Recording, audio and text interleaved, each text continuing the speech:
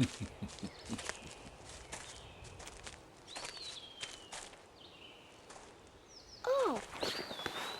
Yep. Yeah.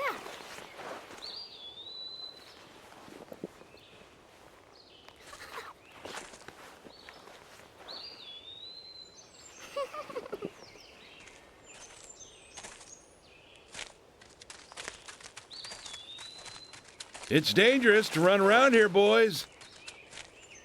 Grandpa, hurry! Hurry up! Grandpa, you're too slow!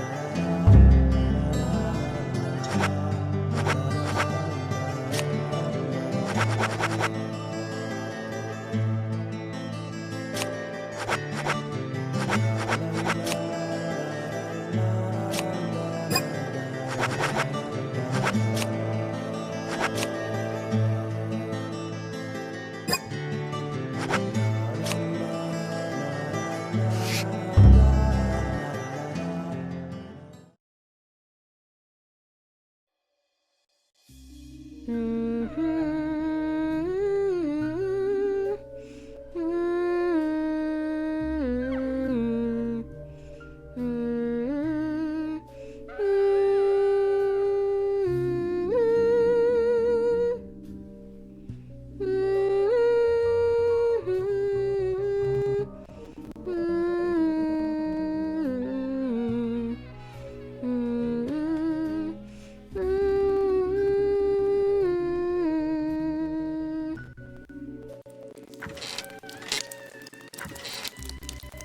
want to hear another story.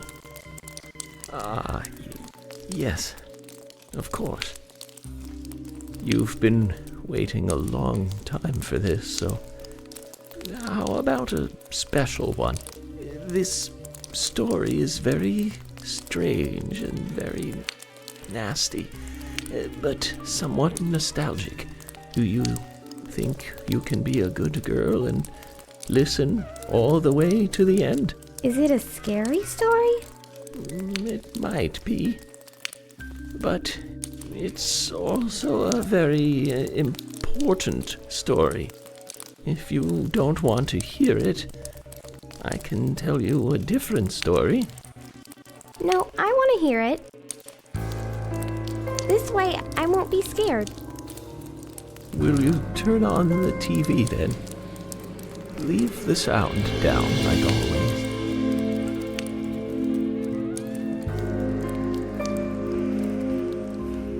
Now, listen. This is important.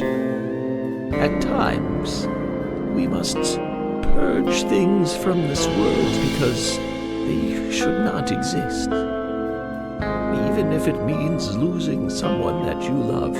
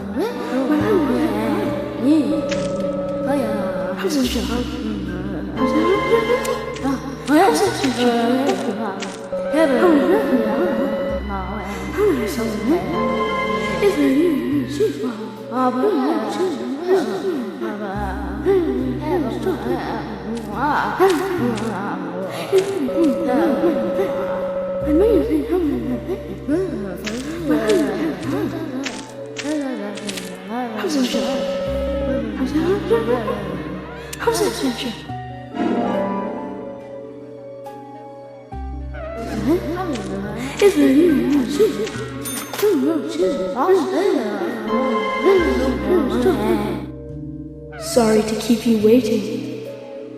It will start soon. It's about time to get started.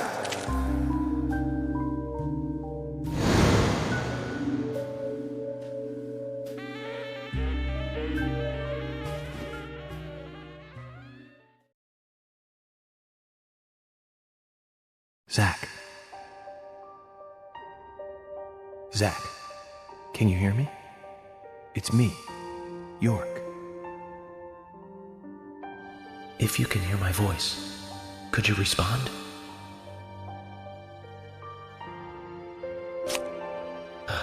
Good. I thought you went to sleep. Zach, don't be surprised. The crime took place out in the country this time. Let's take it slow. Okay, Zach?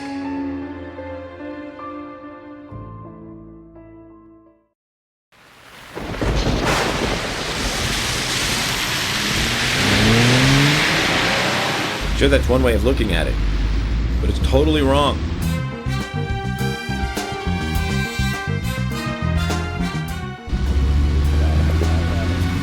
Listen, they both need each other. It's called interdependency, and they both know it. Yeah, I know. He does terrible things to Tom. nasty, even sadistic things. But that's fine, as long as that's what Tom wants. Think about it. His actions. He's always asking for it. It's his partner's job to fulfill that need, and Jerry knows that. Proof? Well, in the Tom and Jerry show, they live with each other. Hello? Hello?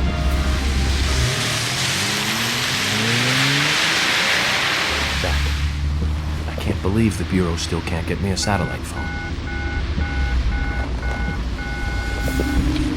These puppies are making me go to another town in the boondocks again. Well, I'll be a happy camper, even if it ends up being a waste of time. At the very least, it'll get me out of the cramped city for a while. Right, Zach? The perpetrator from the last case really was something. Who'd have thought there'd be razors laced into her nails? Crazy. Just crazy. Well, at least I now have a scar to show off. See this? I got this when I arrested the Catwoman wannabe. Women. They're crazy. Don't you agree, Zach?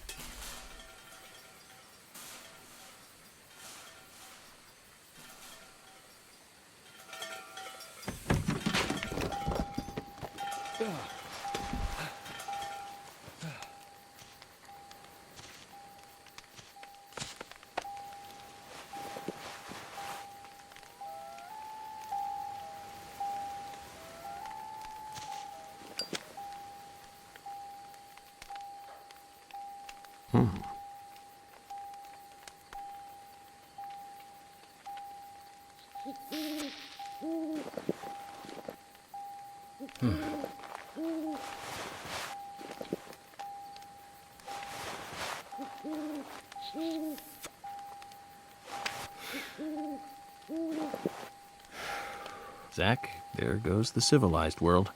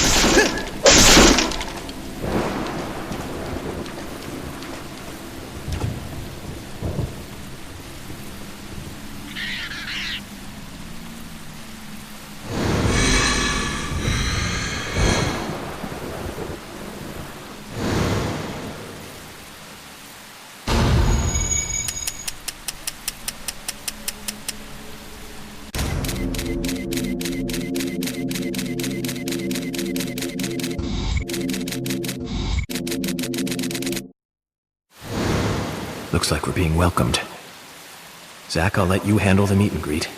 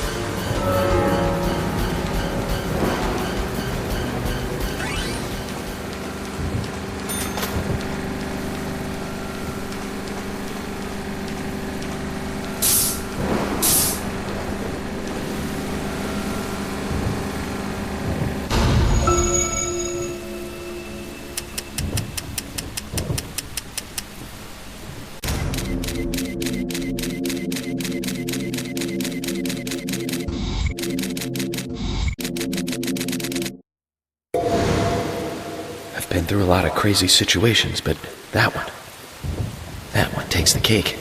It's the first time I've been attacked so directly. Zach? Can you give me a logical explanation about what that was? Never mind, don't answer.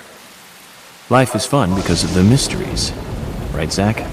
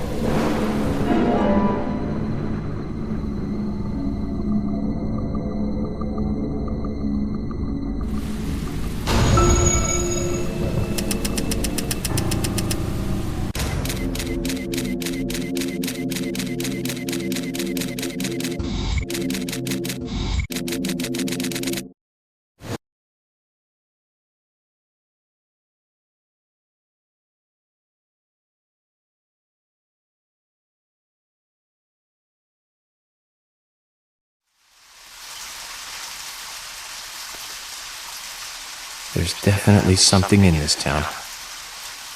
Do you feel it, Zach? My coffee warned me about it. Yesterday morning, the milk I poured in my coffee made a sign. It said, "Tomorrow you'll arrive in a place that will change your fate."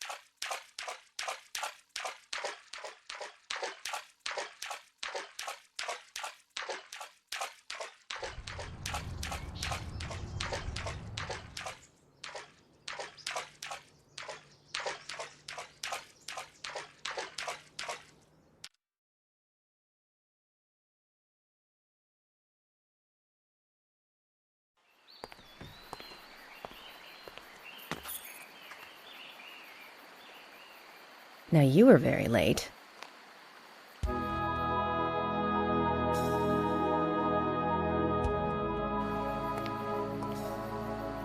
I didn't think you'd keep me waiting in the rain for so long. FBI Special Agent, Francis York Morgan. Please, just call me York. That's what everyone calls me. Agent York? Good, that's good. Are you the sheriff? No, I'm Deputy Sheriff Emily Wyatt. George, he's the sheriff. He went looking for you, actually. He should be back soon. I see. If you don't mind me asking, did you walk all the way here? My car broke down, that's all.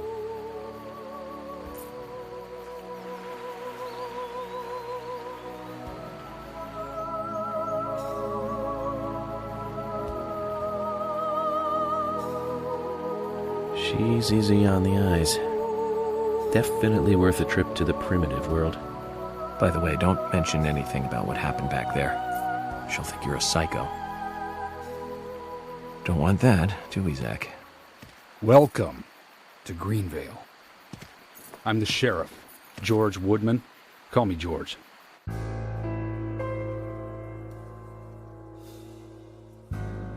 FBI Special Agent Francis York Morgan. Please, just call me York.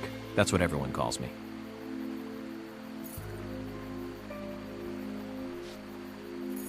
Could you tell me why the FBI is so interested in a small-town homicide? Let's just say it's a personal interest in killers of young women. I'm always looking for new sample cases to help me with my profiling. Both our superiors have cleared this with each other. You can remain in command. You don't have a problem with this, do you? No. No problem. Just want to set things straight. Our small town has its share of problems. I'm the one fixing them one by one and maintaining peace and order. You can have your profiling sample, but I need you to understand that. Of course. Of course.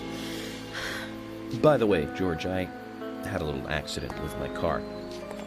Could you send someone to take care of it? Oh, and my clothes and luggage are still inside. All right. Don't worry. I'll get my assistant Thomas to take care of it.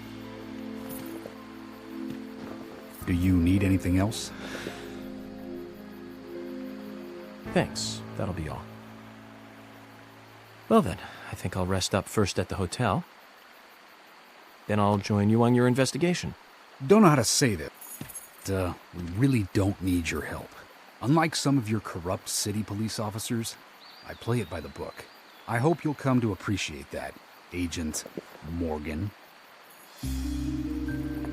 And we'll handle the investigation. You just think of this as a vacation.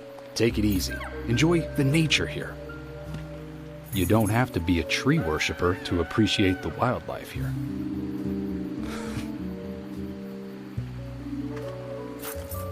Zach, let's reassess the situation. There are no cavemen here. We're as far forward as the Middle Ages. And we've just met the king.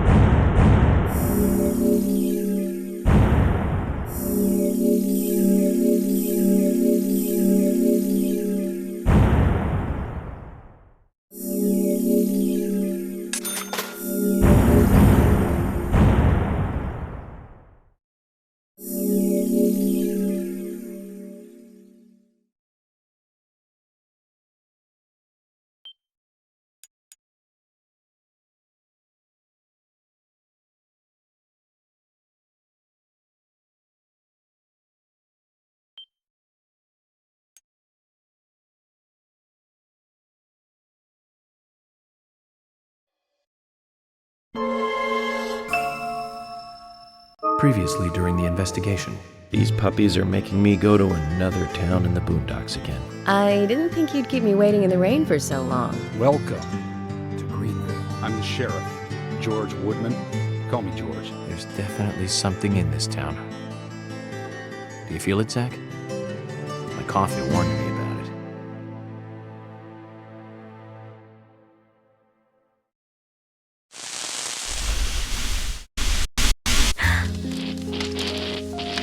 It's broken. I've been using that one for a long time. Why don't you get it repaired? This TV is important to you, right? It's got some memories attached to it, sure. I used to watch movies on this thing with your grandma all the time. Grandma liked movies? Of course she did. Everyone loves movies, right? I love movies too. I've never been to a movie theater though.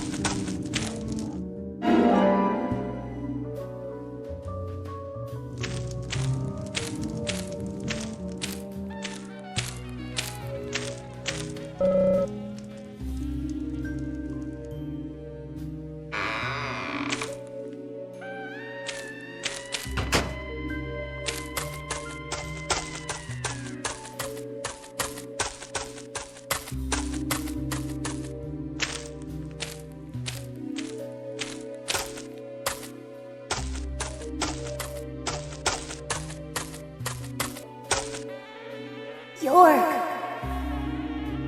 York!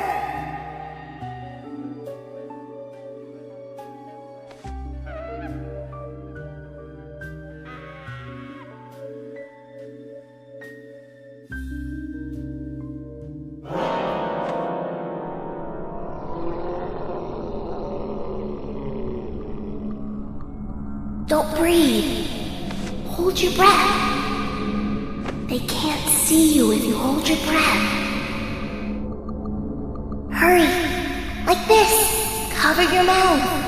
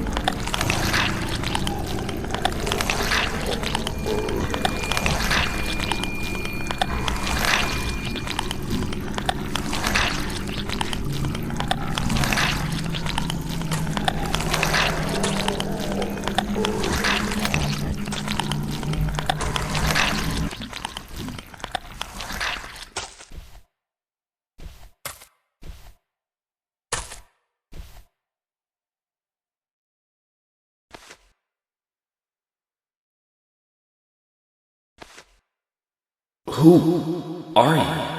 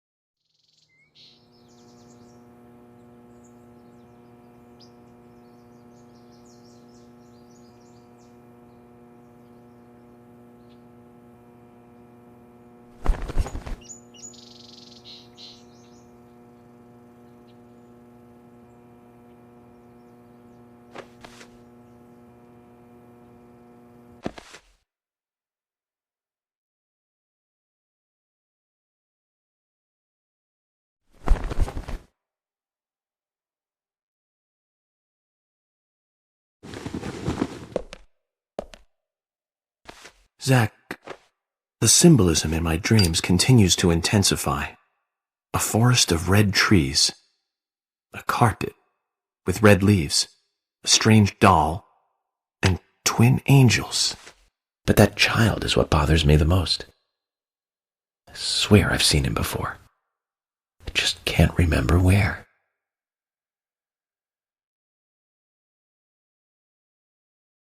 Well, it'll probably come back to me eventually. For now, we need coffee.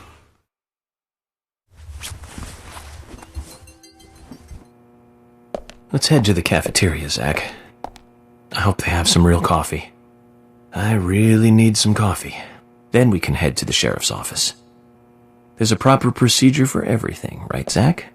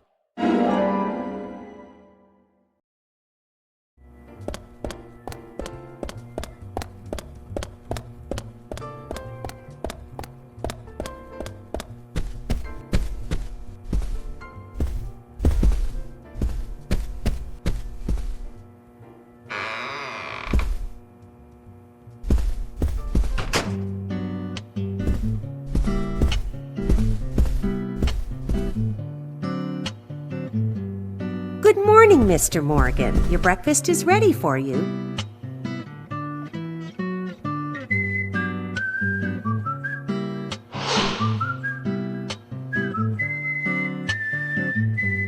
Thank you, Mrs. Polly Oxford. Just Polly is fine. Well then. Thank you, Polly. I'm starving.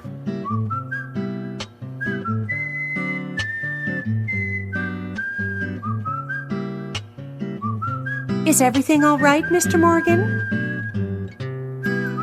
Yes, it's delicious, Polly. My compliments to the chef. I'm hoping my cooking will bring back repeat guests. Honestly, though, it's been a while since anyone has stayed here. I couldn't help but notice. Aside from you and me, there seems to be no other guests or workers around. What's that? The salt's in that white shaker there. Thank you. I was wondering if there were any other guests or workers here. Oh, no one else. My husband and I used to run this place, but he's in heaven now. You've been working here alone since then. Must be hard by yourself. Oh my, we're all out of pepper.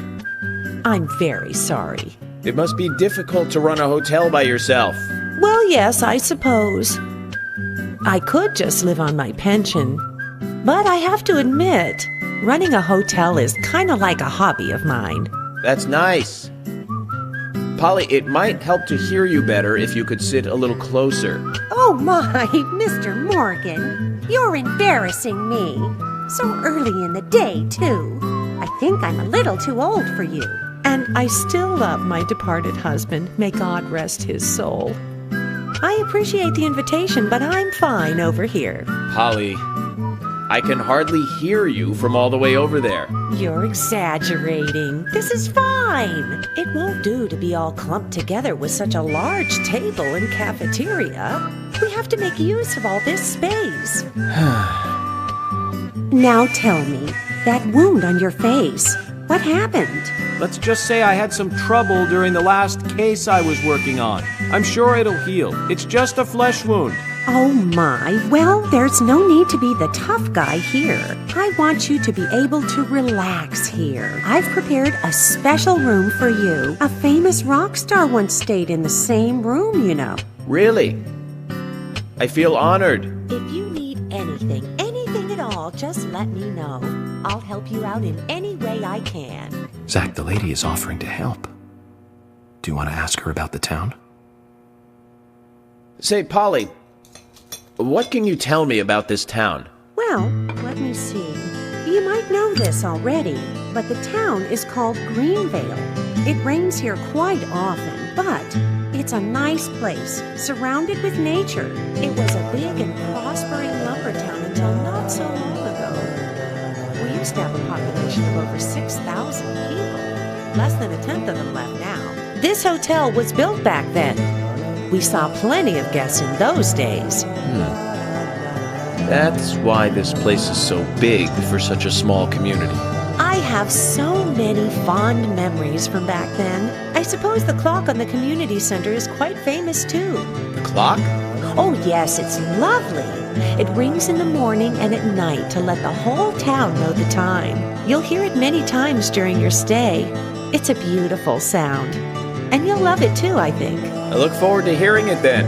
Anything else you'd like to know about? Yes, actually, Polly. Could you tell me about the shops around here? Shops? Well, there aren't many. It is a small town, after all. You can do most of your shopping at the Milk Barn convenience store. The couple who run it are a unique pair. I'm sure you'll get to like them. The A&G Diner is a great place to eat.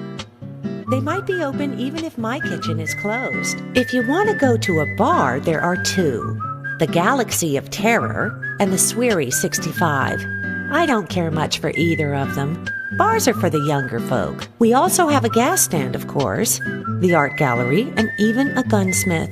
You should be able to find what you need. Thank you, Polly. Well, Mr. Morgan, I'd better start cleaning up. You just take it easy.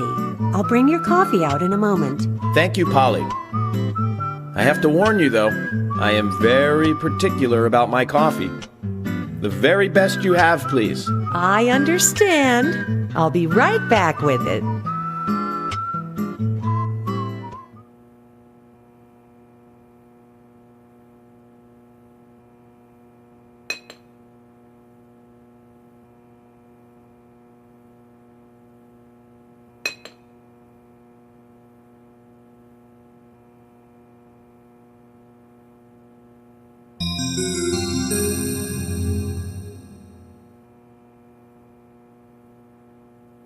Did you see that, Zach?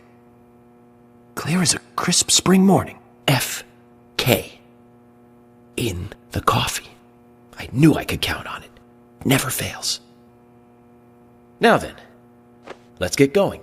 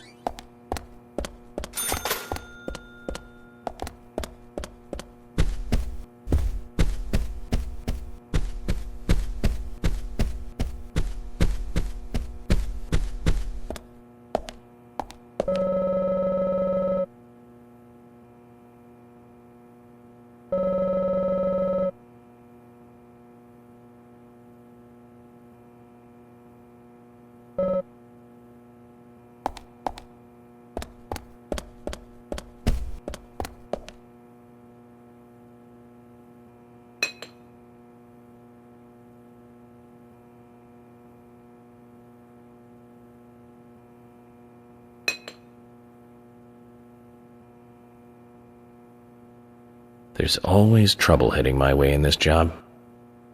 But I'm always up for a little excitement, too.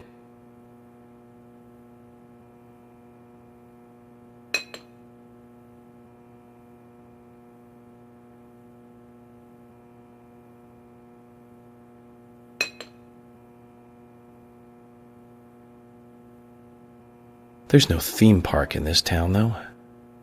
All that good luck is just slipping away. But I think I'll have a thrilling enough time right here anyway.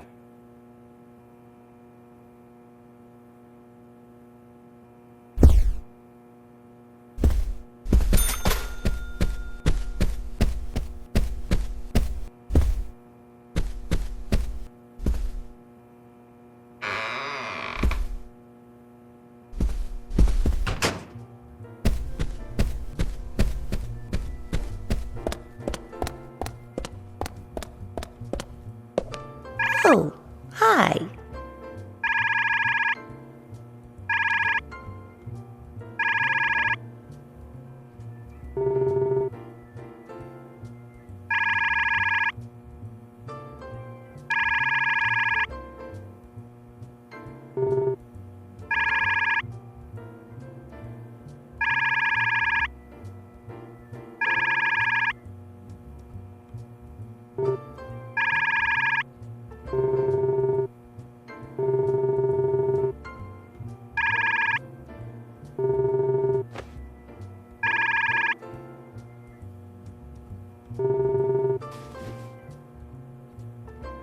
Oh, hi.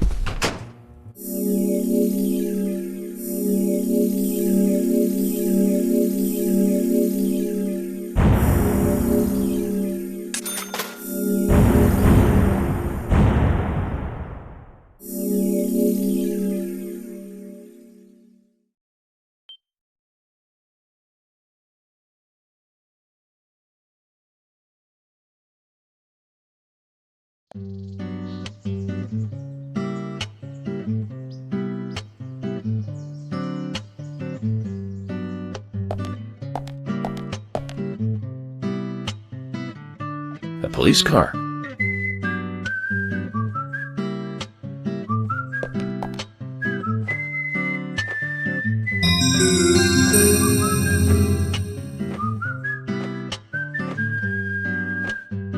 So we have King George to thank for preparing a car for me.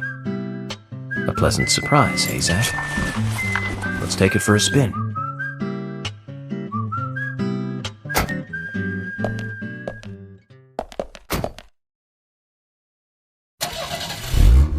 I have to tell you, Zach, this place simply amazes me.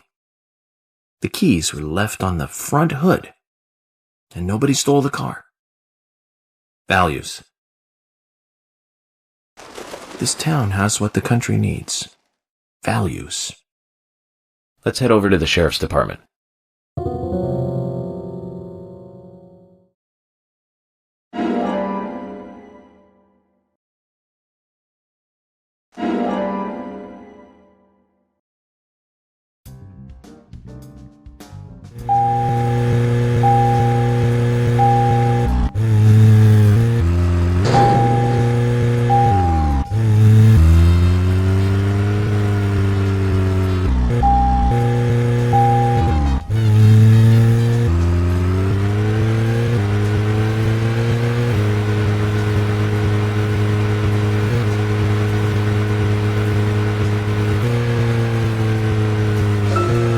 So, Zach, about those bonus features in DVDs nowadays. You know, the ones from the 80s have almost no bonus material. Even if they do, it's a trailer and the visual quality is pretty bad. Well, that visual quality is a good reminder of those days. So many new audio and visual appliances were coming out back then. Do you remember the first video deck we bought? We bought it to record one of the Star Wars movies on TV. And remember when that video store opened, we spent hours there, just trying to find a good movie to rent. There weren't that many to choose from back then. I remember renting some really bad ones after reading those back cover taglines. Hey, remember? Attack of the Killer Tomatoes? Filmed in 1978. Produced, directed, written, and edited by John DeBello. It was really awful, but for some reason I still remember it pretty well. It had so many sequels, and the original was re-released in 95. The 87-minute long theatrical release bumped up to a whopping 90 minutes. But that was around the time I joined the Bureau. I never had a chance to see it. I know, Zach. Once this case is over, we can watch it together. I bet we can buy a copy on the internet pretty easily.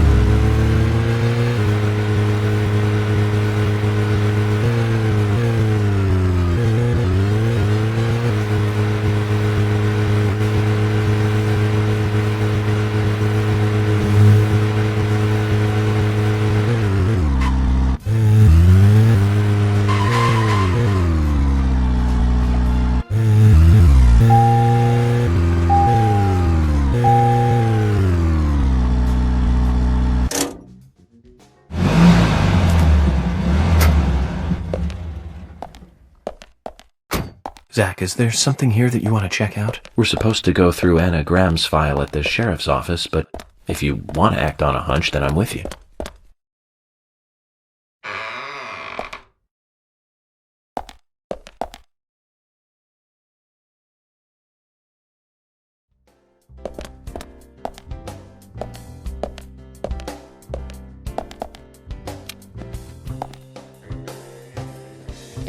So, you're the talk of the town.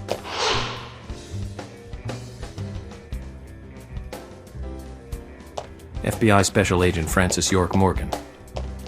Please call me York. That's what everyone always calls me. The name's Keith. A pleasure meeting you, York. Sure is a big scar. It's bigger than I thought it would be. So, Keith, I have a couple of questions about the incident. Huh? Sure, fire away, man. Did you know Anna Graham? Yeah, of course, man. Poor little Anna. She was such a nice girl. I mean, what kind of sicko would do that to her? Well, I'm here to catch that sicko. Listen, even the smallest piece of information might be useful to me. If there's anything you noticed or want to let me know, contact me. Okay, will do, bro. You got my cooperation, FBI. Another thing, I'll be frequenting your store during my stay here, so I'll see you around. Sure thing, bro. We got what you need, so drop in anytime.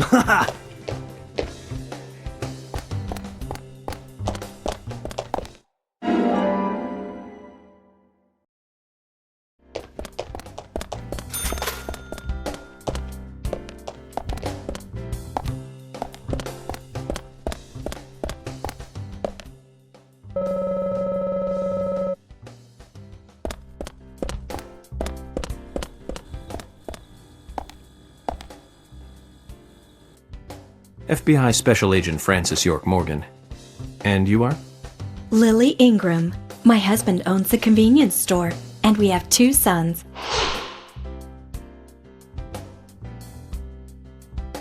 I like to think that I'm just a regular wife in a regular family, aside from the point that our sons were the first witnesses to the crime scene. You seem pretty calm considering their involvement in such a big murder case.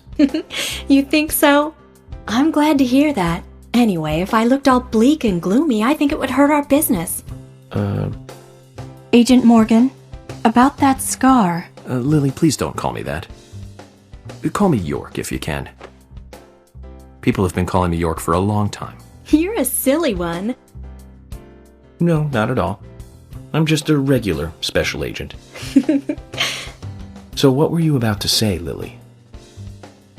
Huh? About my scar? I'm sorry. I seem to have forgotten. It's because you said something silly. I see. Well, if you remember anything important, just let me know. I will. I'll probably be making use of your store during my stay here, so I'll see you from time to time. Okay, I'll see you soon then. Hi there.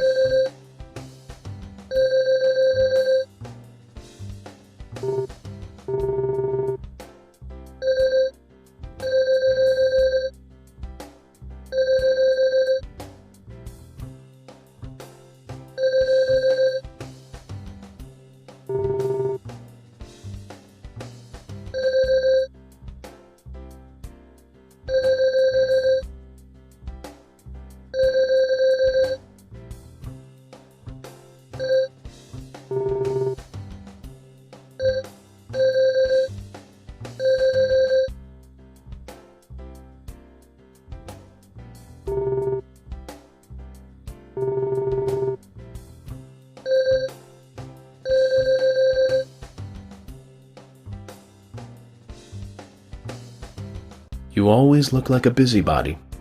Is the job working you that hard? It's not so bad, hon. I've gotten used to it now, really. You seem to be taking it easy. Sometimes it's important to take a laid-back approach. Pressing forward too quickly can be a recipe for disaster. You're being silly. Oh yeah. Hon, if you have time on your hands, can I ask you a favor? Such as? Nothing major. It's just our storage room is a total mess. Keith just makes it worse every time he tries to clean it up. And I can't move the heavy boxes in there. I used to ask my father to help us out, but... well, he's not that young anymore. Of course, I'll give you something in return. If you tidy the place up, I'll give you this. What's that? A bronze card. It's a discount card for the milk barn. You'll be able to buy things cheaper with this. I think it'll help you lower your investigation expenses. So you're saying that helping you out will ultimately help the investigation? Zach, what do you think? I don't mind if you want to help her. Thank you, hon. The storage room is this way.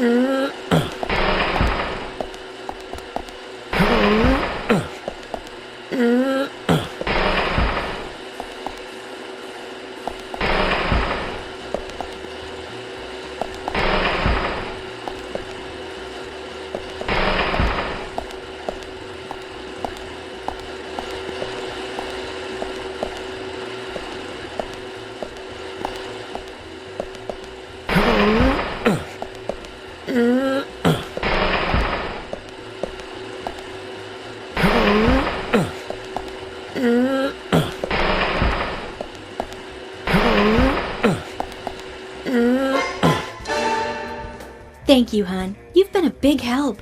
You're a real hero. A hero? You just can't leave those who need help alone, can you? I can tell you know, hun. You're that kind of guy. Anyway, here's your reward, hun. You've earned it. We'll give you a discount from your next purchase. Thank you, Lily. We'd better be careful not to get carried away and overspend, Zach. Agent York, you're a good person. My father doesn't seem to appreciate you yet, but I do. And I'm sure Keith and the boys feel the same. Come by anytime, okay?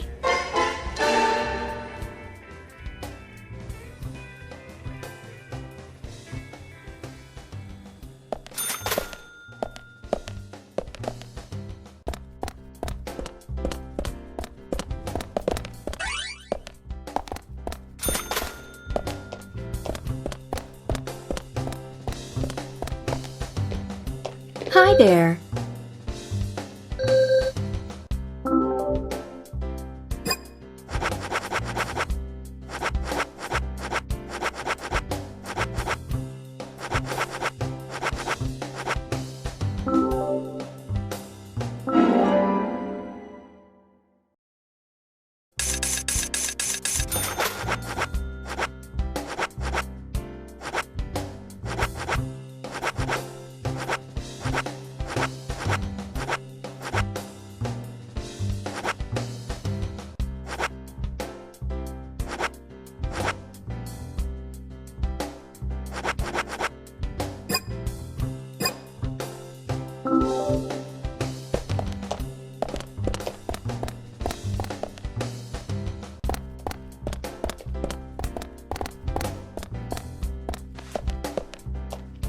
Hi there.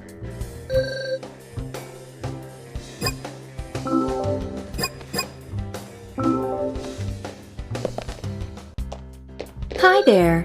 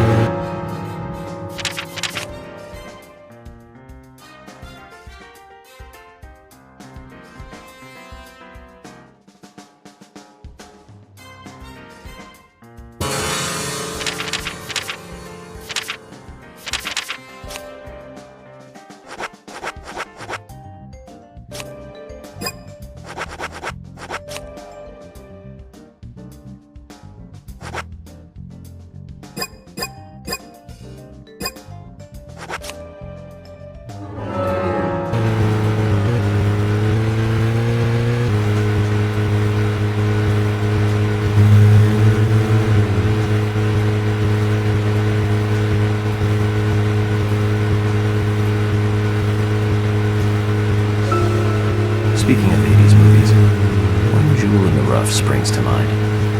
Deadly Spawn. Do you remember that one, Zach? Back in '83, directed by Douglas McCann.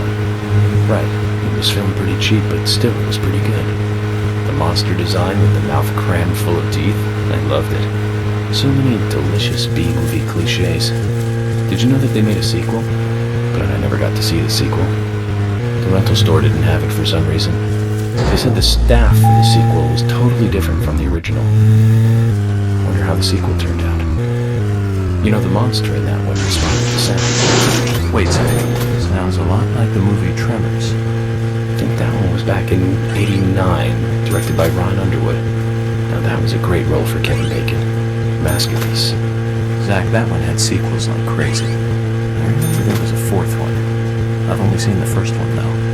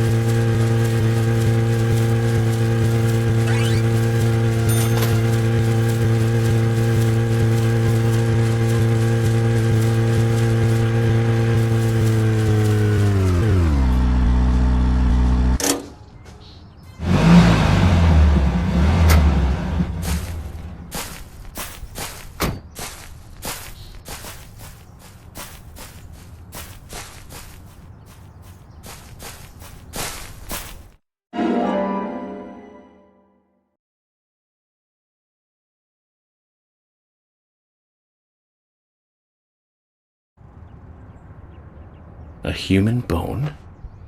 This doesn't look related to the case, but shouldn't I let someone know?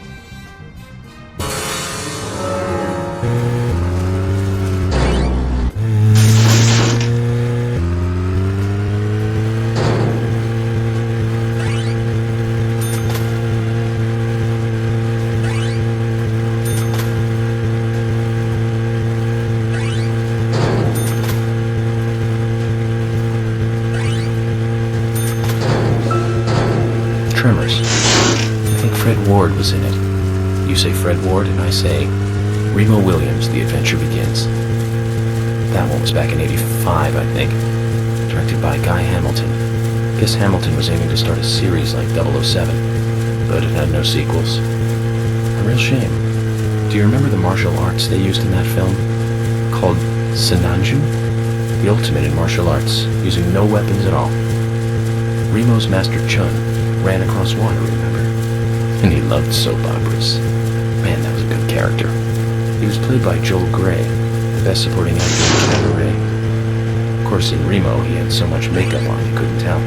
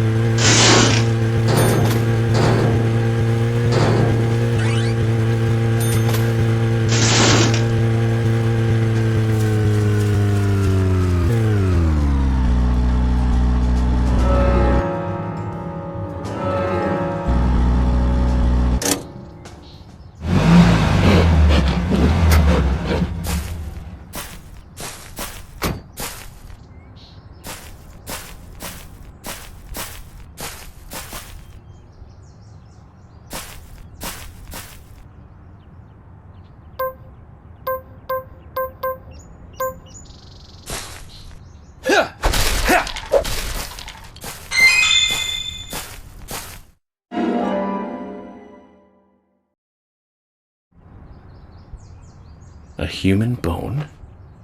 This doesn't look related to the case, but shouldn't I let someone know?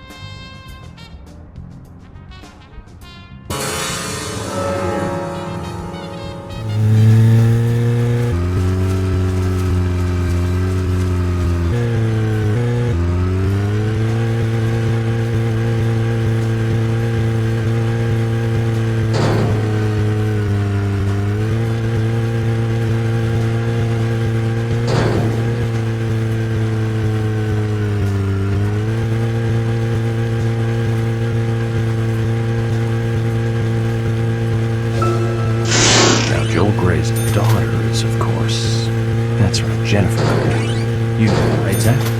Jennifer Grey. She's in one of my most favorite movies, Ferris Bueller's Day Off, 1986, directed by John Hughes. Huh, that one was so 80s. Zach, you're not the most cheerful guy I know, but you really do like those cheerful movies.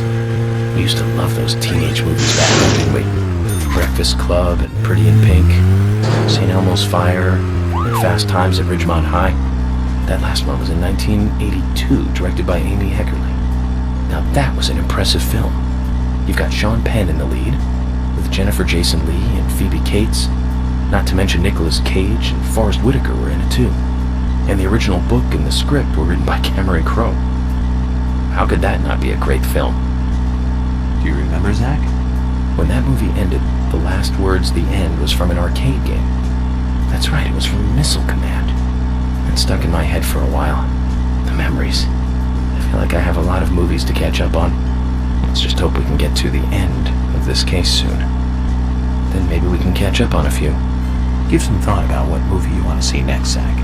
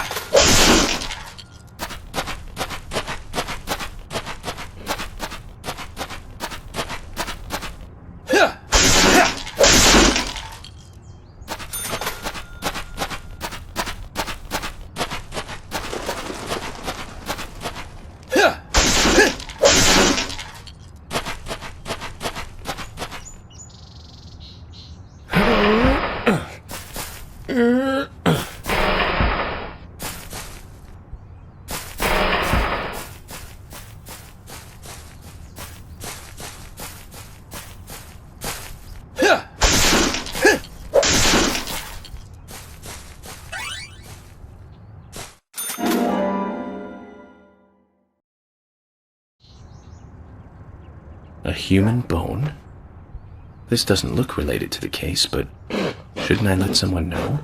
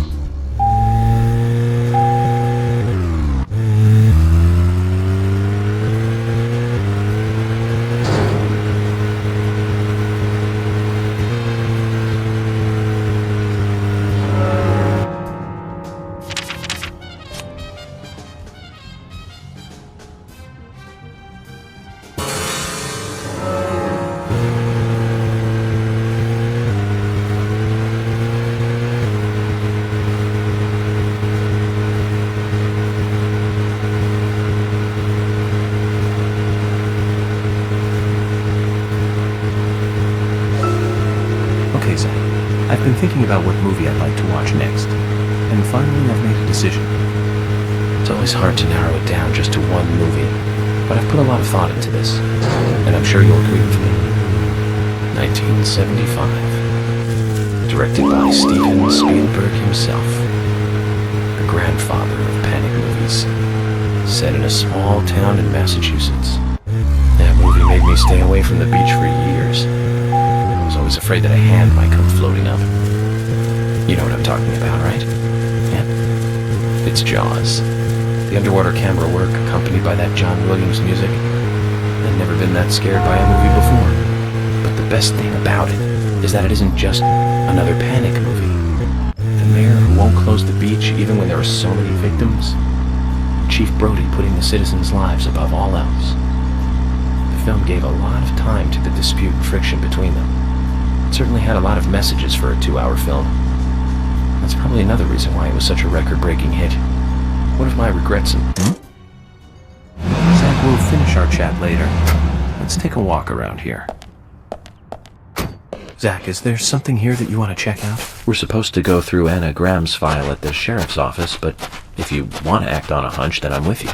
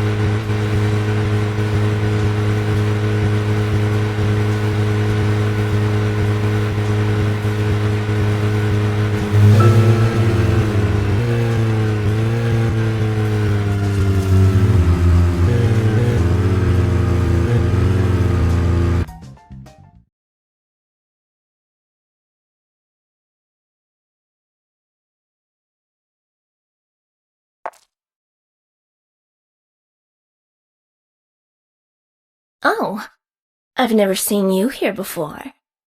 You in town to see some sights?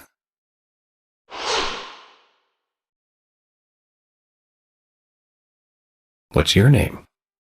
I'm Gina. Folks call me the Rose. I'm Francis York Morgan, FBI Special Agent. I'm investigating the death of Anna Graham. FBI? Wow, how cool. And oh, I like that scar. Do you have any info on Anna or any suspicious individuals? Ugh, I hate that complex stuff. Let's have a more simple conversation. Simple. Yeah. Do you want gas or not? Uh-huh.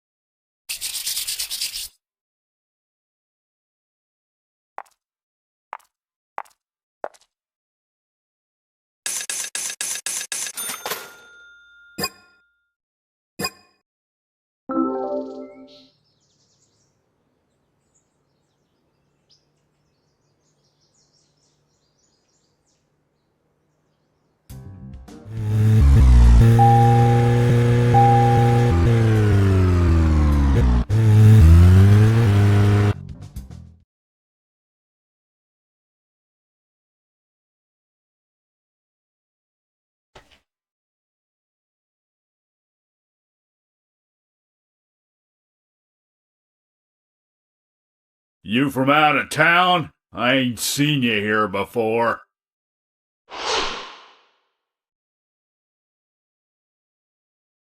I'm Francis York Morgan, FBI Special Agent.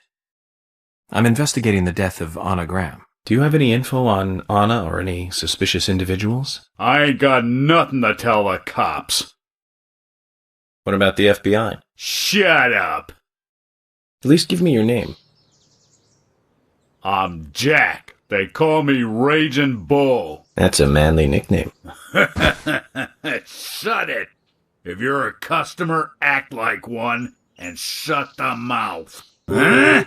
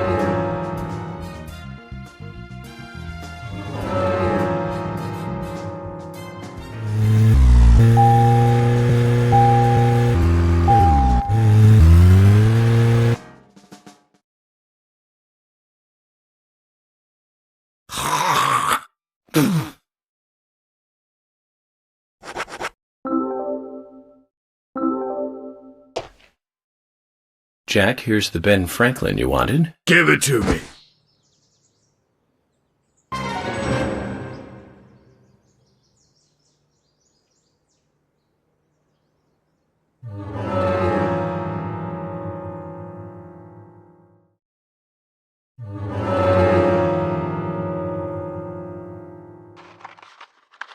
Hey there, Benjamin. I wanted to talk to you. Have you heard this yet? I'll tell you another one when I see you again.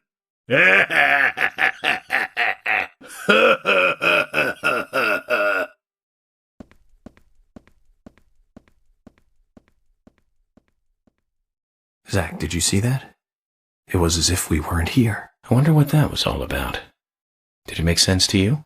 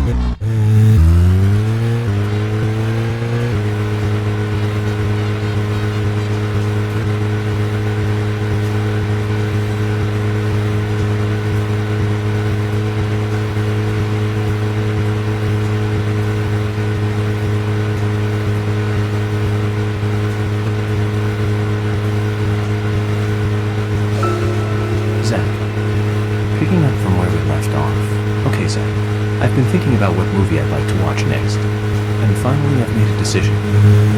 It's always hard to narrow it down just to one movie, but I've put a lot of thought into this, and I'm sure you'll agree with me. 1975. Directed by Steven Spielberg himself. The grandfather of panic movies.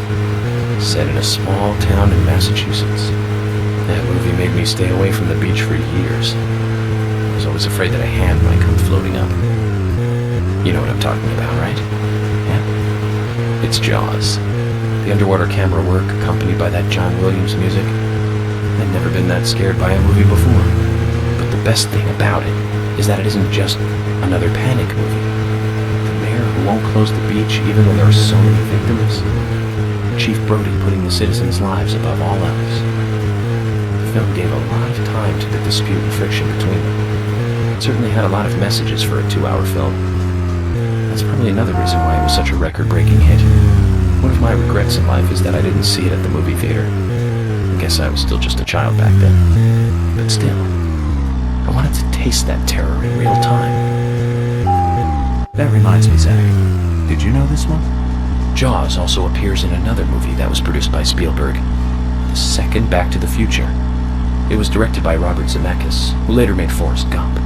That's also a masterpiece, of course, but we'll discuss that another time. So the scene where Jaws appears is right after Marty McFly goes 30 years into the future. He passes by a movie theater and is attacked by a holographic shark. Marty is shocked, of course, but looking closer, he sees the words, Jaws Part 19. The director is credited as Steven Spielberg Jr. In reality, there were actually only 4 Jaws movies. It was still a great joke. 30 years from 1985 would be 2015. We'll be there pretty soon. I wonder what life would be like by then, Zach.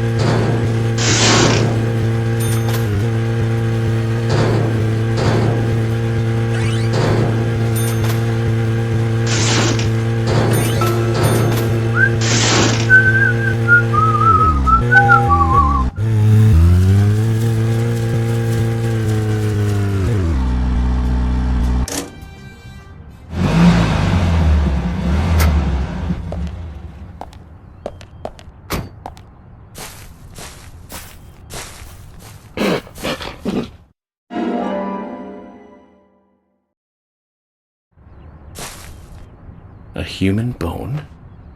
This doesn't look related to the case, but shouldn't I let someone know?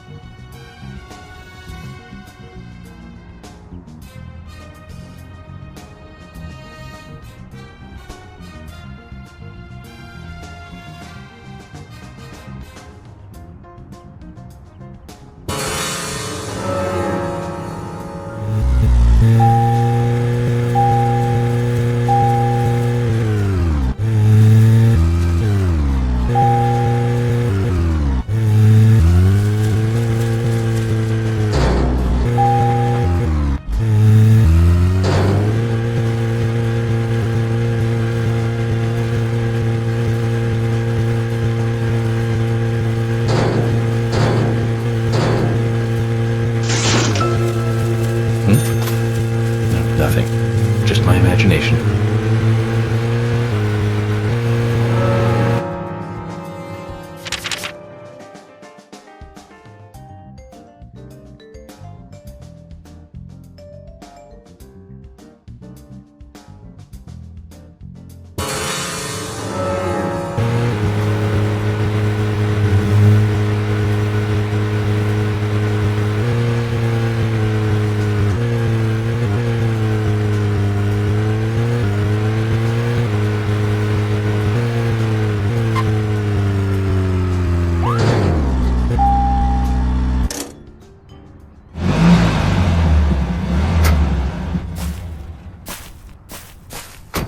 Zach, is there something here that you want to check out? We're supposed to go through Anna Graham's file at the sheriff's office, but if you want to act on a hunch, then I'm with you.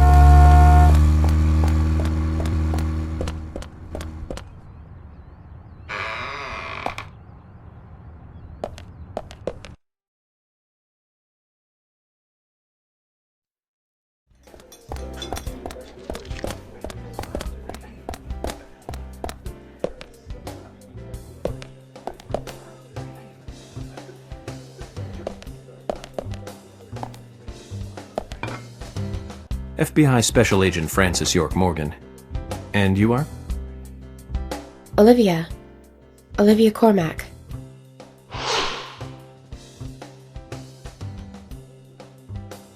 Olivia. Now that's a lovely name. Do you think so? You're the only one who's ever said that other than my father and Nick. Oh, it's a very good name. You should be proud of it. There's that famous singer, too, isn't there? From the 70s? She's actually from England, but she's got this really strong image of being an American pop singer. Huh? That's it. Olivia Newton-John. You know of her, right? She's not only a successful singer, she's successful as an actress, too. Personally, I really liked Xanadu back in 1980. She played a cute fairy and just looked amazingly stunning. It's hard to believe she was 32 at the time. Right, Zach? Sorry, I'm not sure what you're talking about. Really? That's a shame. You should watch it when you get a chance. You'll learn to love your name. Oh, okay. So, Olivia, do you know anything about Anna that might be helpful to me? Oh, she was a bright and lovely girl. I can't believe she... Did she ever look worried or anxious? No, not really. I can't believe it, really. I'm never going to see her again, am I? She was here with us, so happy and energetic just a few days ago. And she and I, we were getting all excited over some new dessert. Thank you, then. If you remember anything else, let me know.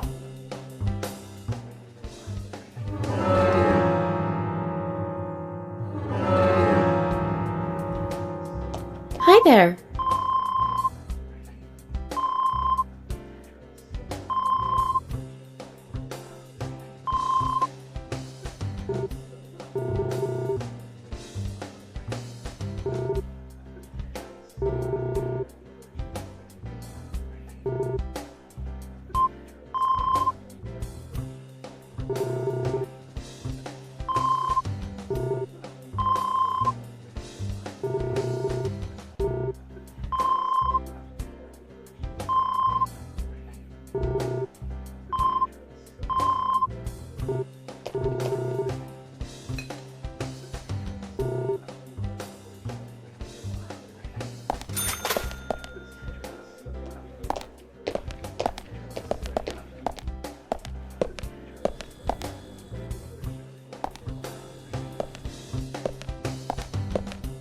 Hey, I'm working here. You can't just stroll into a chef's kitchen. Then perhaps you would give me your permission to enter. No! Get the hell out of here! Zach, everyone has their own sanctuary. Let's leave him in his.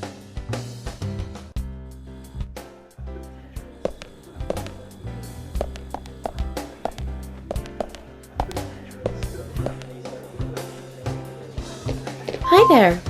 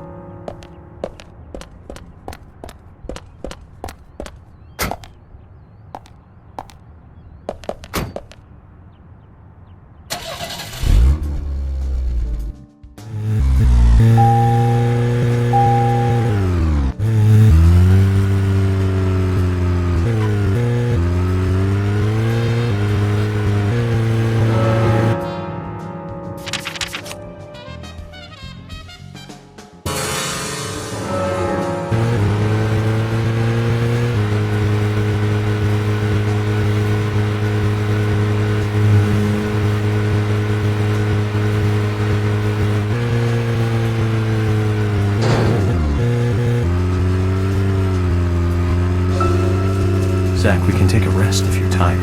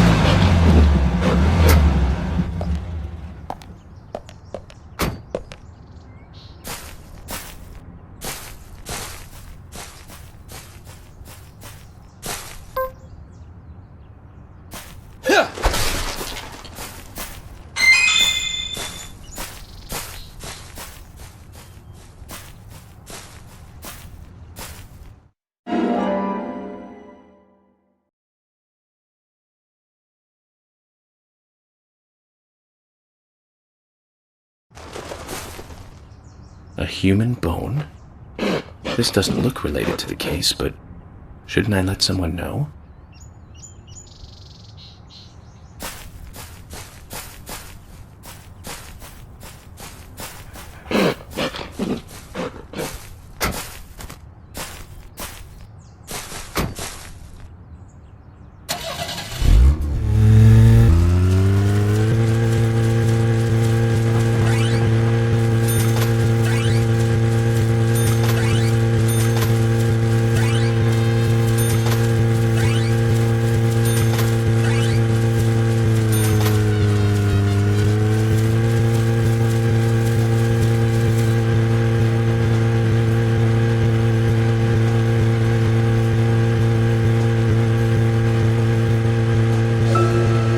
Zach, we can take a rest if you're tired.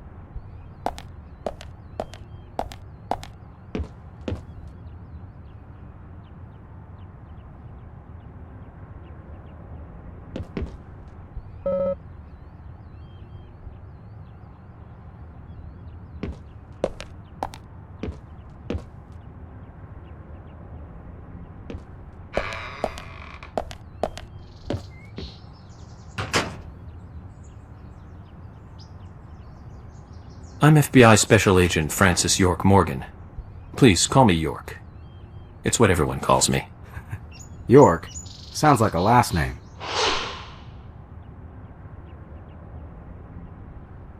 I'm Richard Dunn. I own one of the bars here. It's called Sweary 65. How'd you like the town? Oh, it's great. Aside from the murder that happened here. Yep. Murder just doesn't fit with a small town like ours. Well, Richard, I'll have to correct you on that. Crimes don't care about size. Big town, small town, just isn't a factor. I guess you're right. So, how did you know Anna? I've known her since she was a child. She was the same age as my son. You know, she always stood out, being pretty and all, just like her mother, Sally. You seem to know a lot. How long have you been in love with her? Hey, don't go there. That scar of yours tells me you got your hands full too, right? Let's not dive into personal matters. It'll be better for you and me. You're right, Richard. Collecting gossip won't help with the matter at hand. Hey!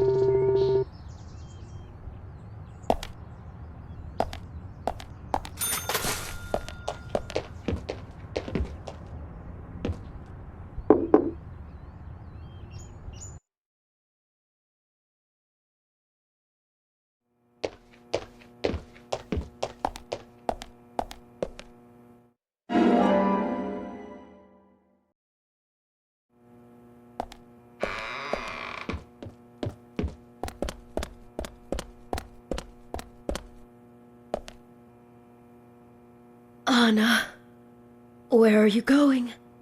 Don't leave me.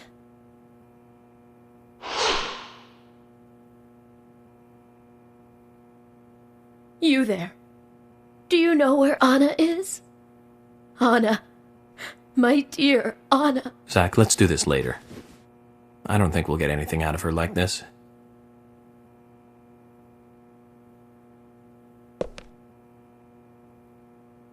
I'd like to ask you some questions about Anna.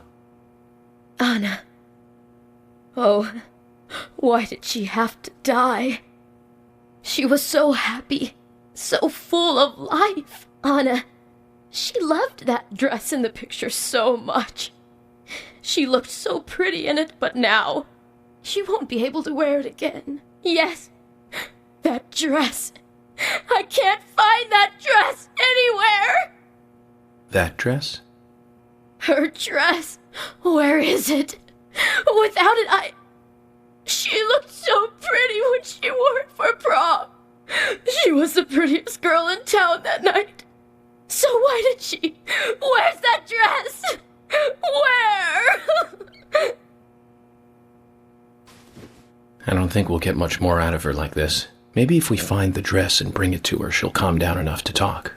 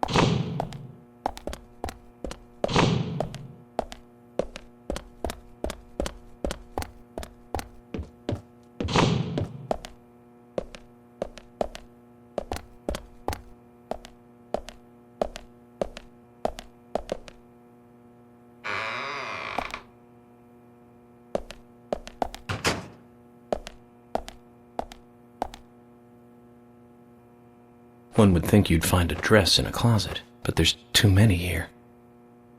We need to find out what kind of dress we're looking for first.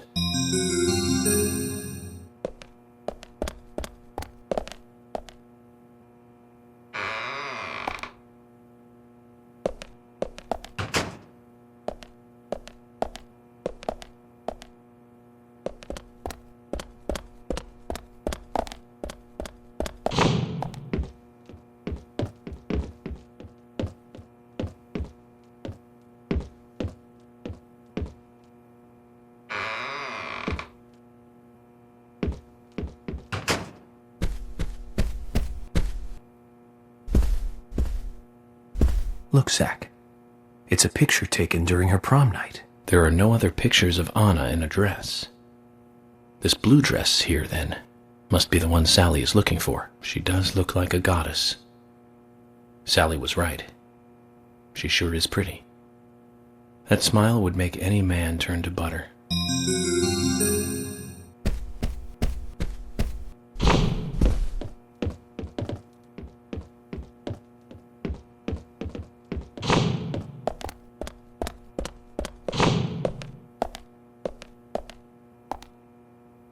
Zach, this is it. This is the same dress as the one in the prom picture. Let's take it to Sally.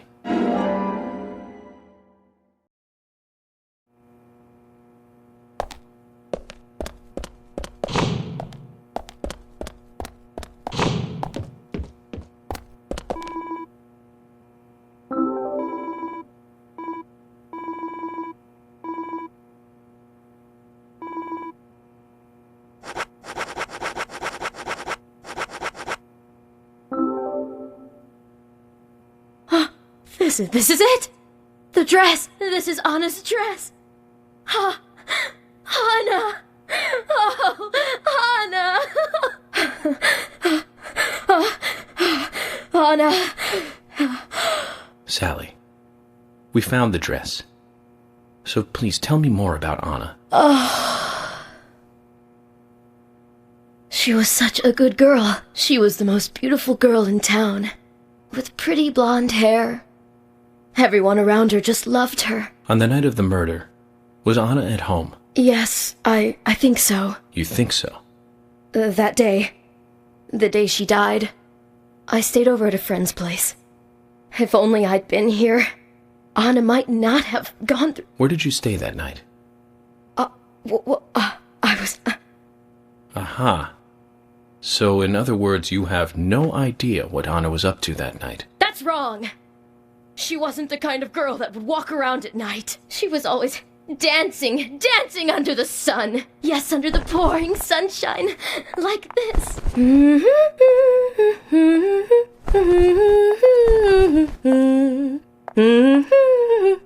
Zach, look. A key fell from Anna's dress. Maybe we can use this to get into Anna's room. Sorry, Sally, but we're going to have to take a look in there.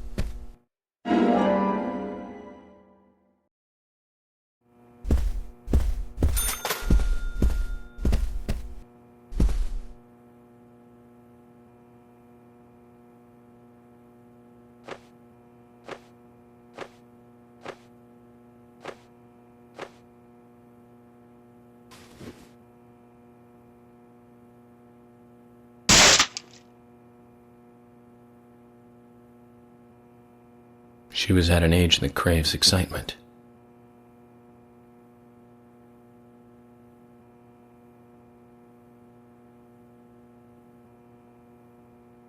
Doesn't matter what town you're from.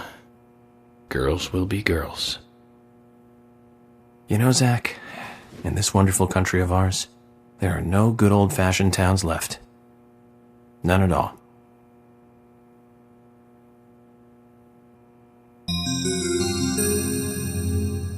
Day 1.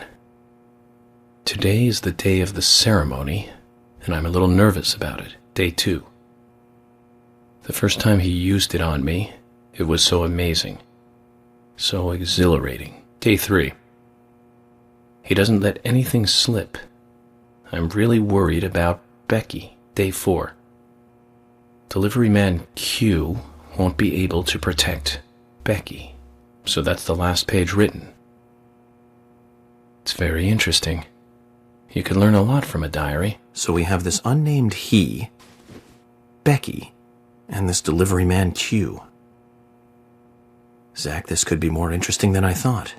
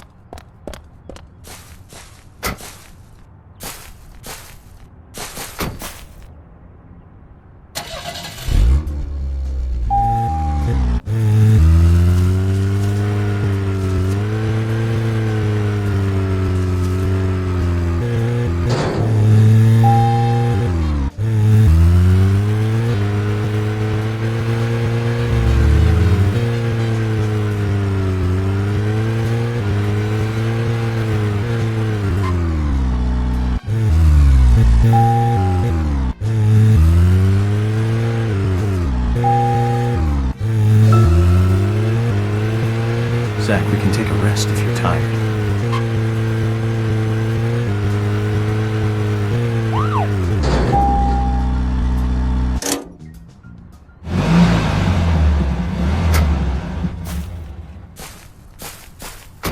Zach, is there something here that you want to check out? We're supposed to go through Anna Graham's file at the sheriff's office, but...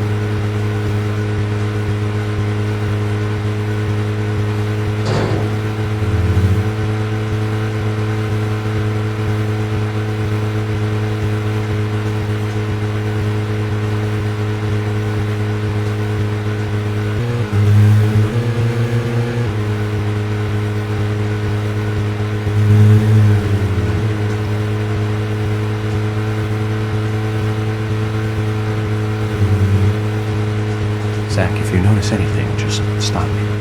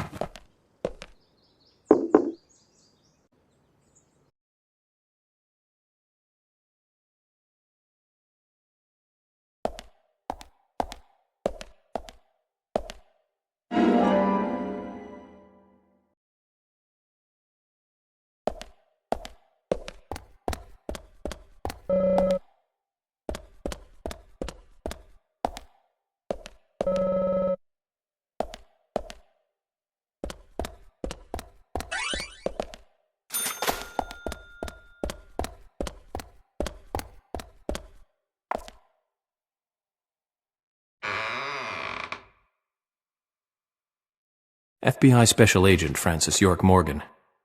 Please, call me York. That's what everyone calls me. FBI? The police? I've got nothing to say to you. Please, go away.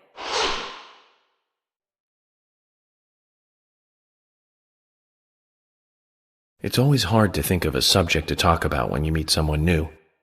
But wouldn't Anna's death be a common subject we can talk about? I don't want to talk about it. No matter how many times you try, okay? Just leave me alone. Go away. Is there some reason you want to be alone? Anna, my best friend was just killed.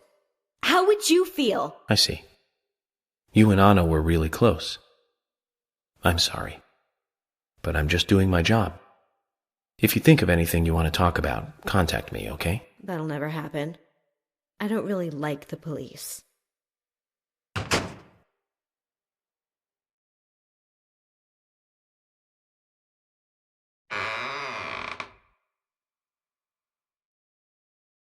Mind if I ask you a couple of questions?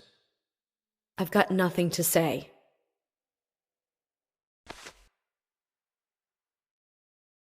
Maybe this will change your mind. And that's? Anna's diary. Let me read you a part that I find very interesting. Dear Diary, today's the day of the ceremony, and I'm a little nervous about it. Any idea what this ceremony is? No idea.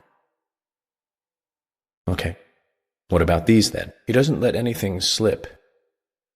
I'm really worried about Becky. Delivery man Q won't be able to protect Becky. Your name twice. An unnamed he, and then this delivery man Q. You don't want to talk? Or are you too scared to talk? Stupid cops. Just leave me alone. Zach, this is a problem.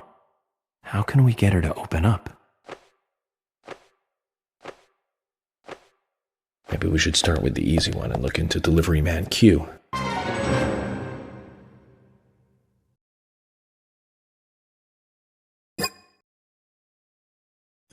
No, I can't.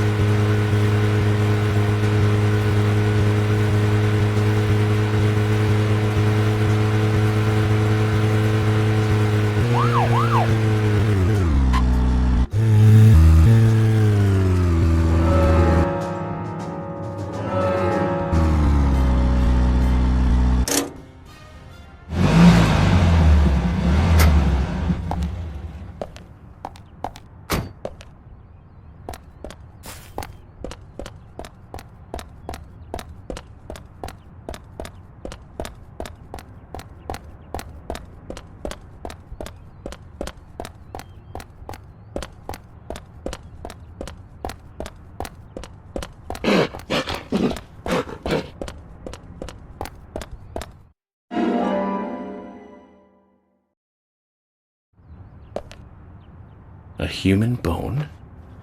This doesn't look related to the case, but shouldn't I let someone know?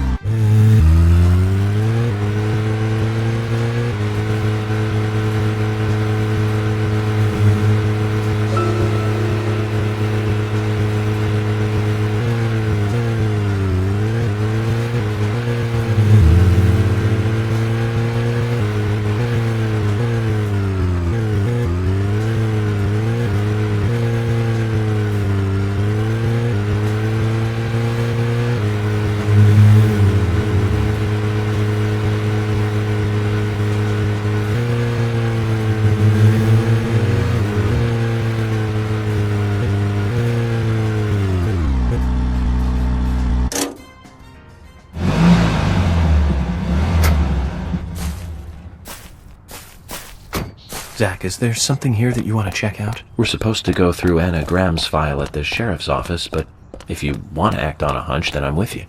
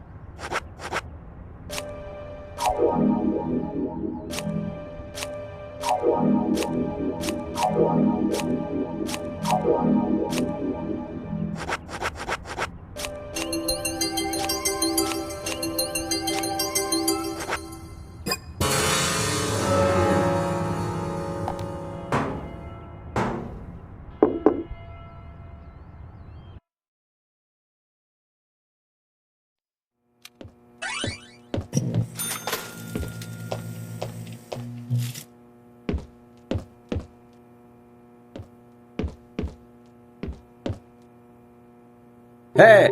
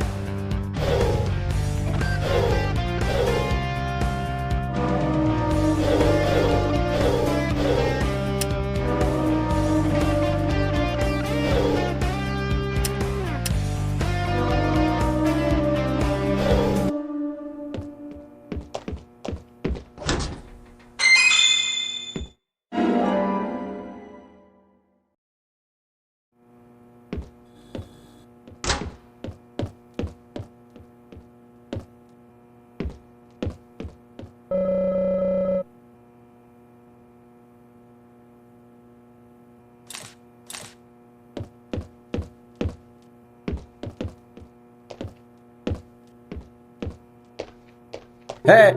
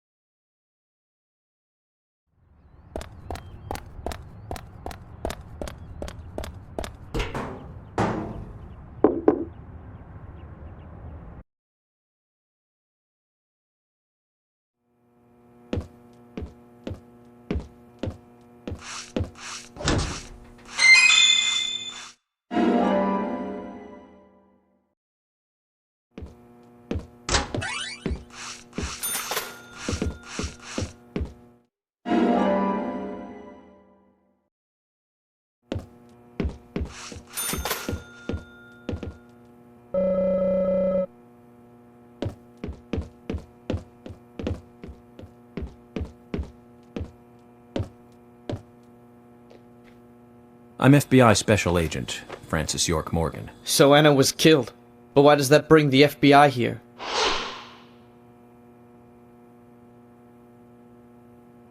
I have an interest in murder cases involving young women. Well, you know, man, this might just be another case to you. But it means the death of a friend to me. I don't want you taking this lightly like it's just another case. I never take anything of this nature lightly, I assure you. I'm here to apprehend the perpetrator who did this. Yeah, because local enforcement can't shine their own boots, right? Good point.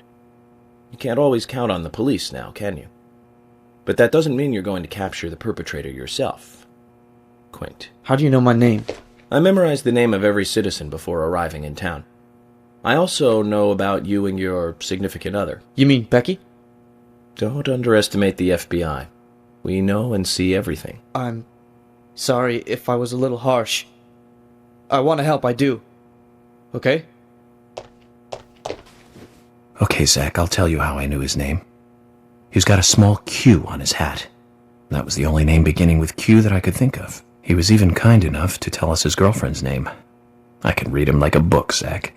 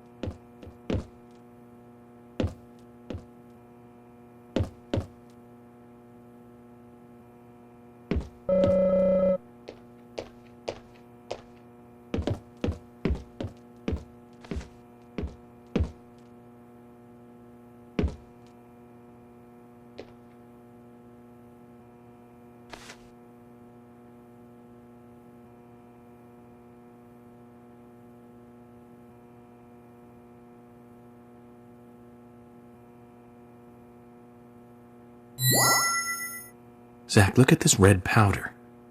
This must be what delivery man Q was transporting.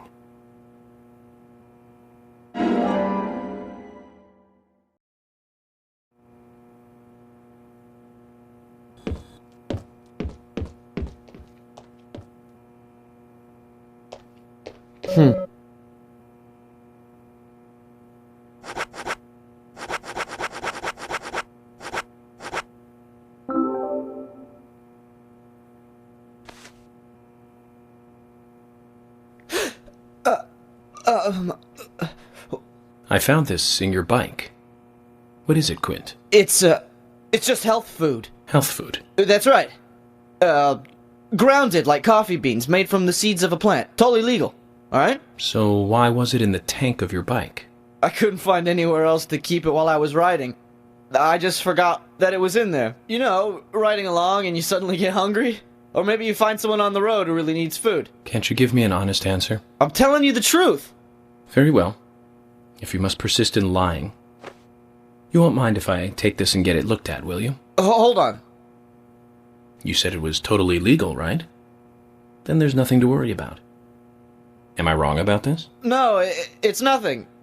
Just do what you want. Go ahead, just take it.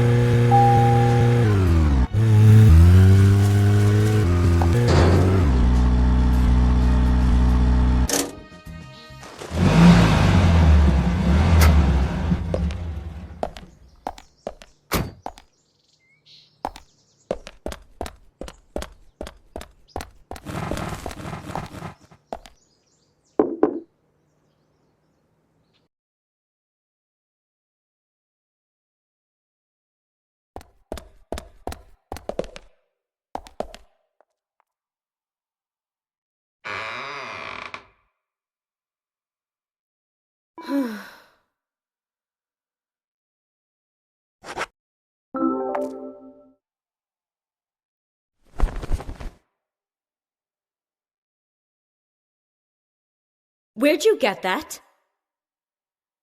Quint's trailer. He's delivery man Q, isn't he? You don't have to hide it any longer. I'm on your side.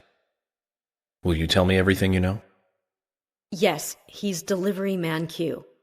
But he's got nothing to do with Anna's death. So please just leave him alone, okay? I beg you. That all depends on what else you can tell me, Becky. His being delivery man Q doesn't prove he had nothing to do with Anna's murder. Is there any way to get him to make a statement about this? Okay. Just wait here.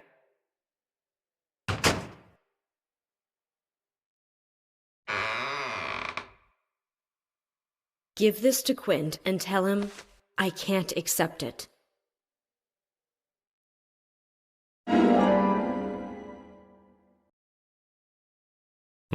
That's all I can do. Don't ask me for anything more. You'll get us both killed. Zach, I was hoping we'd get a little bit more out of her. But that's okay. We'll get more when we hand over the ring. Let's go give Mr. Delivery Man Q a visit and see what happens.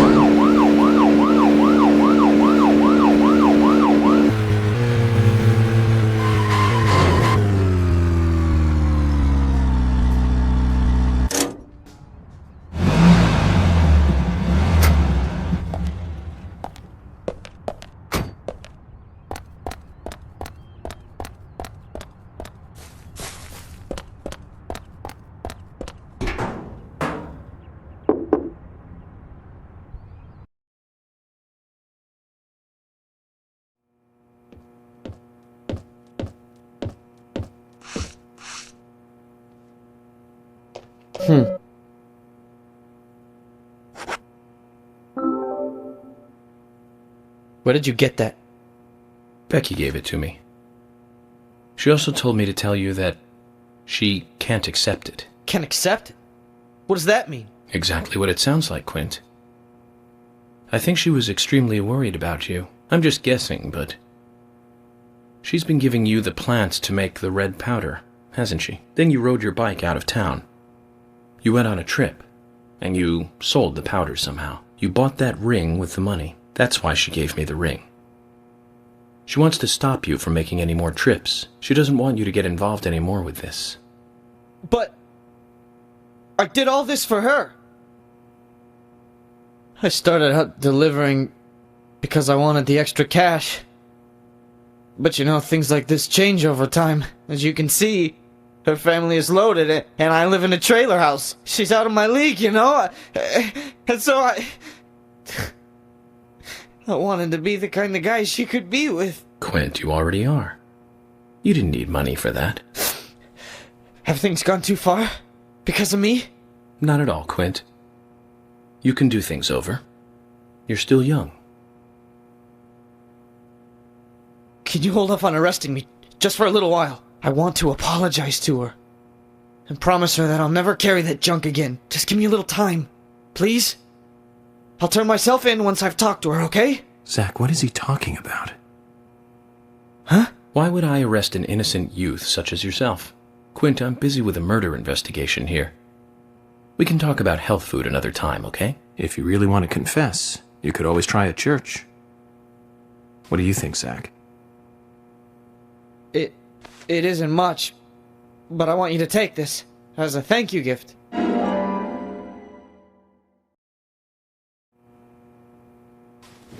Zach, another young life saved. Good job.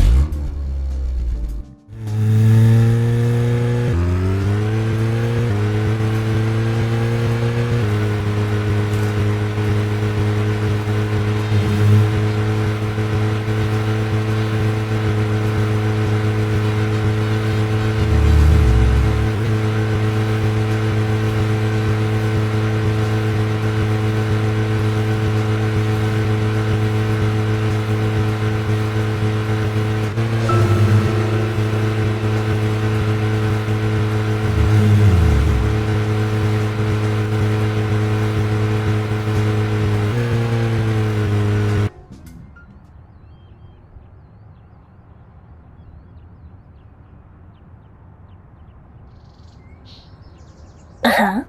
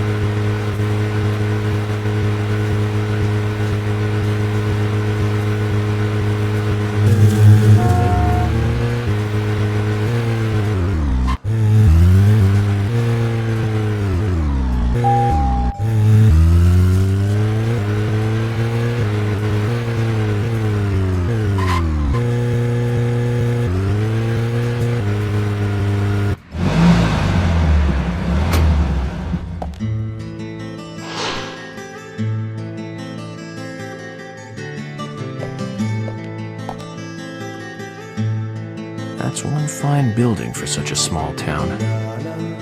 The exterior woodwork is spectacular. Don't you agree, Zach?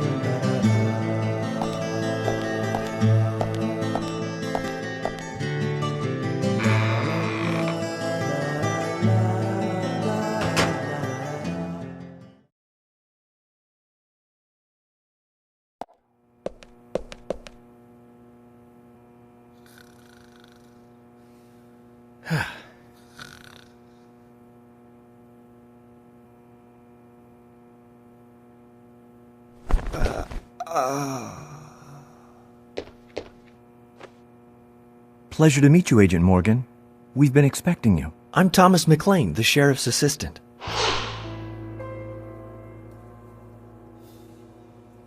FBI Special Agent Francis York Morgan. Please just call me York. It's what everyone else calls me. Very well then, Agent York. I believe I owe you a thank you for retrieving my belongings from my car. Thanks. Oh, no, just doing my job. I want to help do everything I can to help the investigation. I just can't believe Anna was murdered. She was such a bright and lovely girl. Did you know her well? Well, no, not really. But it's a very small town. I'm sorry.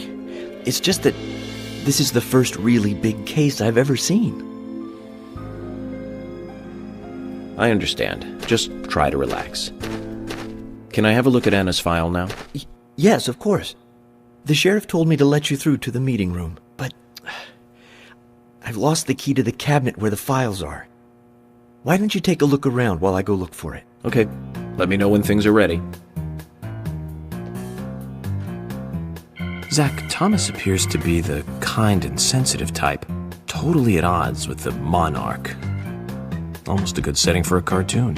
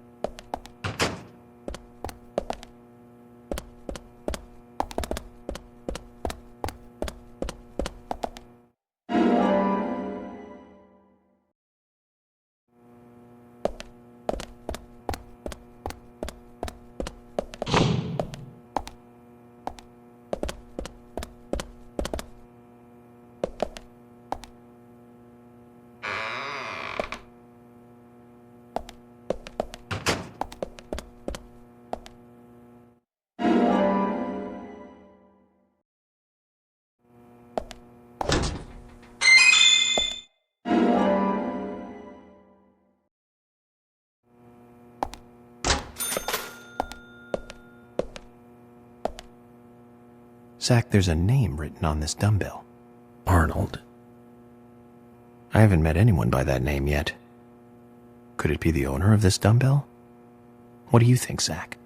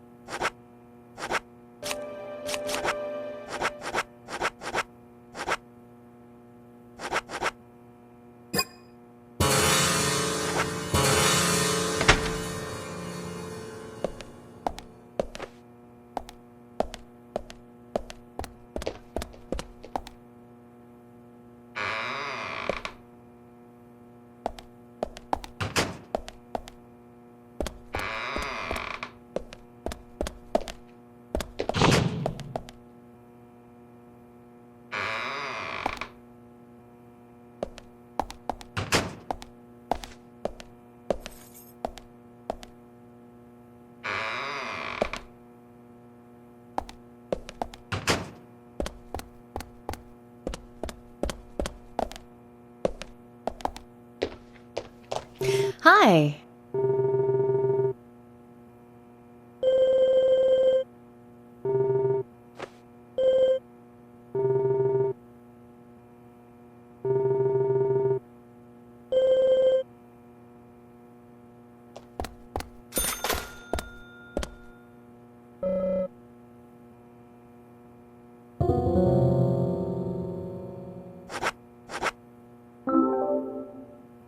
You found the key. I think so. Is this it?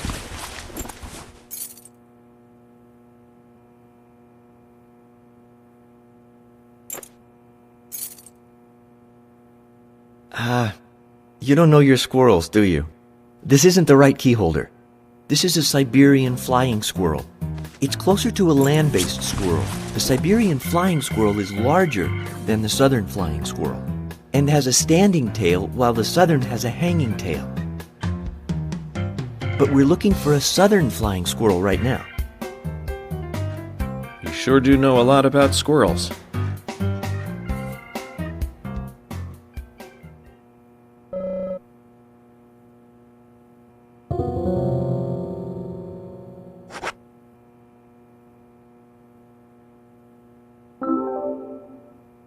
You found the key. Is this the one you were looking for?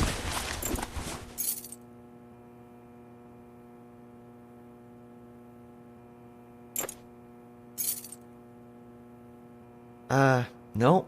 This is a gray squirrel. Sorry, that's not the key. Nothing particularly special about the gray squirrel, I'm afraid. You can find them in the US, Canada, and in England, too. A gray squirrel. What was I thinking? But we're looking for a southern flying squirrel right now.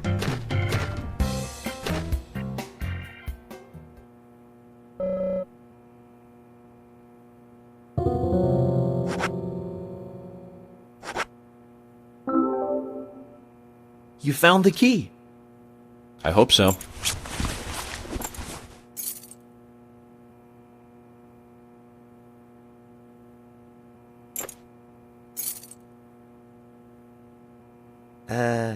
No. This is a sugar glider. Sorry, wrong key. The sugar glider is a small gliding possum. It has shorter hair and a longer, column-like tail. You can really see its muscle definition on this image, can't you? But we're looking for a southern flying squirrel right now. Zach, can you tell these things apart?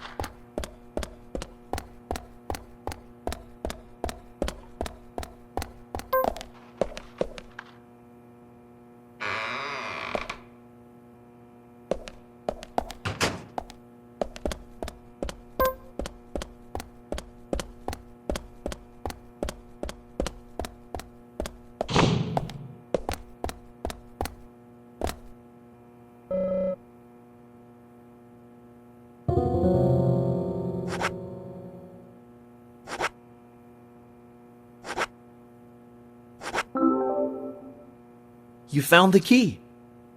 I hope this is the right one.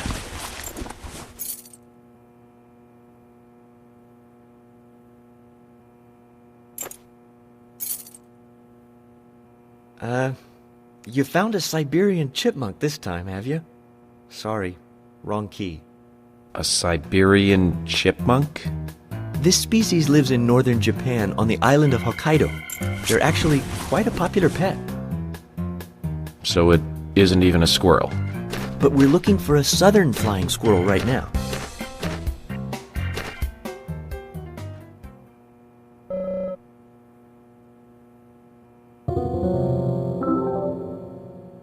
You found the key. That's the right one?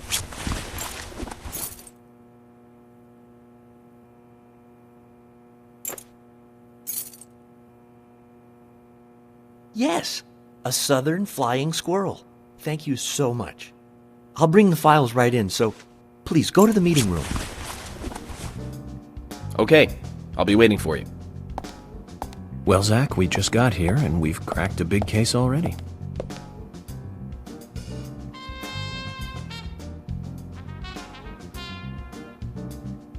The victim's name was Anna Graham.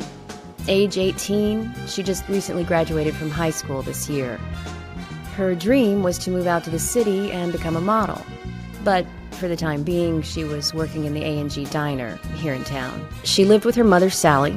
Anna's father died in an accident in the Lumbermill when she was a child.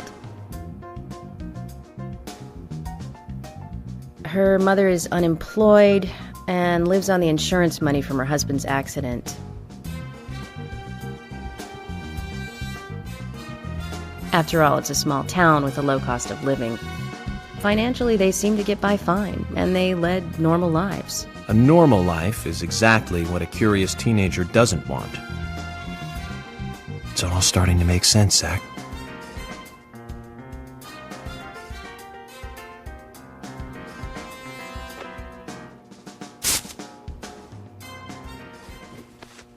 City folk, huh? No, I take that back. All of them can't be as bad as him, and some should have better manners. Huh. This is a good biscuit. I've never tasted a biscuit this delicious. Where in town can I get these? Well, actually, I baked them myself. That's amazing. What are you doing in law enforcement? I'm very particular about biscuits, I'll have you know. The balance of milk and butter you've achieved here. Oh, my. Agent Morgan, the autopsy's ready. You are welcome to accompany me to the Greenvale General Hospital. Emily, you come too. Thomas, stay here and tidy up these files. Yes, sir. We're going to use the car outside. Let's get going. You might think this is just a small-town police investigation, but our inspections are thorough and solid. I'm hoping you won't slow us down.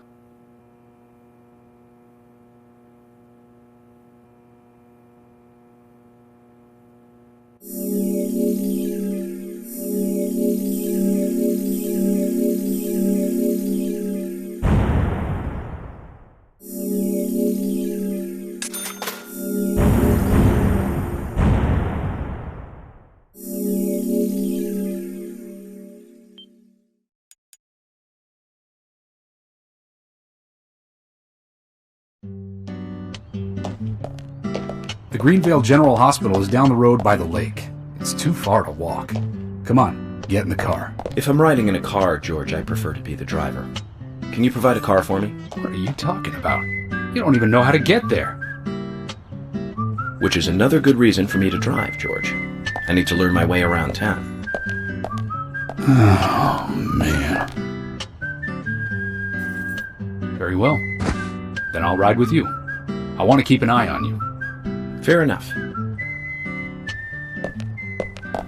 Just one thing, Agent Morgan. Your involvement in this case is limited.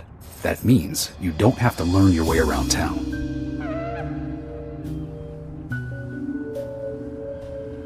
George, we'd better get moving. The hospital closes at 2100.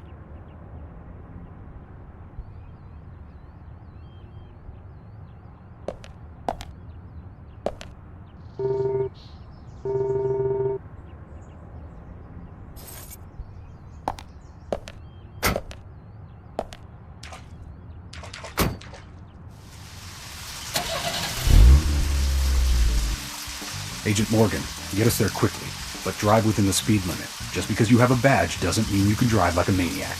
George, what are you, his mother?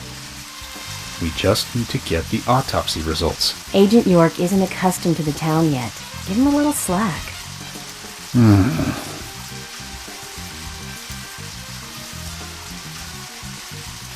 Well then, Agent York, let's get going. Sure, sounds good.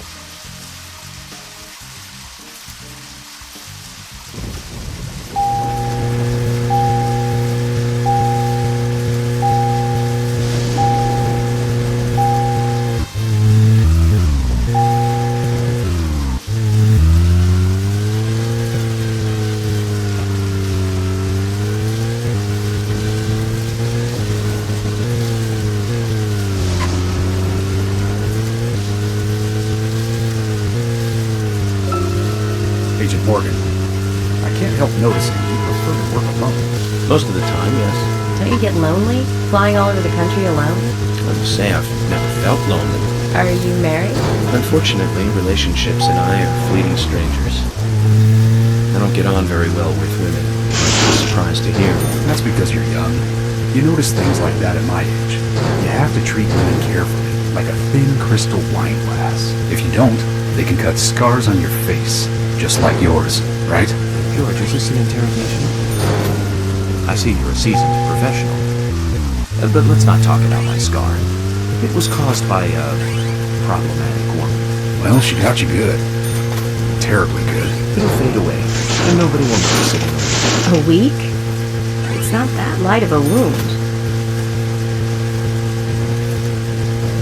So, Emily, tell me, is there really a need for a full-time sheriff in a small town like this? I'm sure it is small to your city eyes, but any gathering of people leads to all kinds of problems. Fights, runaways, stray pets. You're too fixated on violent crimes.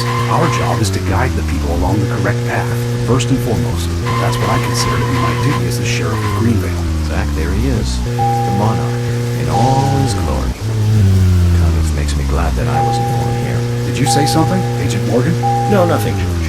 I was just reflecting on a little history. Well, we're in the middle of a homicide investigation.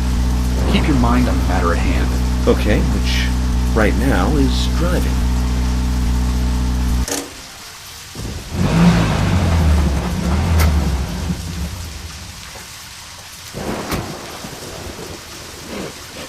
If you're wandering off, then we'll go on ahead. We don't have time to mess around. Okay, I'll meet up with you later. Agent York, the hospital closes at 2100. Please make it inside before then. Is there something here that you want to check out? They told us to be there before 2100, but don't worry about that. Let's do whatever you want to do.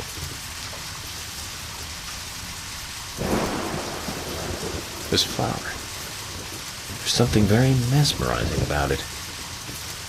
I wonder what it's called. I'll take one with me and ask someone later.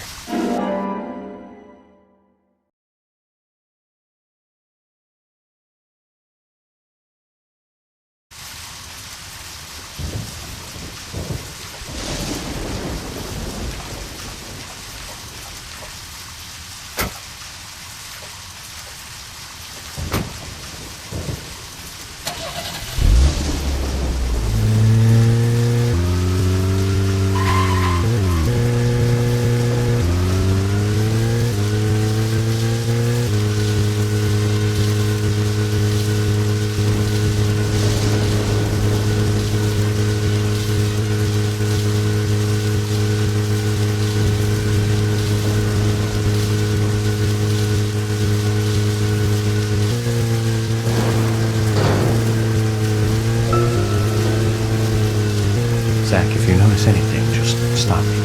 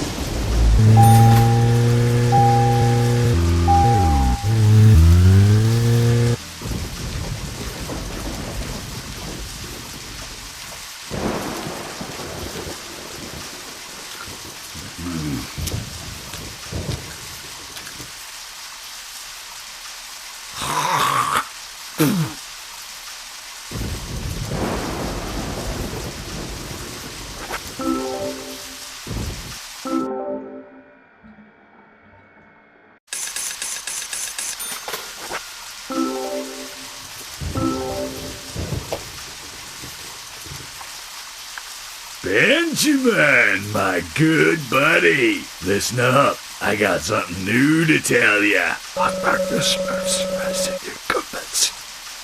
I'll tell you another one when I see you again.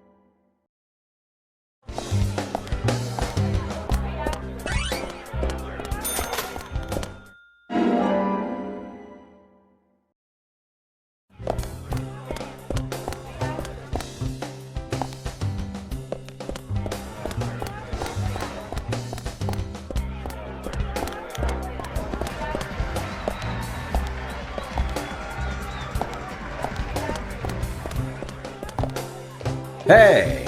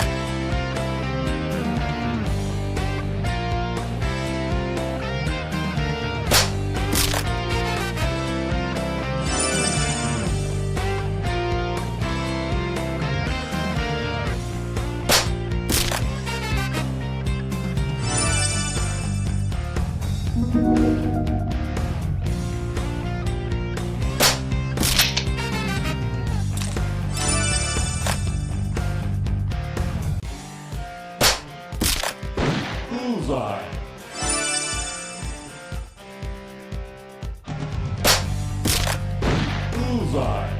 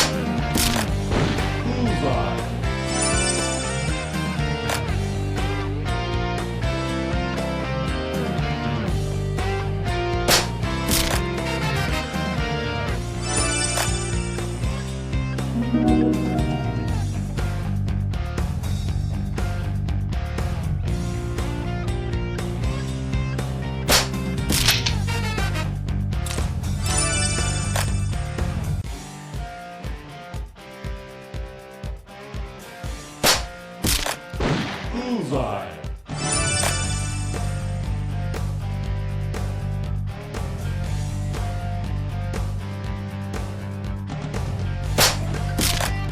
Bullseye.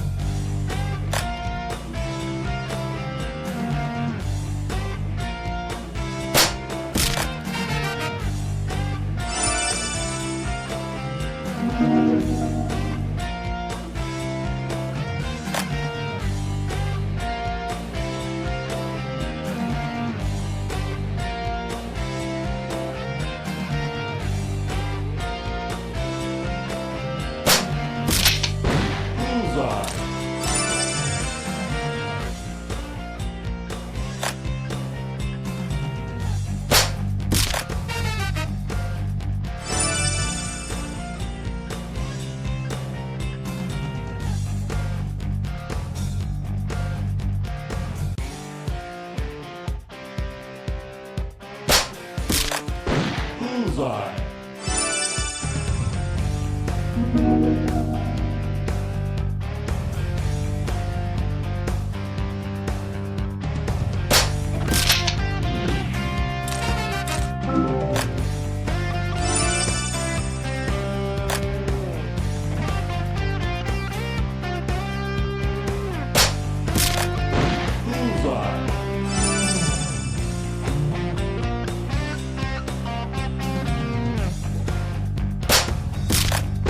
Bullseye.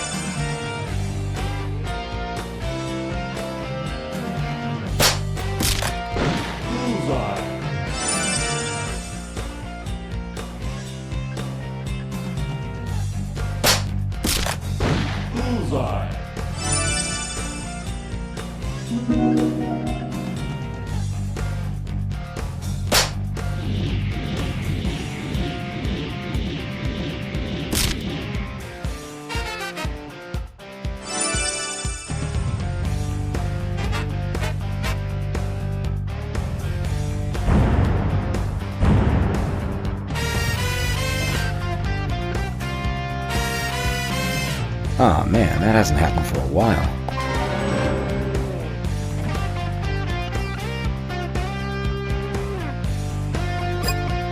Did I do something bad? Well, yeah, bad for me, but good for you, you lucky son of a gun. I'm not sure that I follow you. You just broke the record I set a few years ago. Is that so? Hey man, show a little more excitement, will ya? Are all FBI agents as stuffy as you? Anyway, I had no idea you were so good at darts. When did you start playing? I started when I came to this town. Since you came to Greenvale? You're kidding, right? The thing about darts, you know, is that it's 20% technique, and the remaining 80% is all in the head.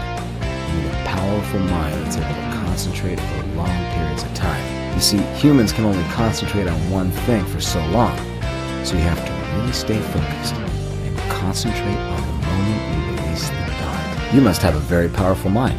We went through mental training at Quantico. Hey, here's your prize. What's this for? For getting the highest score. You won't see many of these around. Take good care of it.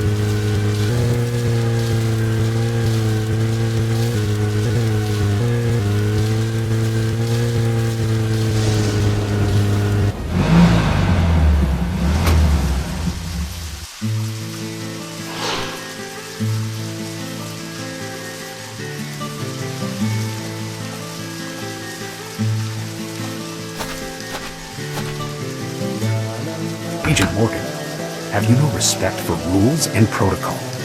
We were waiting for you, and now you try to go in by yourself. Oh, George. I didn't see you in the parking lot, so I thought I'd wait inside. Just watch it from now on. I don't like inconsiderate people who think that they're above the rules, and I'm sure I've made this point clear by now. Calm down, George. He probably just got lost on his way here and rushed in. Right, Agent York? Let's go inside then.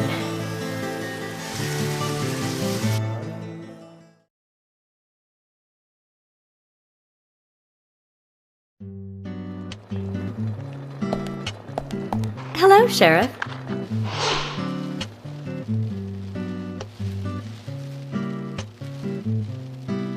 Hi there, Fiona. We're here to see Usha. Do you know where he is? I think Dr. Johnson is in the computer room. A computer room? In a hospital? Nice to meet you, Mr. FBI agent. The computer room is where our employees share a computer. Very nice to meet you, too. I'm FBI Special Agent Francis York Morgan. But how did you know I was FBI? Easy. None of the police in this town wear cologne. Besides, that scar on your face is the biggest rumor in town. Rumors get exaggerated as they spread, even in the countryside. What's that you're reading, if I may ask?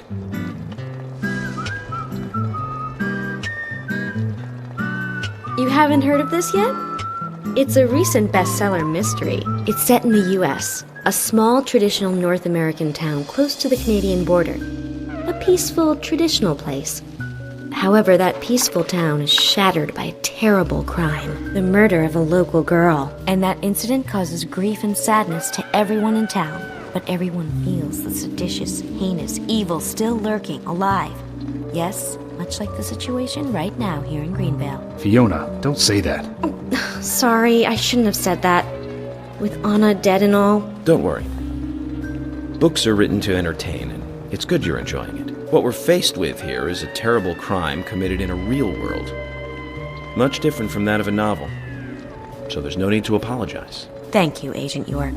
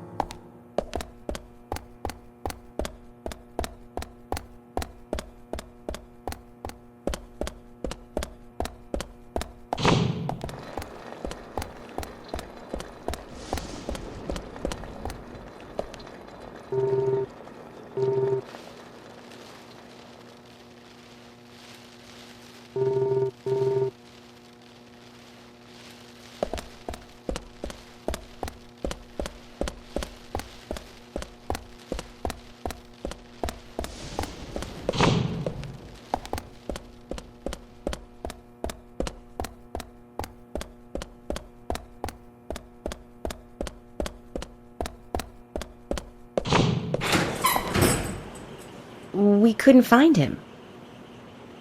Fiona needs to check her information. No, I don't think so. Does the doctor like playing games by any chance? What do you mean? There's a message on the computer, and a card key already set in place. The king passes the rook and meets the bishop. The knight takes a pawn along for the queen. What does that all mean? It's a simple puzzle. Zach, let's take him up on his challenge. You can do this, right?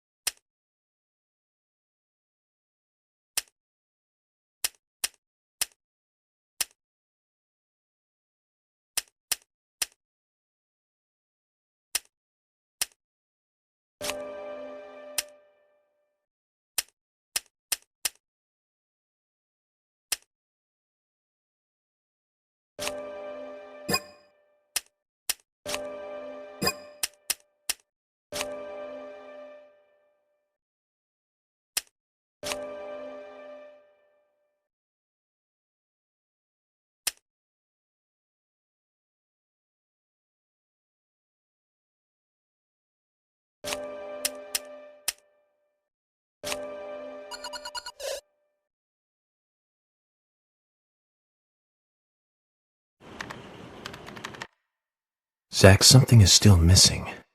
We need more clues.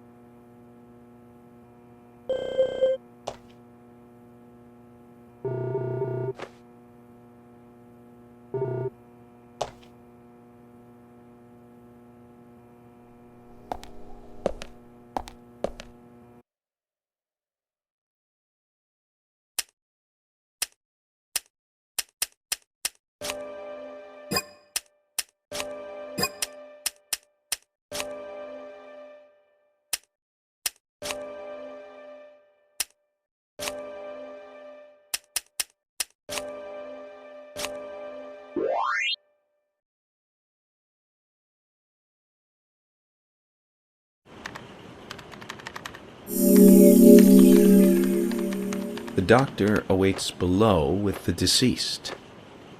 Another code? But there's nowhere to insert a password. More games. I'm going to get Fiona to call Usha up here right now.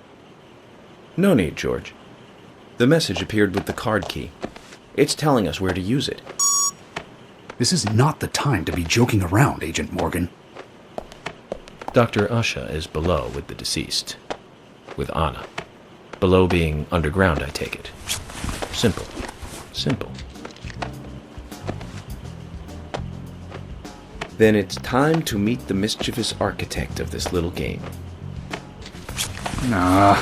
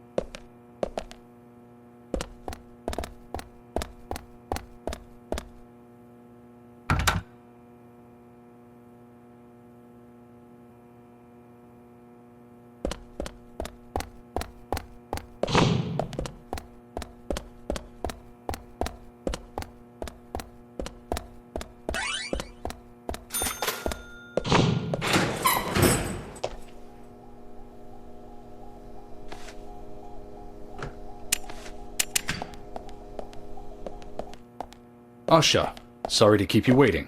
Ah, you made it. Let's get started, shall we?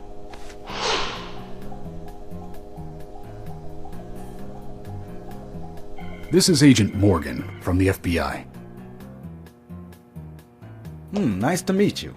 I'm Usha Johnson, the doctor in this hospital. FBI Special Agent Francis York Morgan. Please call me York. Everyone calls me that.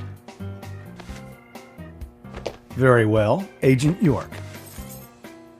Are you a forensic practitioner? Let's just say I've dealt with corpses before. That battle of wits, by the way. Did you create that yourself? Mm-hmm. I just wanted to see if our FBI agent could handle the task. I see. Well, it was pretty fun. Oh, I'm glad you liked it. We don't have much time. We need those autopsy results.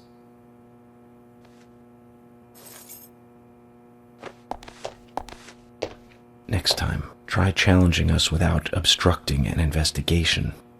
You've angered the monarch.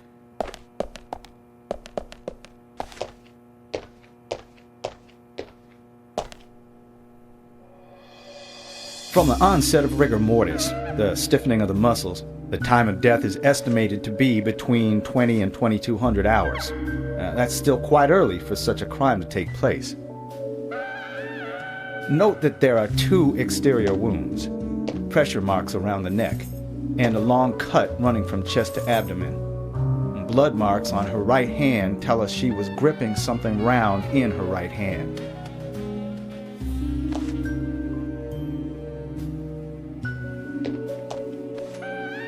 Her skull is also fractured, but that is unrelated to the cause of death.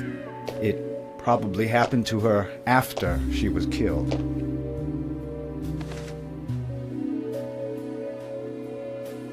Now, I first thought death by suffocation, due to the marks on her neck. But after further investigation, I now have a different conclusion. The direct cause of death was loss of blood from the wound.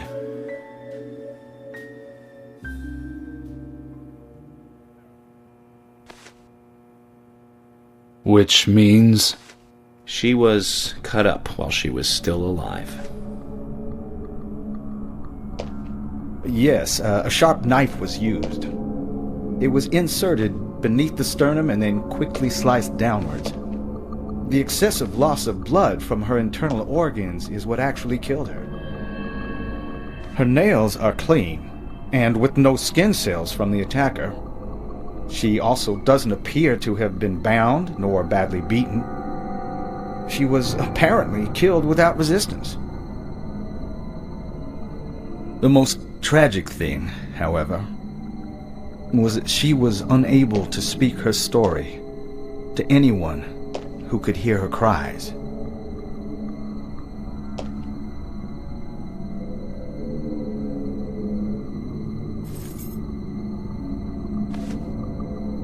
The perpetrator cut out Anna's tongue. Well, I believe she was drugged first to phase her consciousness, and then the killer killed her. Now, the killer most likely has a deep, traumatized past concerning women. He probably cannot converse with them normally. Cutting out the tongue suggests a very lonely individual.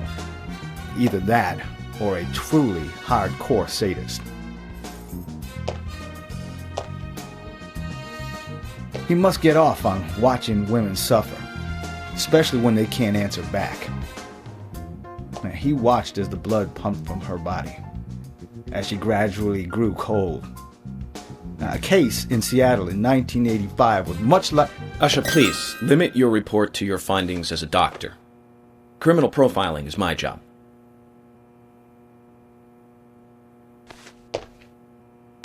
You're wrong, also. Anna died fully, deeply, painfully aware of what was happening to her. But, Tell me, what time did it stop raining on the night Anna was killed? Just before I went to bed, right after the movie on TV ended, so around 1 a.m. What movie was it? An American Werewolf in London. Directed by John Landis, 1981. So the rain stopped, accompanied by the ending song, Blue Moon. George, would you mind if I examined Anna myself? What more do you hope to find?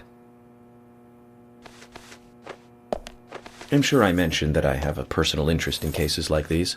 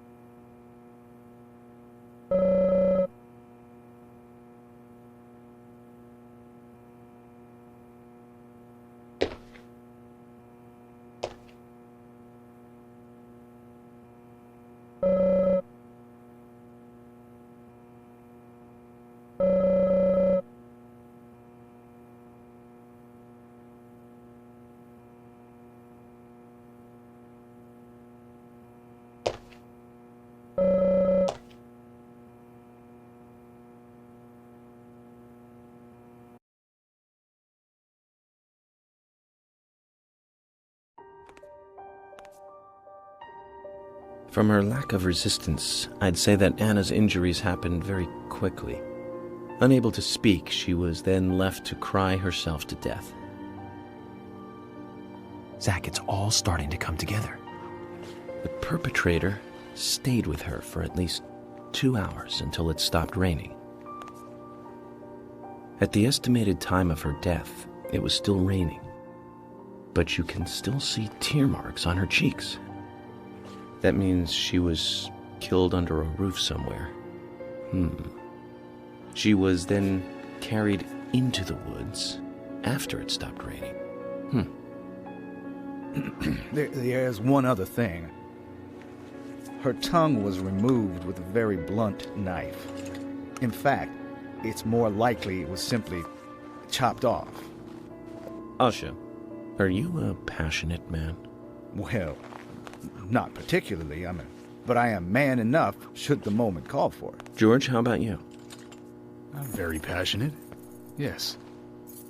Especially when it comes to women. But I don't see what that has to do with anything. George, the perpetrator, is just like you. He's passionate about women. He's a passionate kisser. This was a kiss of death. The perpetrator bit off Anna's tongue. We'll never get a dental print from a wound like this. But this is still a big lead.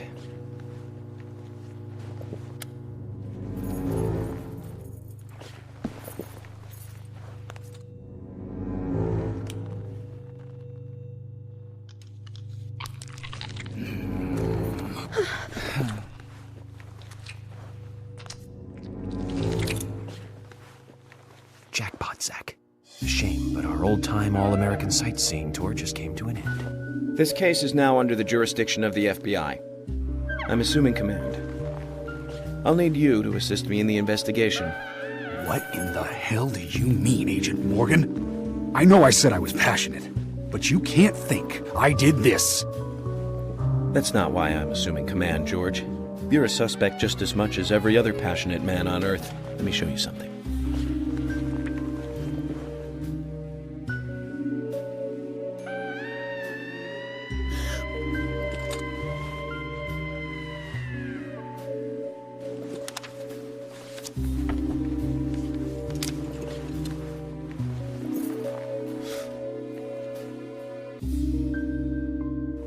There you go. Amazing, huh? I'm sure you have a lot of questions, but most of the details are top secret. George, Emily, we should be going. No need to stay here any longer. Okay. I have to sign the release. Just give me a moment. Very well. I'll go on ahead. I can't take it any longer down here.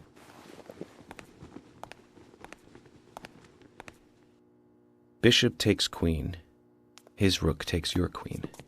Then your knight takes rook. And checkmate. Huh?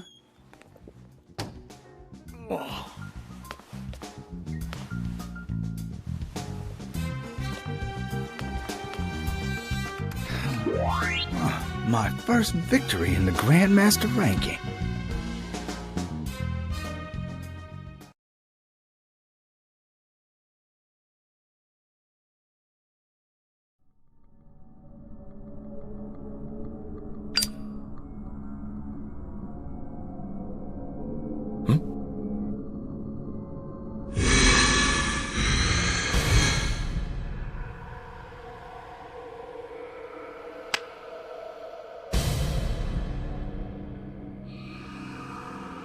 Zach, they're here.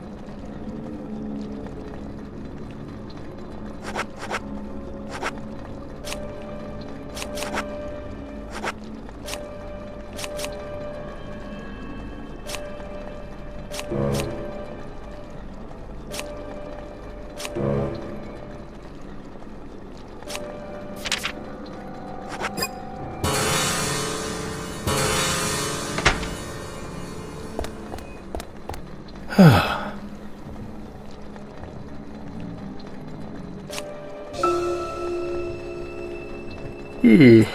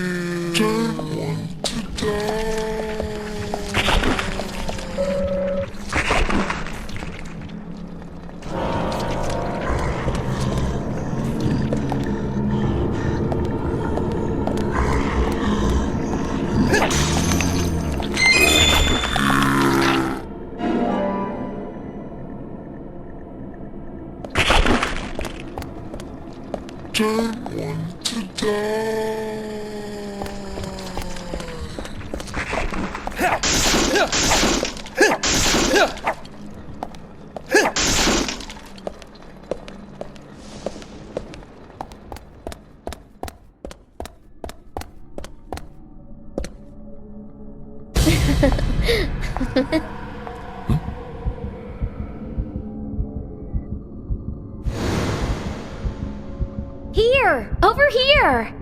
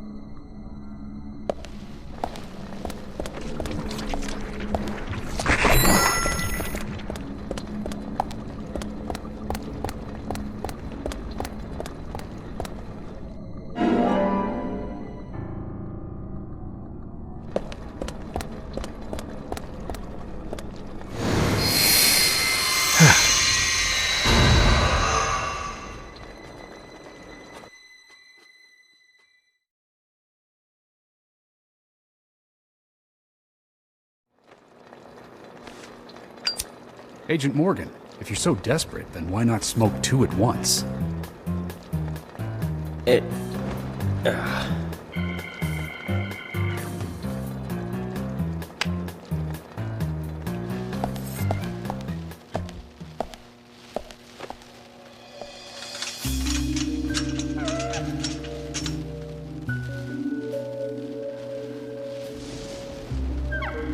Who's that old man? That's Harry. Harry Stewart. One of the bigger problems around here. His father started up the lumber trade and founded this town. He's a weird one, as I'm sure you can see. Always dressed like that, never speaking to the townsfolk. And just FYI, he owns almost the entire town. Not that that makes any difference. So long as I'm around, he won't be getting away with any funny business.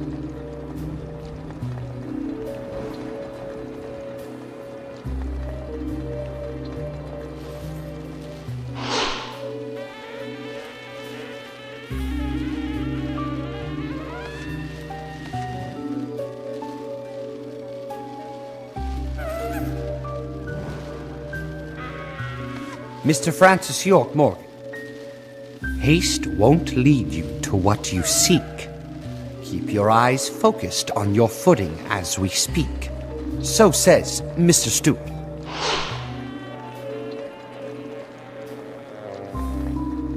Nice to meet you, too. How did you know my name?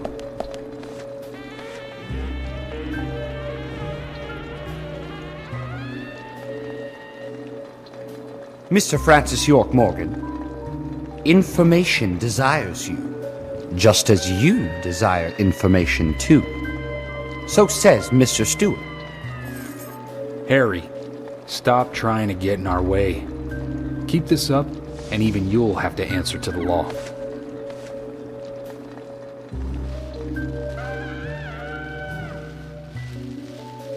Mr. Francis York Morgan, with each rain our town goes mad. To our disdain, unpreventable. So sad. So says Mr. Stewart. Thanks for the warning. Then we shall depart, Mr. Francis York Morgan.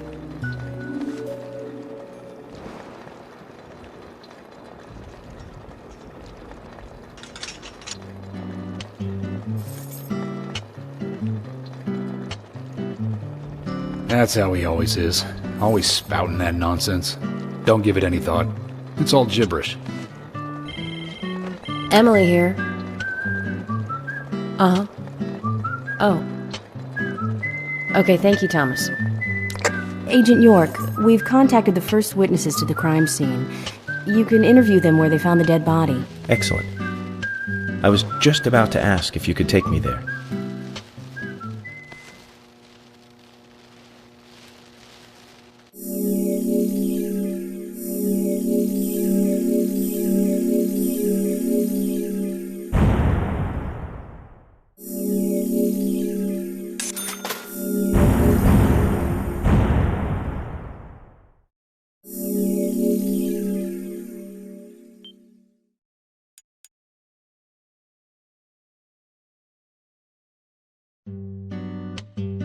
The body was found in the Greenvale Forest Park. That's west from here, and too far to walk. A forest park? It's the pride of the town. It has a beautiful trail leading to a viewing site over Velvet Falls. Oh, that does sound fantastic. Show me the sights. That may have to wait. We promised to be there by 1800 to interview the first witnesses to the crime scene.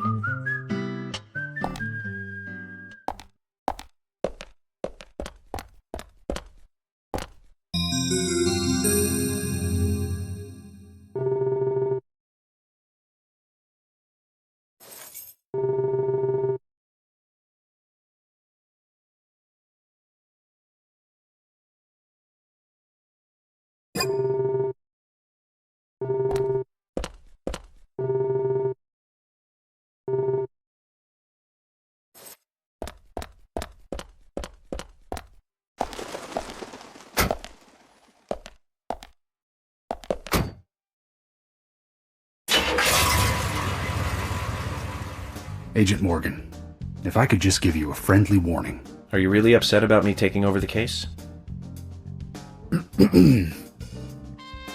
I have the authority approved by the FBI to assume command. I understand you don't like it, but you will follow my orders.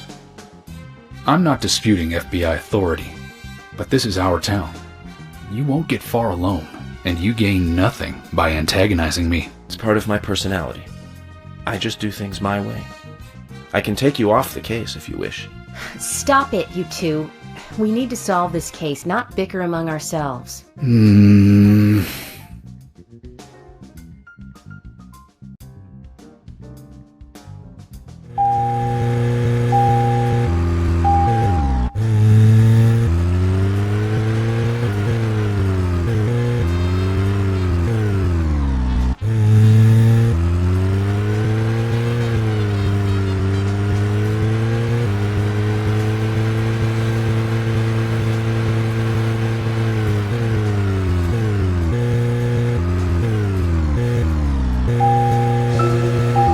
Anna's body was discovered by the woodsman Jim Green, along with his two grandchildren, Isaac and Isaiah. What were they doing in the forest? Just their daily routine. They found Anna's body during a morning walk. So you've talked to them already? Not officially. Not yet. Not yet? Are you out of your mind? You haven't interviewed them yet? Agent York, that tone is hardly appropriate. We were given orders to wait for you to arrive. Orders by who? A man called Abrams from the FBI. Robert, is it? The old Bob Abrams. I did tell him to stay out of it. It's always tough to have a meddling boss, huh, Zach? I thought you knew, Agent Morgan. Don't worry about it. We may not have taken official statements, but we got all the information we need. I can fill you in right now if you'd like. Thanks, George, but that won't be necessary. I want to hear the details from the witnesses themselves, firsthand. I just can't believe that the children had to witness the crime scene. They may be traumatized. You'd better do this carefully. Don't tell me you get nervous talking to children, Emily. Not at all. That's not what I meant. Then what did you mean? Just forget it.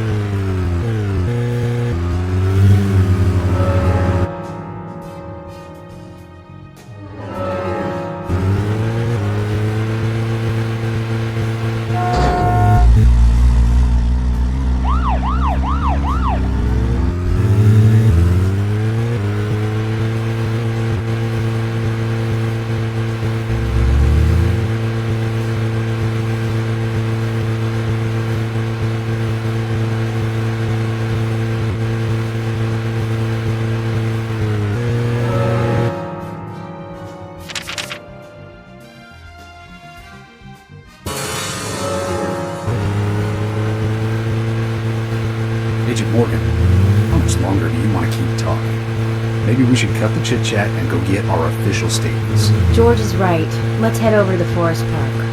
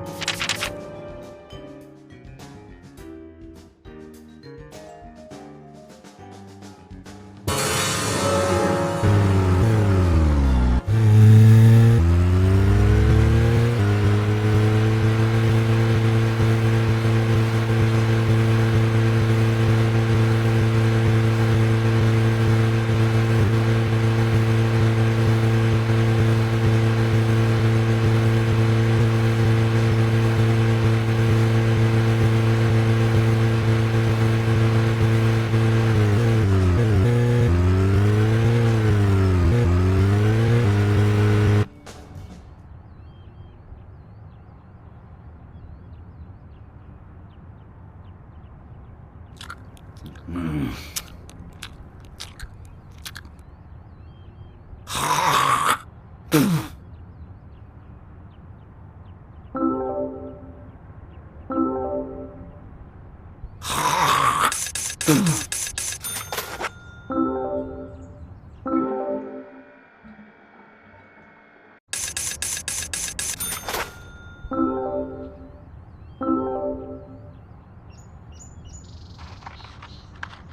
been waiting for you, Benjamin. I've got a good one for you today. Don't go round spreading this one. I'll tell you another one when I see you again.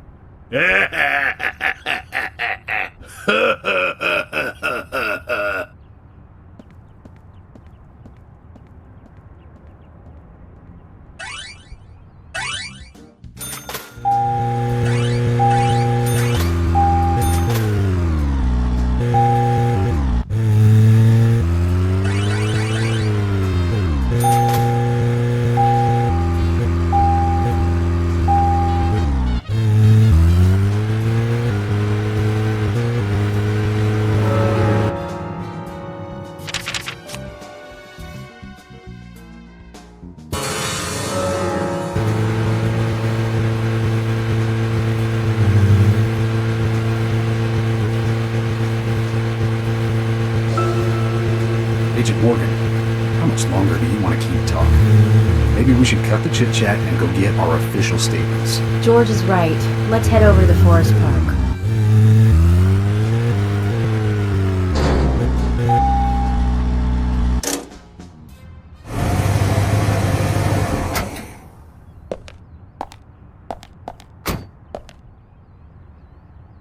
If you're wandering off, then we'll go on ahead. We don't have time to mess around. Okay, I'll meet up with you later. Agent York, we only have until 1800 to talk with the witnesses to the crime scene, okay?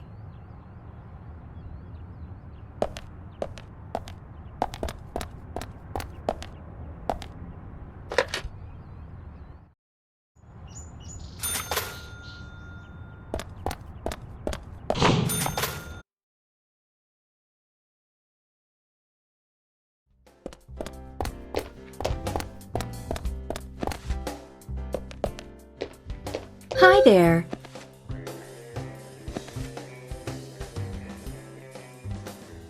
Hi, Agent York. Do you have a moment or two? Well, maybe just one if you need something.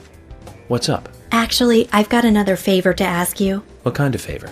We don't have room in our storage for the new shipments that came in today. I know you just tidied it up, but I was wondering if you could help again. Of course I'll reward you again. This time with our silver card. How is this different from the last one? You get a bigger discount than the bronze card. That means even more savings. I see. That sounds like a fair deal. What do you think, Zach? Thank you, hun. The storage room is this way.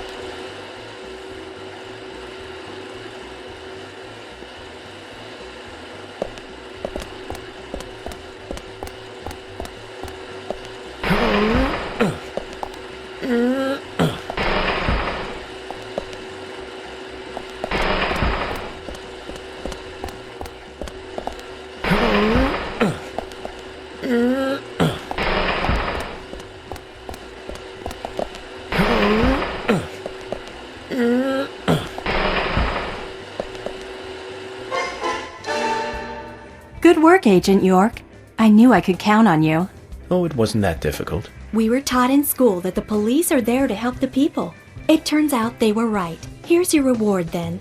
I'll exchange your bronze card for a silver card.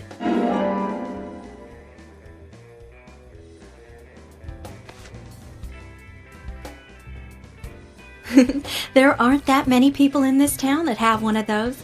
It's a pretty rare item to have. So it's a real treasure. I'll be sure to keep it safe then. You should use it to buy a gift for that special someone. We'll give you a big discount. Unfortunately, I don't have anyone to give such a gift to. Really? Come on. Well, anyway, be sure to come by again.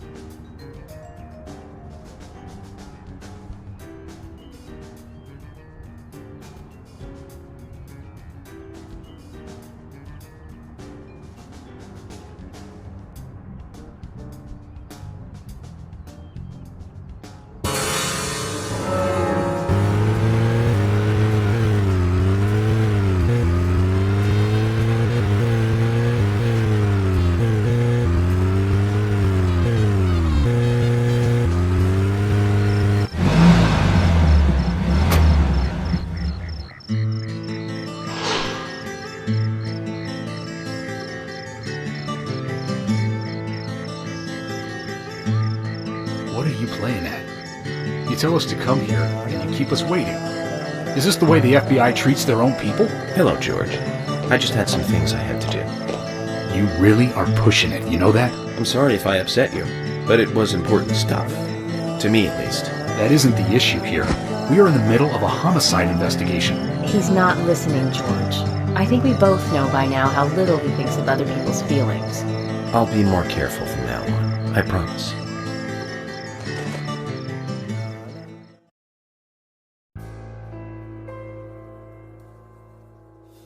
I'm FBI Special Agent Francis York Morgan. Please call me York. It's what everyone calls me. And you are Jim Green? That I am, son. I keep these woods.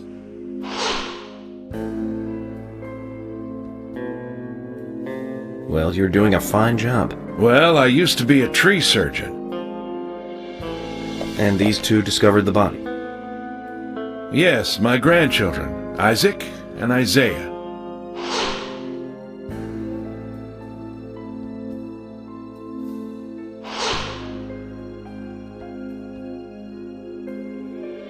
Zach, you see that?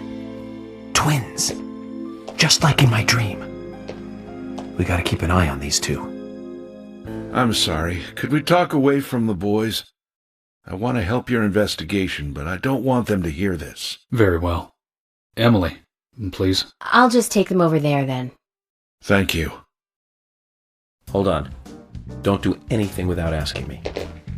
These children were the first to witness the crime scene. I want to talk to them. Come on, they're just kids. They have no idea what really happened to Anna. That doesn't matter. You agree with me, right, Zach? How heartless. Do you ever think of other people's feelings, ever? Emily's right. That's stone cold, even for the sake of investigation. Children see things in pure, simple terms. They may have seen something we adults would never spot, and they are here at our request as well. We could at least chat with them and see if they want to make a statement. Are you serious? I never joke about matters like this. Oh my God. Don't worry. They aren't as fragile as you think. Look at them, standing so upright there.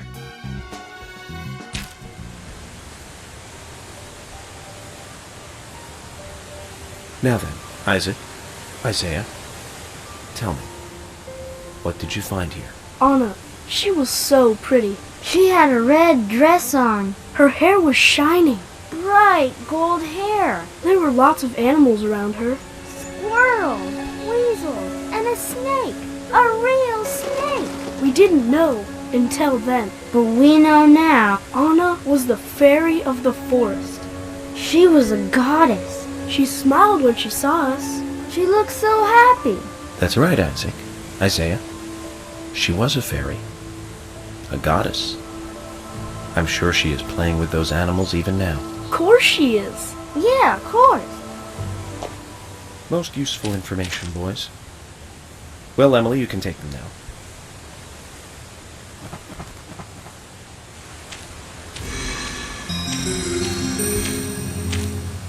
Okay, Zach.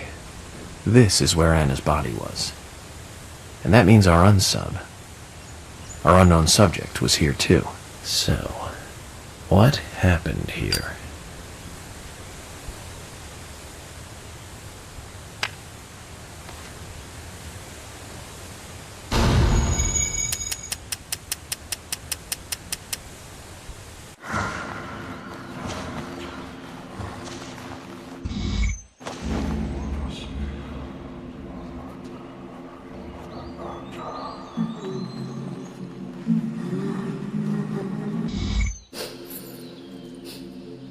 Anna. Ow! Crap! Jeez! I hate this. Why did it come to this?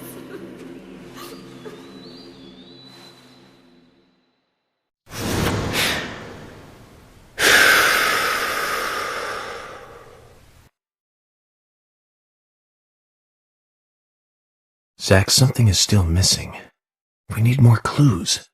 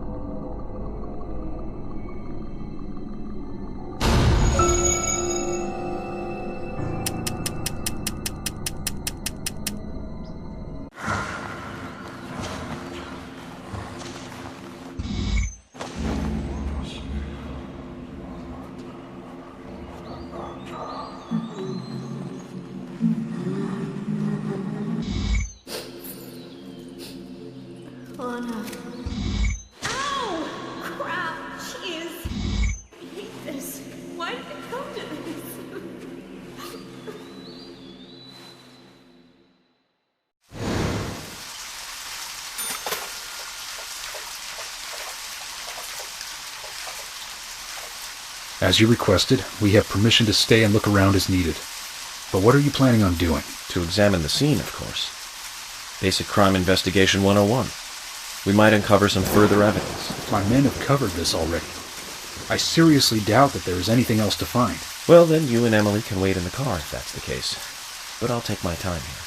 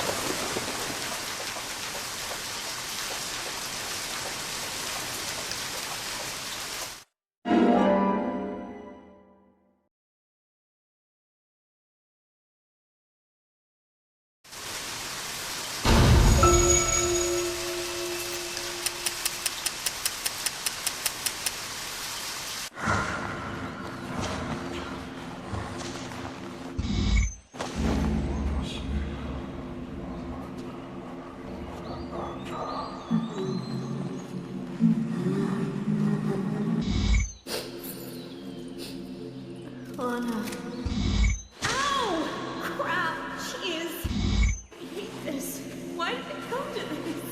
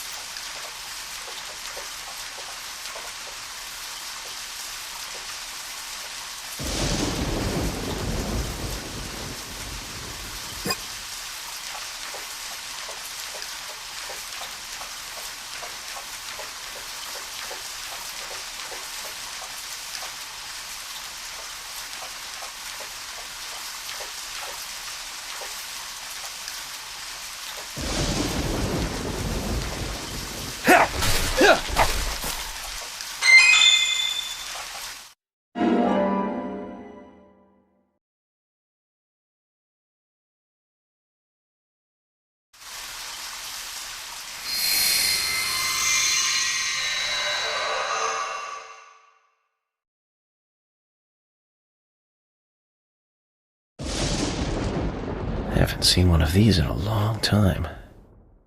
It's upside down. I guess this is meant to be an anti-peace sentiment then. These holes on the ground were made by high stiletto heels all around here. And this depression here, Agent Morgan, I see what happened here. He hung her from the tree and put on her shoes. He was really enjoying it. A sicko. And he knelt down. And disgusting.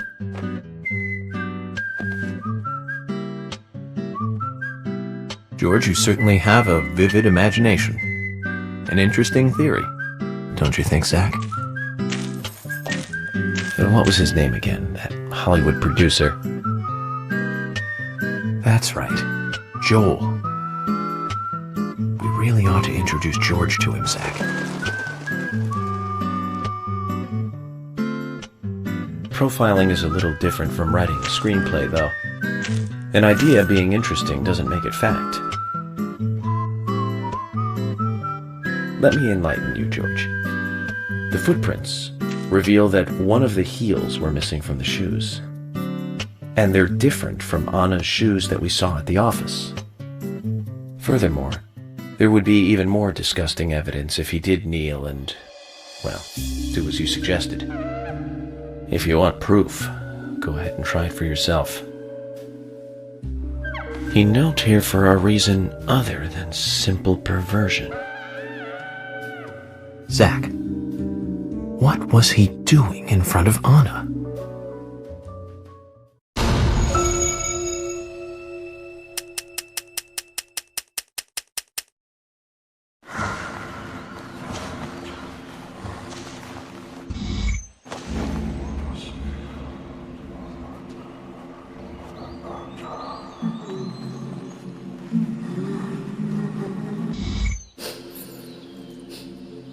Anna. Ow! Crap! Jeez! I hate this. Why did it come to this?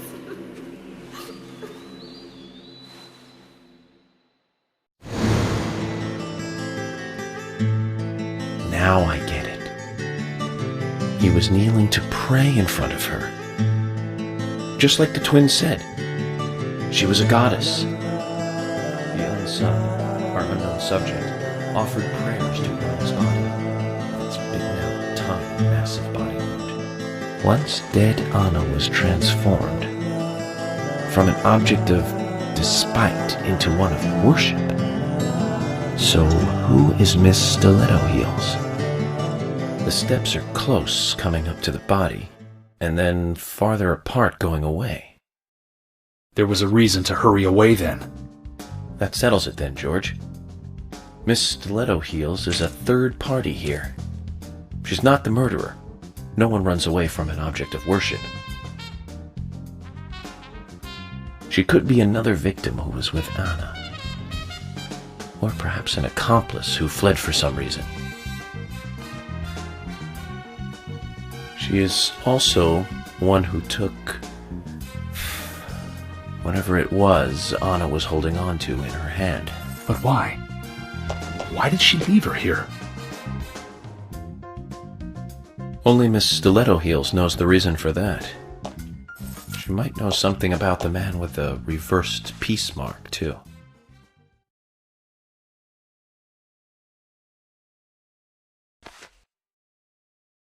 How many women wear high stiletto heels in this town, do you think? Oh, I should think most of them have at least one pair. I do too, before you ask. But nobody would come all the way out here wearing them, except maybe one person. Don't keep me in the dark, then. Who might this elegant lady be? Diane, the owner of the art gallery. But she's out of town for a big art auction. I heard she'll be coming back in a couple days. Then we'll just have to give her a warm welcome home.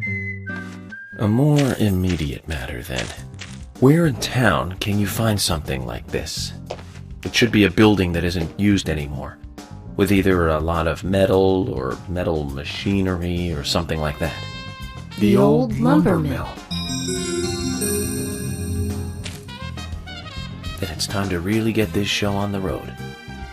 Could you guide me to this perfect setting for extravagant murder?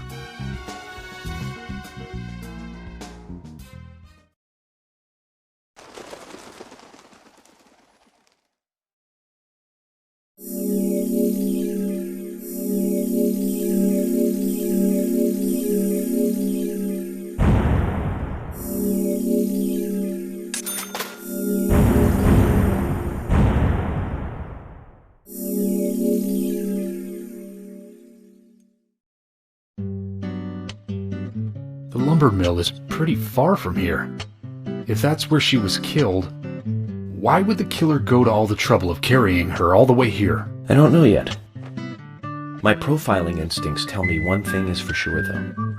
The unsub's personality is totally different before and after the crime. The unsub killed her in a brutal, horrifying way, and then displays powerful adoration after she's dead. Something close to love. That could well be the key to all this. I will say this, though, George. Profiling is a risky business. Of course, if the unsub planted those stiletto footprints himself, well then, everything I've just said falls apart. But there's no evidence that he left those stiletto footprints. I'm sure we have Miss Stiletto Heels to thank for those tracks. All I can do is deduce the unsub's feelings in light of the evidence, and carefully figure the unsub's MO, modus operandi, his way of thinking. It usually unveils something that a normal forensic analysis may overlook. That's my way of profiling. It's not for everyone, but it works for me.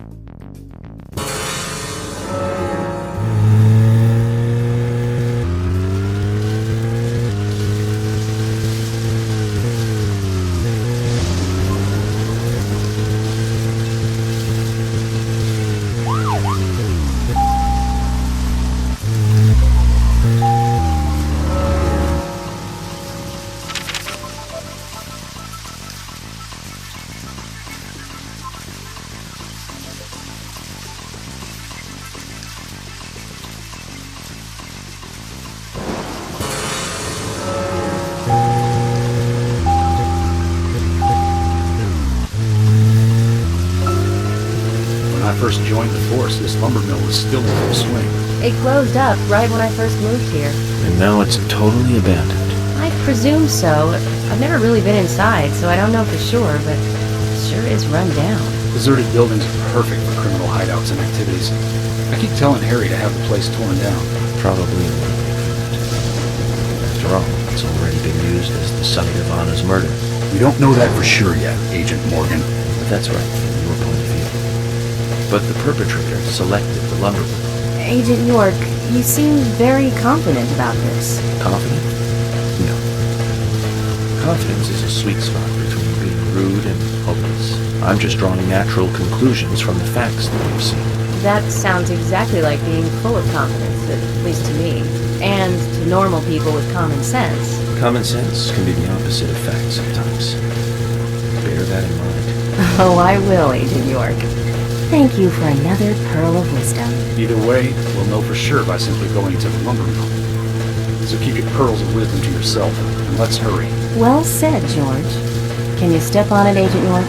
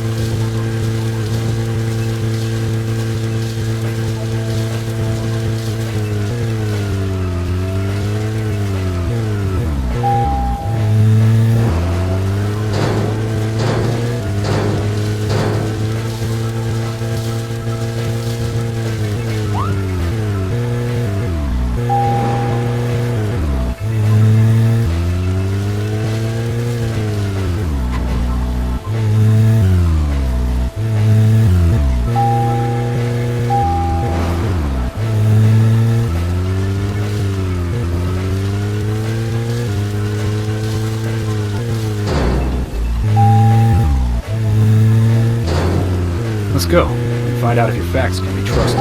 You're full of confidence, right? Let's get to the Lumbermill.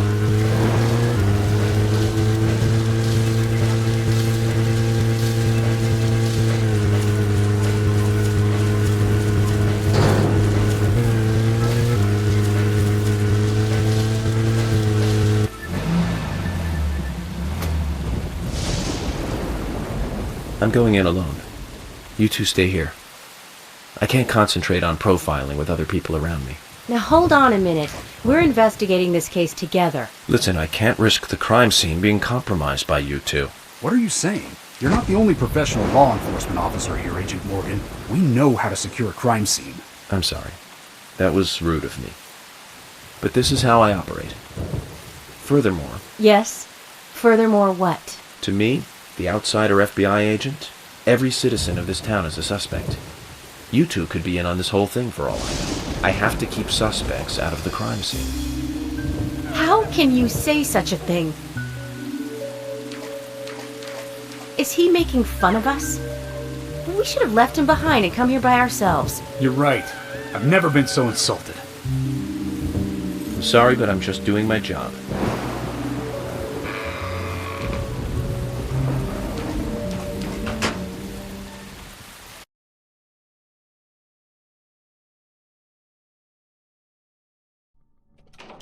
Did you hear that, Zach? If they're pros, then we should let every first-person shooter gamer out there join the SWAT team.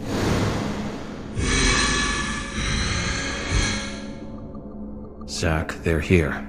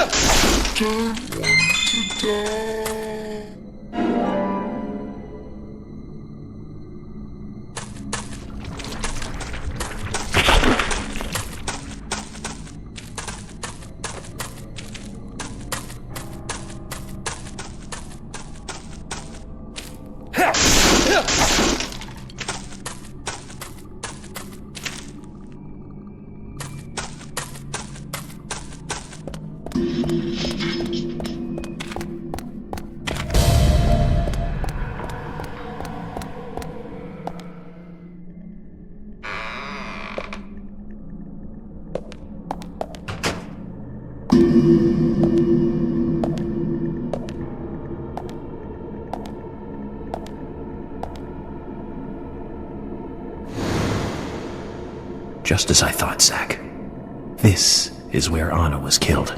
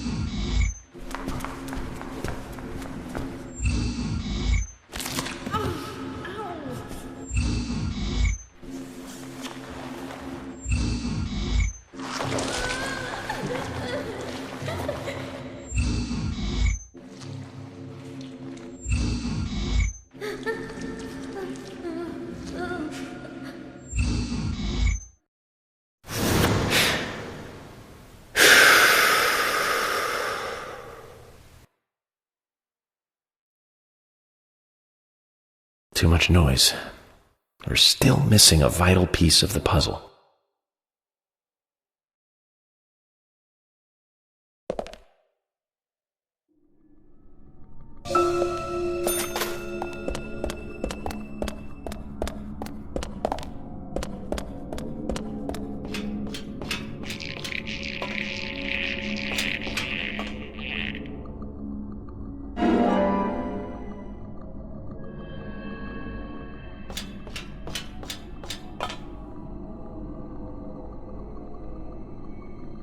Zach, it's almost like an altar.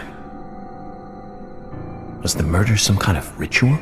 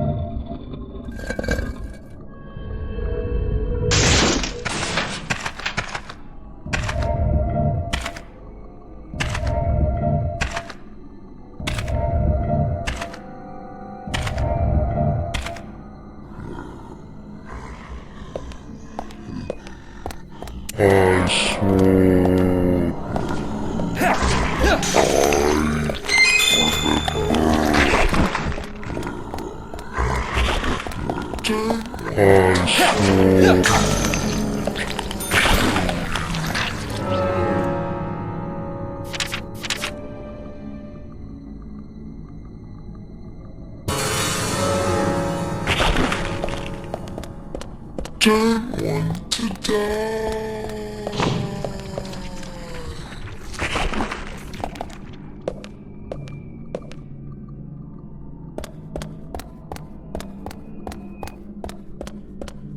I swore.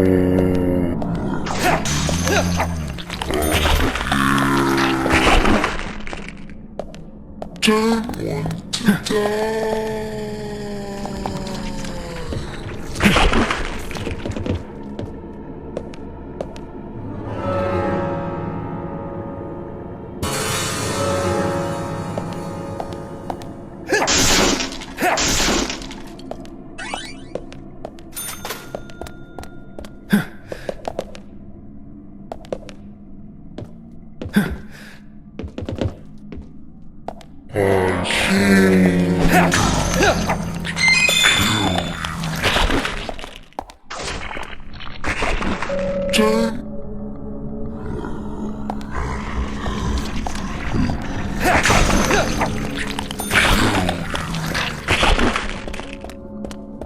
Don't want to die.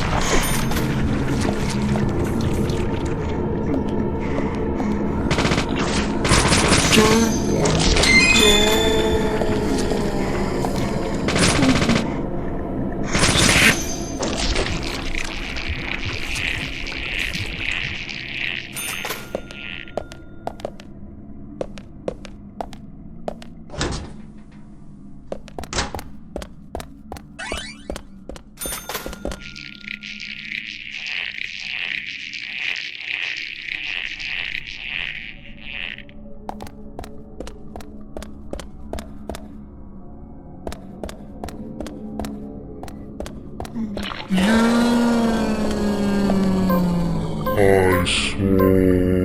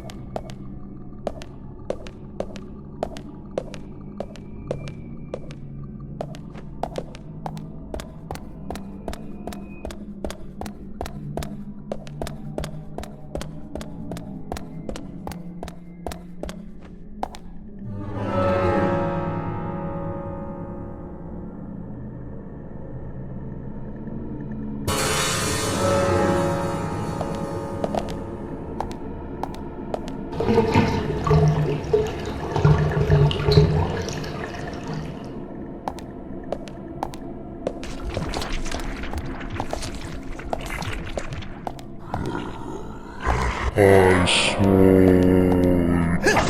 Don't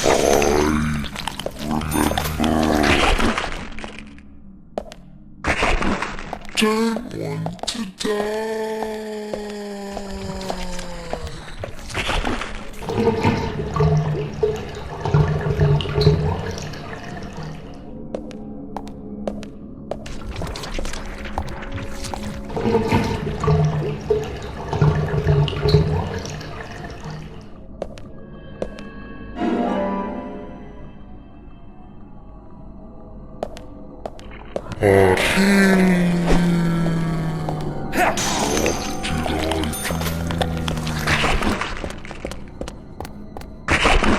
Don't want to die.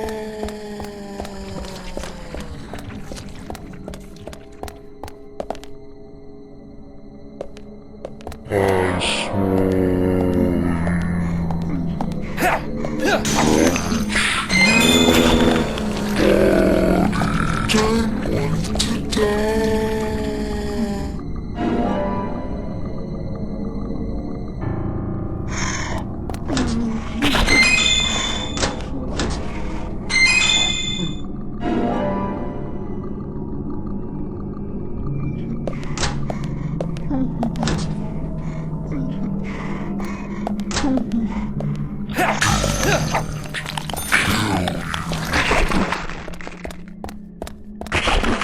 Don't want to die.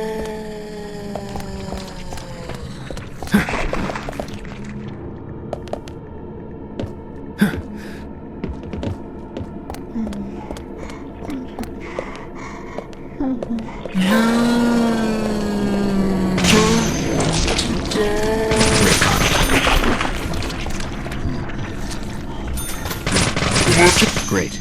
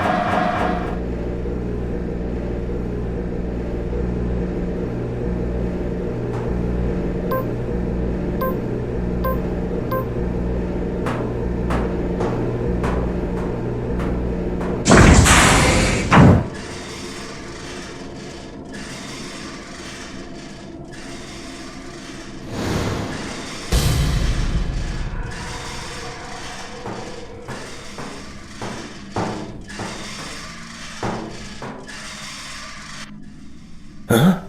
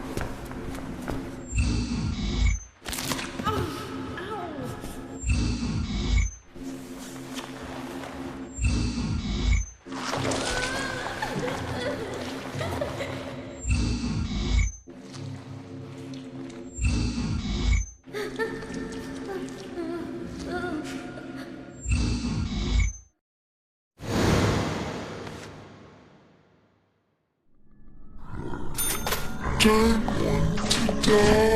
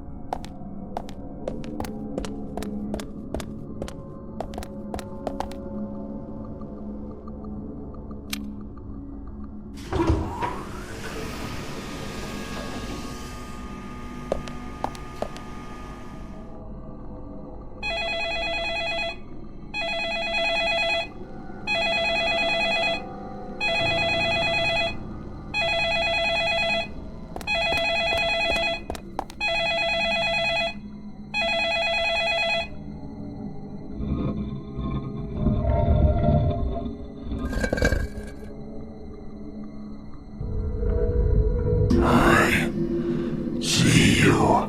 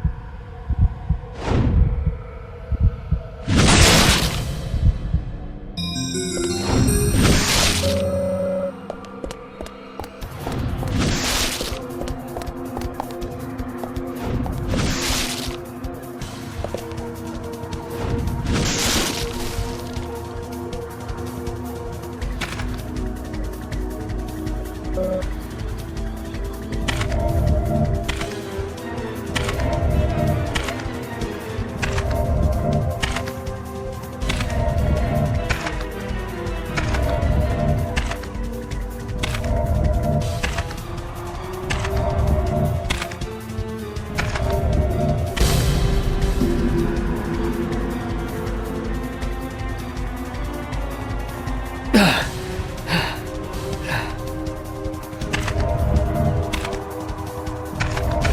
are you hiding?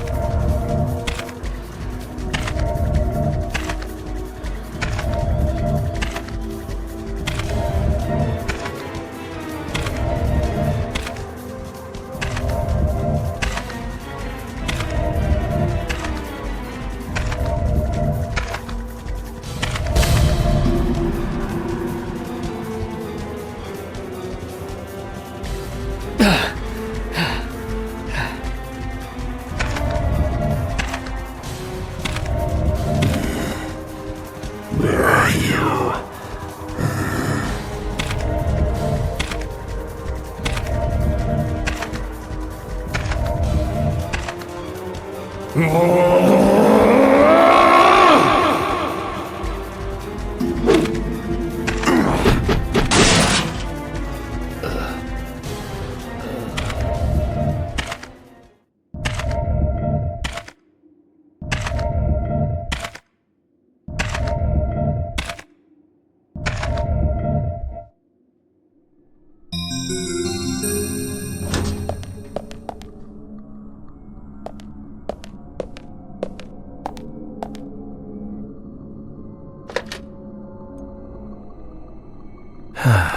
Zach, this is a waste of time.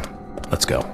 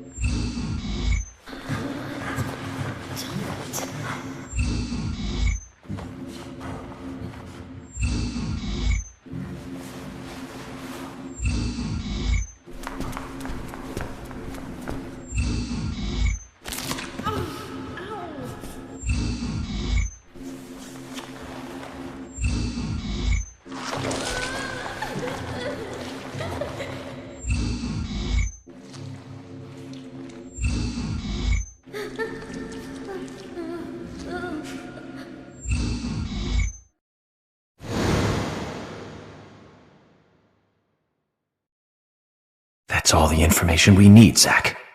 Let's go back and show them what we found.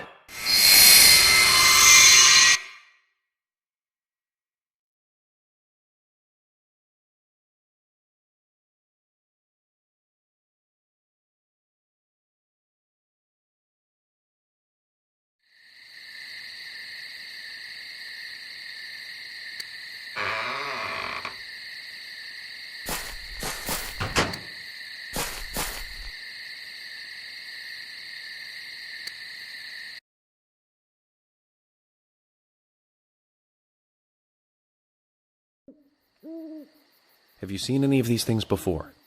No, not that I know of. But that raincoat is a little odd. Odd? In a town where it rains so much? Well, the people here rarely go out in the rain. I moved here during high school, and I never really understood why. Can you shed some light on this, George? Oh, well, there's an old story. Folklore. It's a fairy tale, to me. Something about a killer in a raincoat who appears on rainy nights. A vicious killer in a bright red raincoat. Yeah, that was it. Just a foolish piece of superstition. A rubbish story someone made up. Not many people still believe it, but I guess it's a traditional place. Most of the shops still close up when it rains. School's out, too. And since there's no reason to go out, not many people ever wear raincoats. And now the raincoat killer has leapt out from his picture book.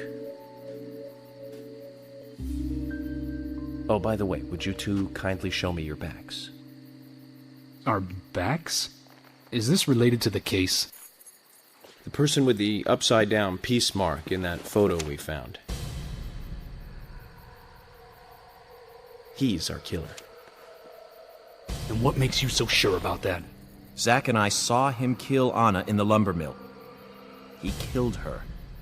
Right in there. Oh, one thing. Please don't ask me about Zach. That's a private matter. Anyway, by showing me your backs, we can clear up most of my concerns about you. Isn't that for the best?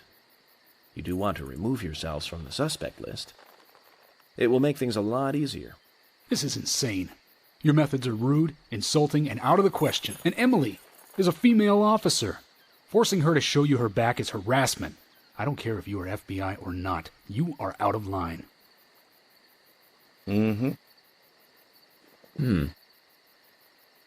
George, it's okay.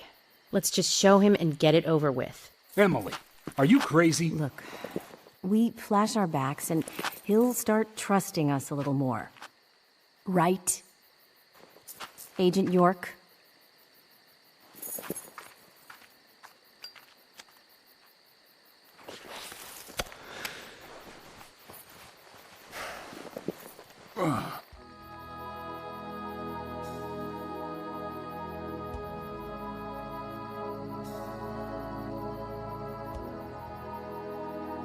Are you satisfied now?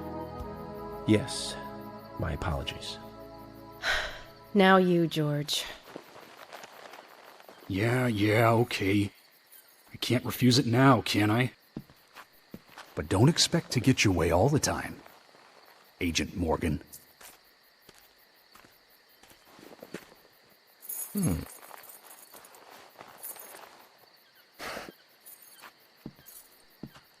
Huh? George.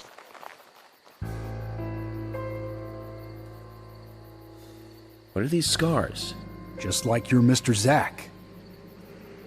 Something private. I don't have to tell you about it. Of course. Just like Zach. We can understand that, right, Zach? Anyway, this will make things a lot easier from now on. I'm glad to say you're both pretty much off the hook. Thank you for your cooperation. If anyone is suspicious around here, it's him. He's the most suspicious. No, I don't think so. But he certainly is the most irritating. We've studied the crime scene. You know what we have to do next, Zach. George, can we arrange to have the townfolk gather in one place?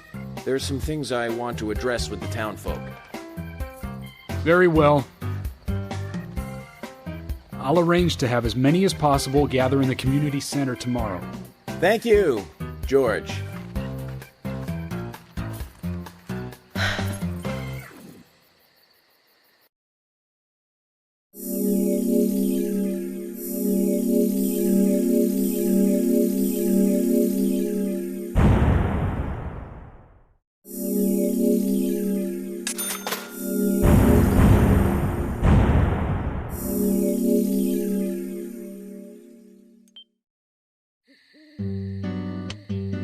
Welcome back, everyone.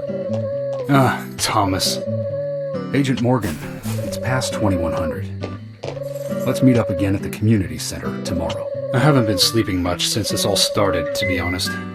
I'm exhausted. I was just about to suggest the same thing.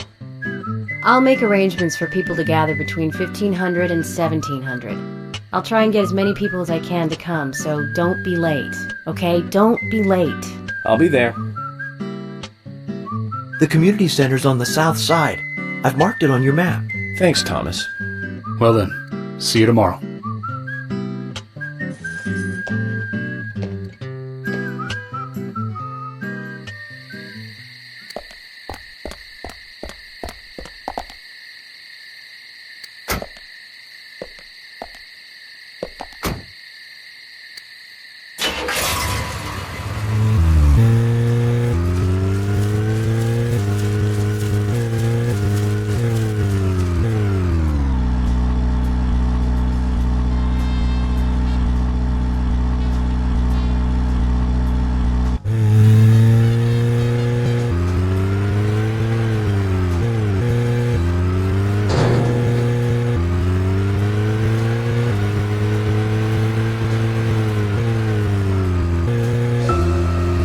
So, where shall we go next?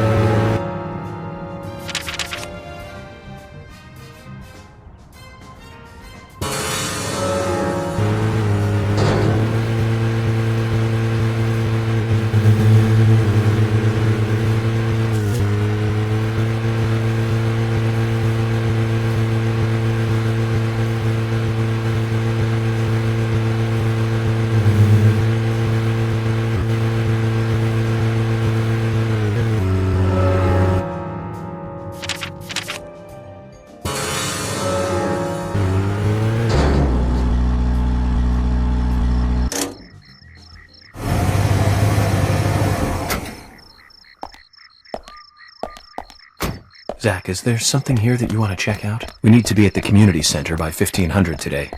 Just think of talking in front of all those people. What do you think, Zach? It's going to get fun.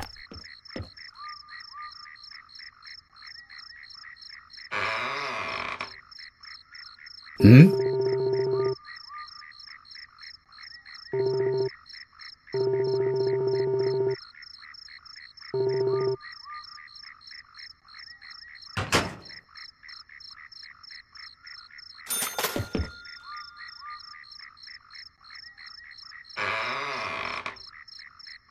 Huh?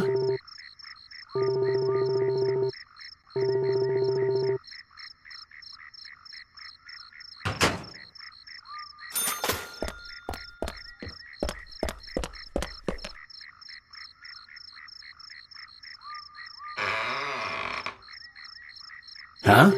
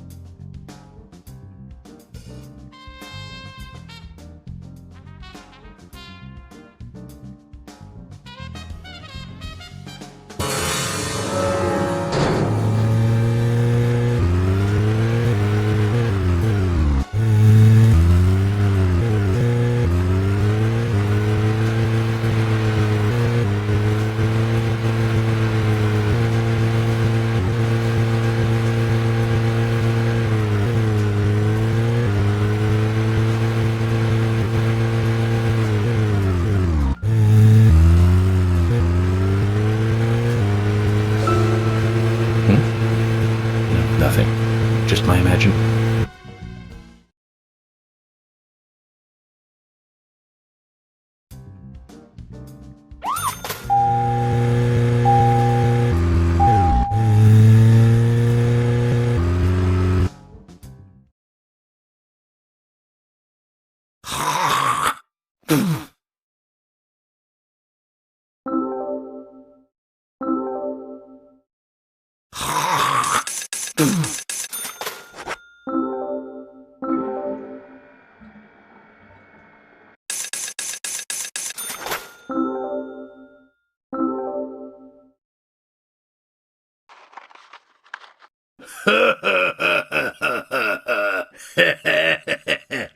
Benjamin, today's a big day. I'm one lucky fella now, ain't I? Thanks to this monkey in a suit, I got 10 of you now. Makes working for an honest dollar look pretty bad now, don't it? With this green, I'm gonna get me a new muffler. I better get over to the general's and look for one. Reminds me, man, that general. He was going on about some high-fly car that just came in. Said it was the car that FB idiot drove into town with. Must be a sweet-sounding ride, though. I bet with a little tuning it would run pretty smooth. Ah, what do I care? It ain't my thing.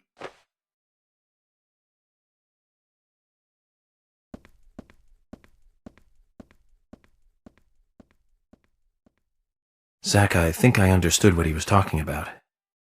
My car is at the General's junkyard. Let's get over there and see if we can get it repaired.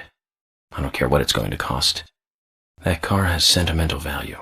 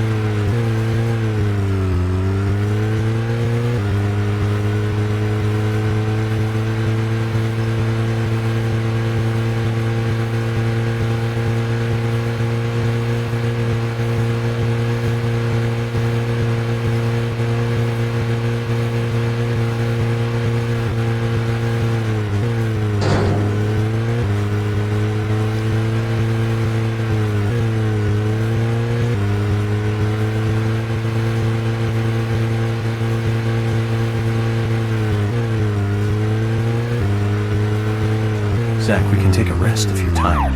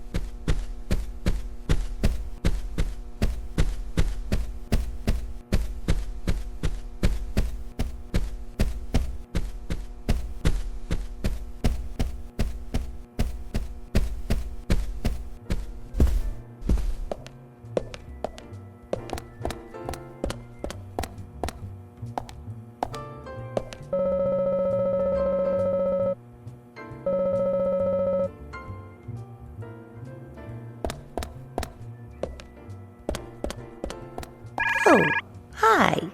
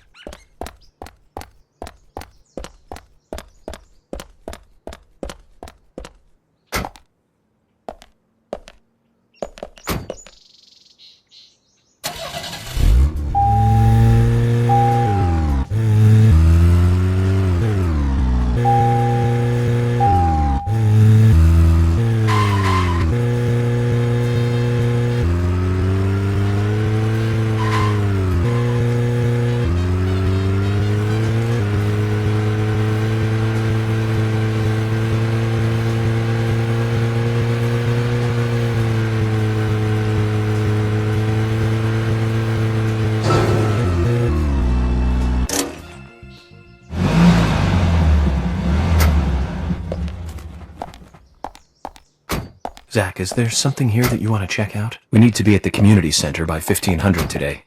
Just think of talking in front of all those people. What do you think, Zach?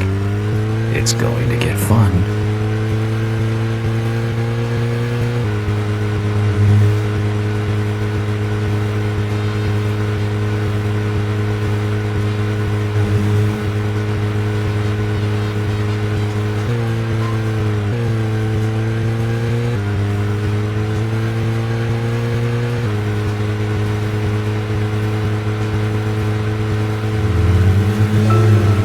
Zach, if you notice anything, just stop me.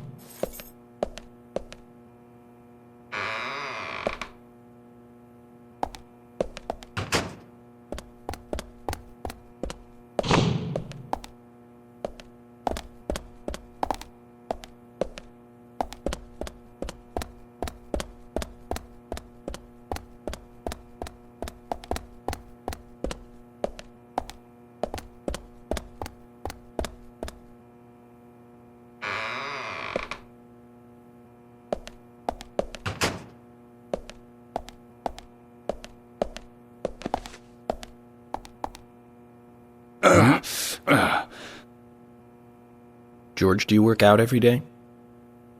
Of course, Agent Morgan. Exercise keeps me healthy. I haven't missed a day since I started in high school. Now that's impressive.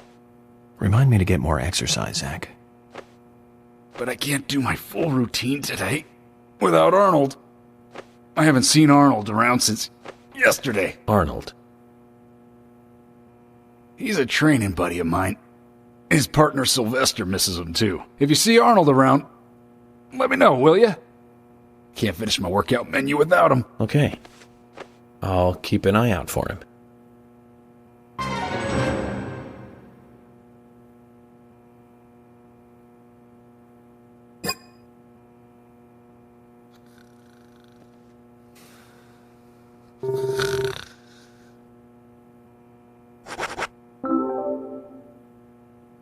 George, I found Arnold.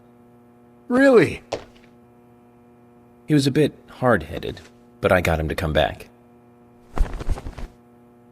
Huh? Oh. Arnold. Well done, Agent Morgan.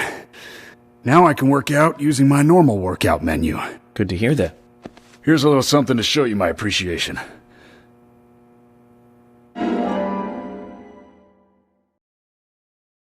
So that makes us even. I don't owe you anything, and you don't owe me anything. No changes to how we work together. Just bear that in mind. Zach? He needs some friends who aren't so dumb.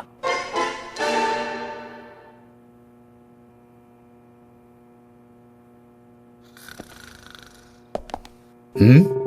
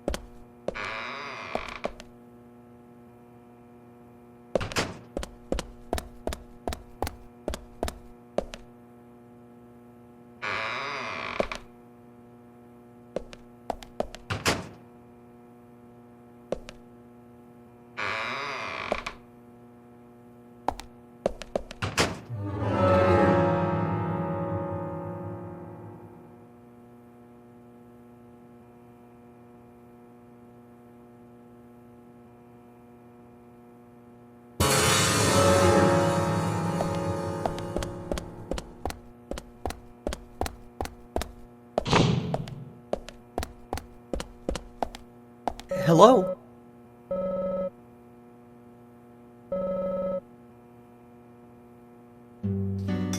So, what exactly do you want to talk to everyone about? This case goes deeper than you think. The townfolk may have heard about the murder, but they don't understand it. It's a very dangerous situation, and I need to warn them properly. I hope most of them are decent enough to come. No problem there. Emily has made all the arrangements. I've told everyone to gather around between 1500 and 1700. Great. Reminds me of a film I saw recently. The town is under attack by aliens, and so the mayor calls all citizens to the town hall to warn them. However, seeing this, the aliens attack the hall and wipe them all out together. Is that relevant, Agent York? The way they kill is fantastic. They used a combination of balloons and meat sauce for exploding heads. Those aliens start firing their death rays and heads start popping, like splat. Really quite something. Agent York, some of us are trying to eat here. I know, Emily, I'm one of them. Well, anyway, your cooking is the best, Thomas. Thank you. No problem.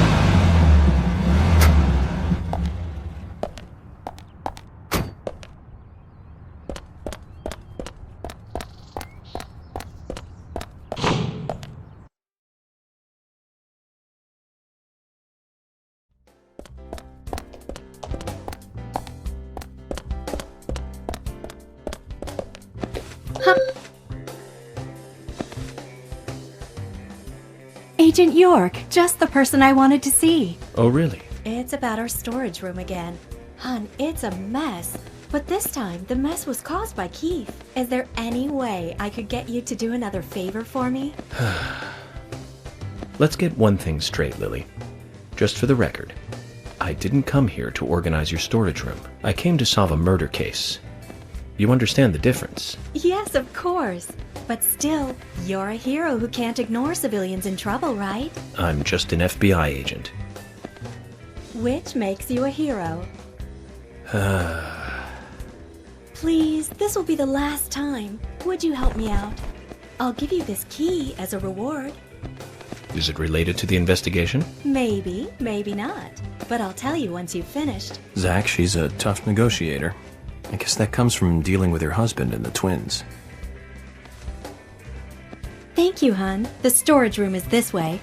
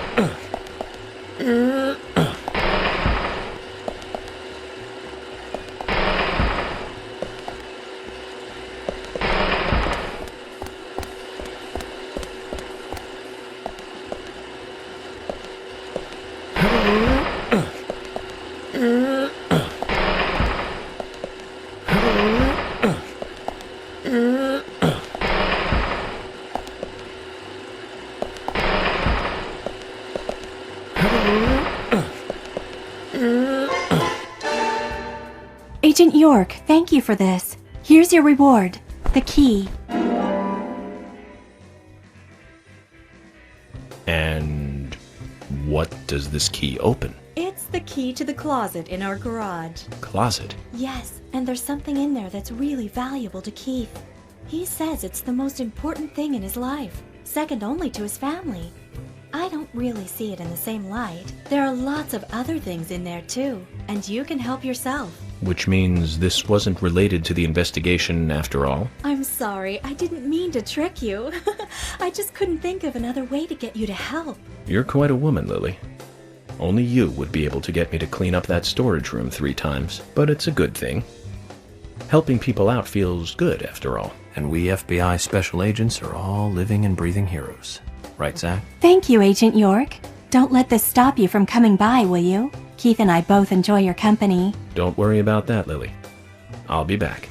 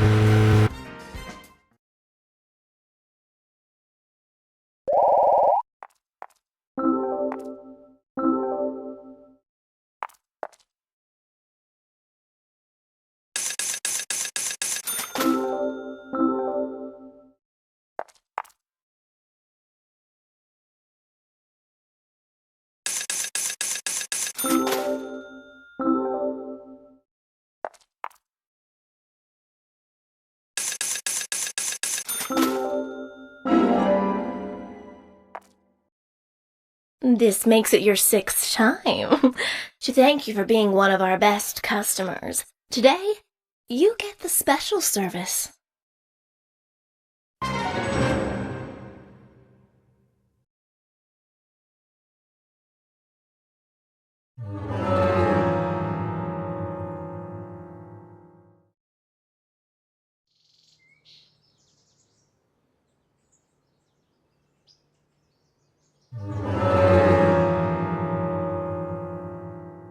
Here we go. Ooh.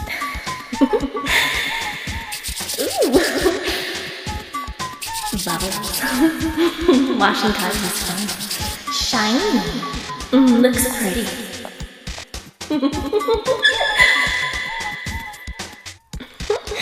Up there.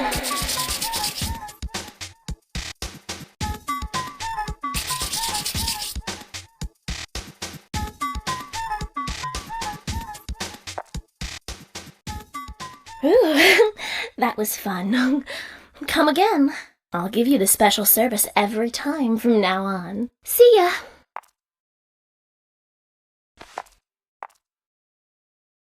Zach, that was some aggressive car washing. She's crazy. Like a cat in heat. You may have liked it, but I never want to go through that again.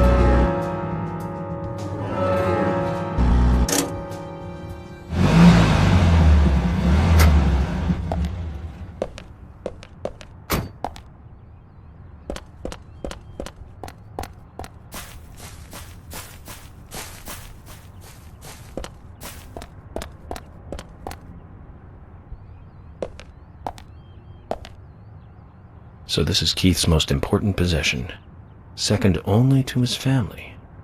Makes sense, I guess. Greco chime. Looks like quite a sturdy instrument. I hope Keith won't mind me using this in a more violent way.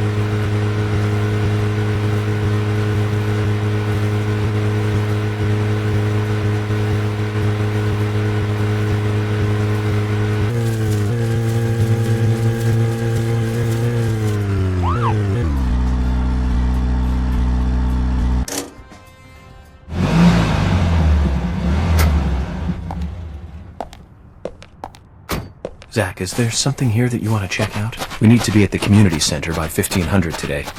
Just think of talking in front of all those people. What do you think, Zach? It's going to get fun.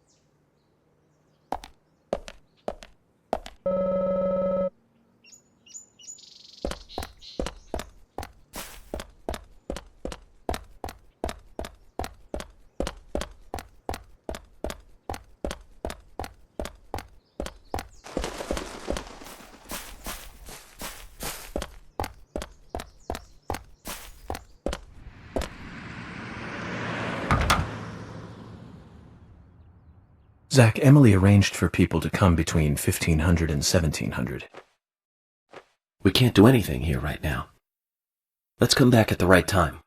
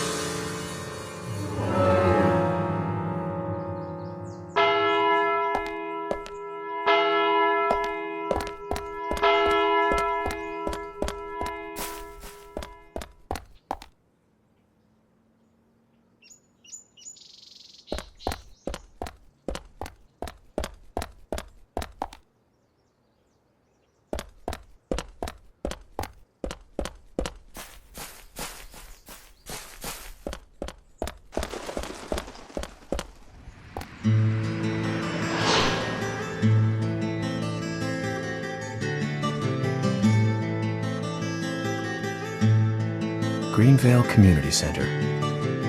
Now that's an impressive building. The clock tower is impressive too.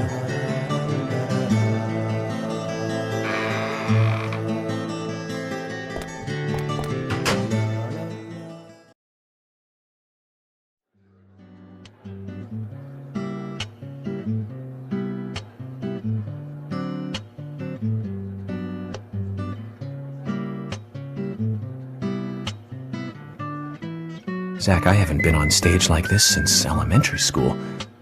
I'm not some tree in the wind this time either. That was a tough role. That was a piece of scenery.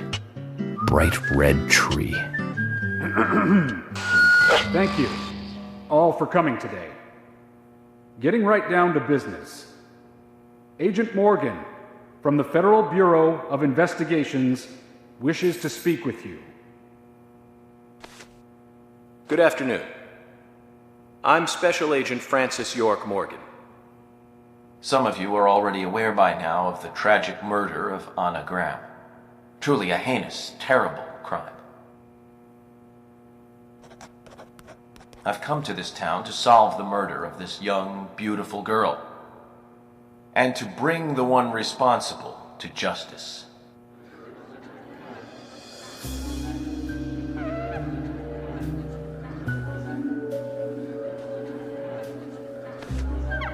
Unfortunately, incidents like these have a tendency to happen again.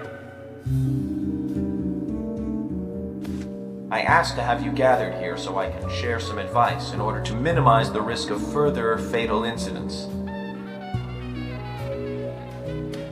Firstly, please, stay away from any dark, dangerous, isolated places. Those of you with children, especially of Anna's age, please guide your children away from such places at all costs. Secondly, avoid going out when it is raining. Now, I've heard the folklore story of the Raincoat Killer. There is a chance that the murderer is mimicking the story. Women should also be especially careful. I would hate to see more victims.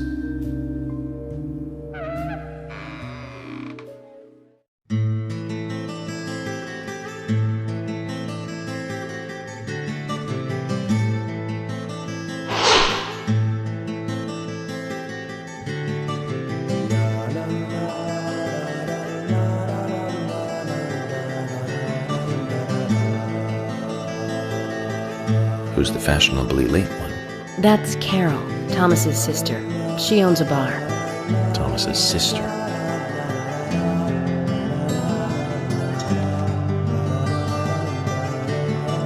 Now, excuse me. So, as I have said, avoid going outside when it is raining. Young women should be especially careful.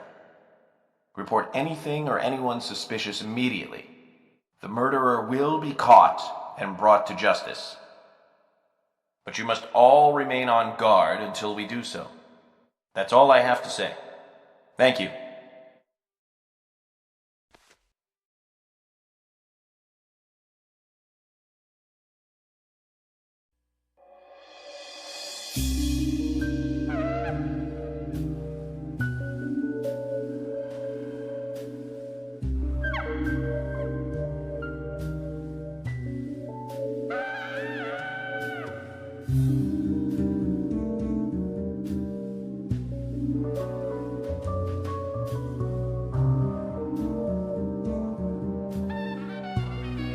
When paying for our sins, we must not frown. The loss of Anna was for that debt.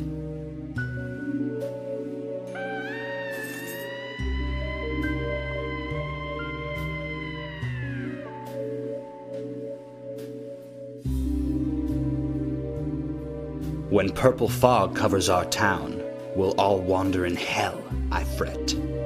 So says Mr. Stewart.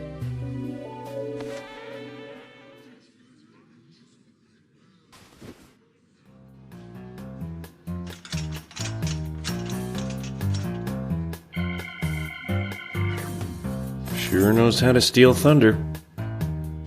Well then, Zach, let's ask some questions before all these guys leave.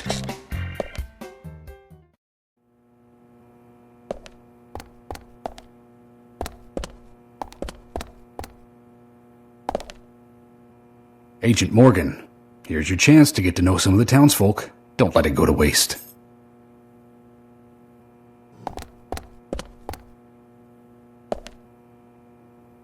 Agent York, your words really made me think about Anna's death again.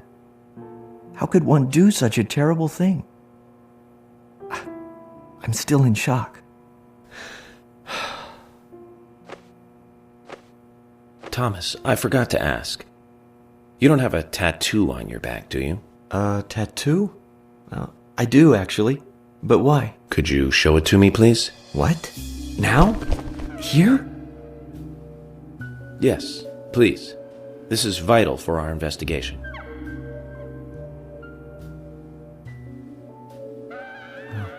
Okay, if it's gonna help you any.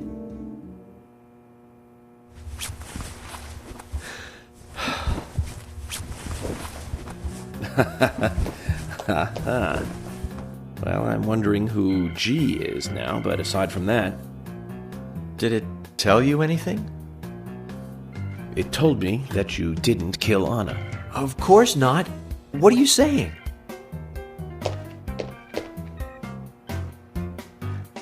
You ought to see that tattoo, Zach. A big heart with an arrow through it and Love G in the center. I don't know when he got that done, but we've all been through the 80s.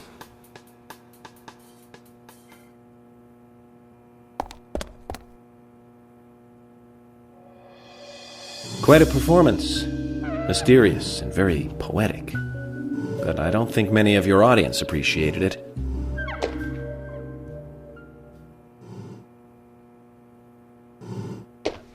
Mr. Francis York Morgan, the purple fog appears with rain, soiling and ruining our town. The evil does not drain. Find out why the town is soiled. Remove the source from which it boiled. Then and only then your case is solved. But for this to happen, to solve the crime, the proper must do the proper at the proper time. It is not yet mine, that is, Mr. Stewart's time, not mine. But if you, Mr. York, find the right timing to chat with me, that is, with Mr. Stewart, may that be. Informative and fruitful, you will see. So says Mr. Stewart. So, Harry, you know something. But there's some reason why you can't tell me yet. Is that what you're trying to say? Cut the poetic rubbish, Harry, and tell us what you know. We could force you to talk, you know.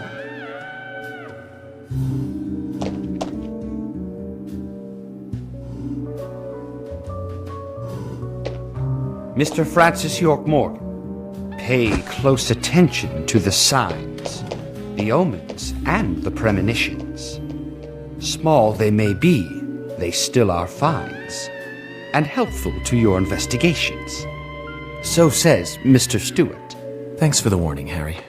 But don't worry. Me and Zach, we know what we're doing.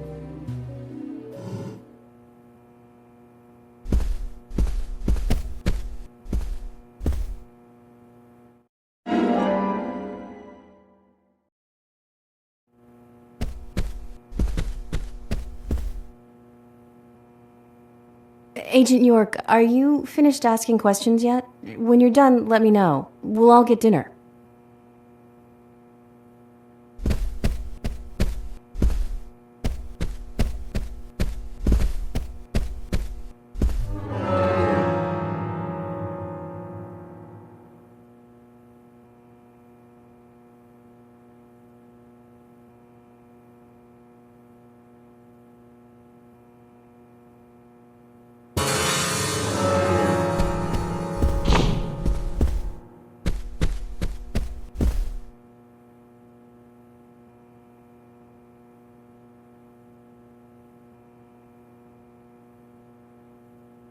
So you're the FBI agent, are you?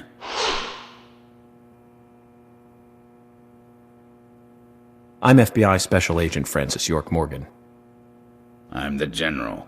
I fought for my country in the Vietnam War. A real-life war hero. So why are you living here? Soldier, this is my hometown. After a man returns from war, there's no place to go other than his hometown. Your little speech, you mentioned the Raincoat Killer. Was that a problem? You imbecile. The Raincoat Killer's no myth, not mere folklore, not a fairy tale. It's based on actual events that happened in this town. It is. I'm interested. Can you tell me more about this? You kids today don't even know how to ask for something right. Soldier, if you want to hear more, you come to my office. He literally exudes raw power, Zach. Despite the credibility issues, we should give him a visit. One thing, though. Calls himself a general, but isn't that a sergeant's uniform?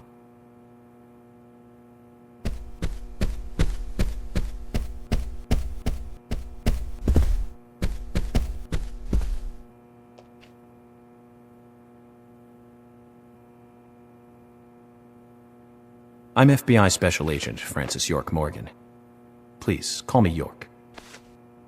Wesley, owner of the gun store called Panda Bear.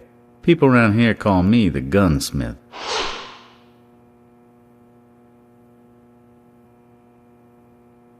Was there something you want to ask me? How do you make a living running a gun store in a place like this? I'd be worried because there can't be that many customers. Worry gives a small thing a big shadow. I do gunsmith work in my shop, too. If you got the skills, the customers find you. All you need is a network. I hope so.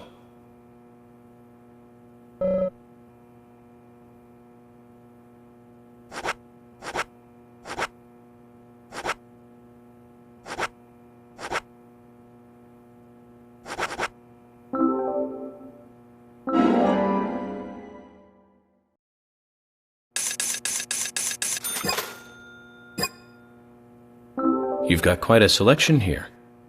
No wonder people come from all around. Even today, a customer paid me to go to Seattle for some help. I just got back. I see. Well, I'll be sure to visit your store sometime. I'd like for you to take a look at my gun. Understood. Look forward to it. The shop will be open again tomorrow. It's usually open from 2000 to 0600. See you then.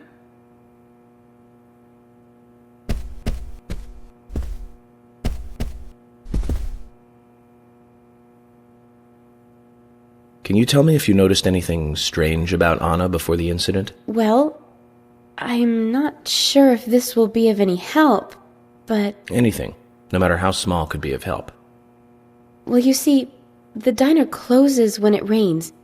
Many shops do that around here, as you might have heard. Anyway, Anna always seemed unfocused the day after it rained. And came in late, too. It was almost as if she used up all her energy the day before. Come to think of it, that was really strange. Did that legendary monster really kill her? It wasn't a monster. Just a criminal. Criminal I'm going to catch and bring to justice.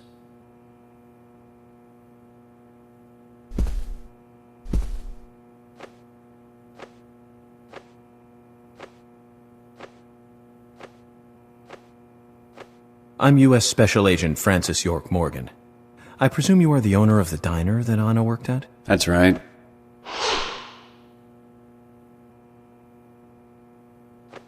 I'd like to ask you a few questions about Anna Graham. Did you notice anything strange about her prior to the incident?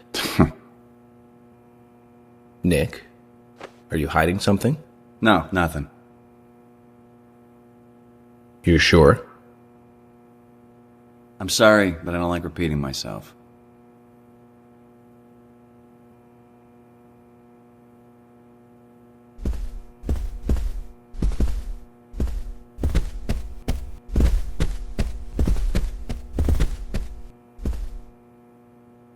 Hey, Lily.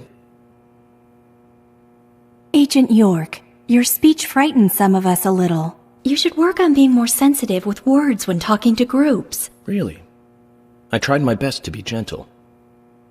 So, have you noticed anything strange or out of place recently? Just Becky, really. She works part-time at the store. She's been acting strange recently. Strange. How? I took the boys along to visit her house today. I was just worried, because she hasn't come into work at all after that incident. But she took in the boys and told me to wait outside. Something about a special secret between just the three of them. I just couldn't understand it. Now that's interesting. Thank you, Lily.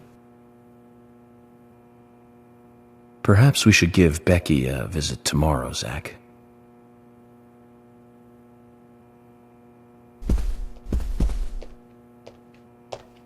Hey, York! You were rocking it large up there! Was I? I haven't been on stage like that since elementary school. You made me think, man, things can't go on like this. We need, some action or something. I was pretty psyched up, before you got on stage. I was like, dude, a real psycho in town. Pretty sweet gig. But now, dude, that lunatic could be any one of us, man. I don't want to think of that whack job coming after my family. Makes me shudder all over, man. It was way too heavy. You'll catch him, right, FBI? Of course. But you need to be able to take care of those you love, too. You're right, man. Right on the level. I need to do what's right for my family, man. You lit my soul, man. Thanks, FBI.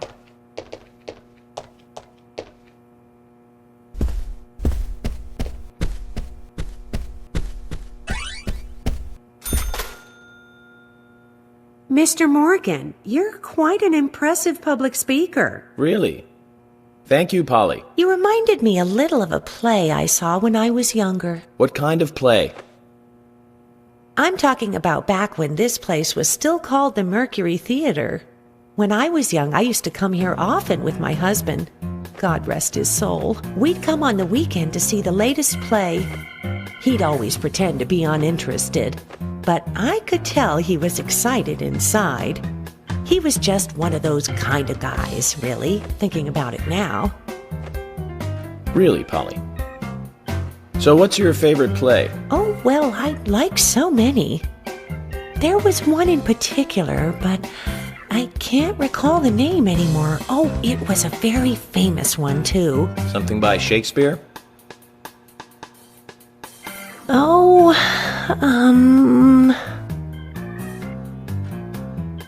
No, nothing. One more bell that doesn't ring anymore. I've always been forgetful about the plays we used to see anyway. Oh, and my husband would get angry at me for forgetting what we saw. He'd go on for hours retelling what the play was about. His eyes were so sparkling, like a happy young boy. I see. So, what's your favorite play? Oh, I almost forgot, Mr. Morgan. We're going to have another guest soon. I have to get back and get things ready. Sorry for having to hurry away. I'll see you back at the hotel. Zach, I think she could embarrass the toughest of the FBI's interrogators. She successfully avoided answering my question, Zach. Amazing.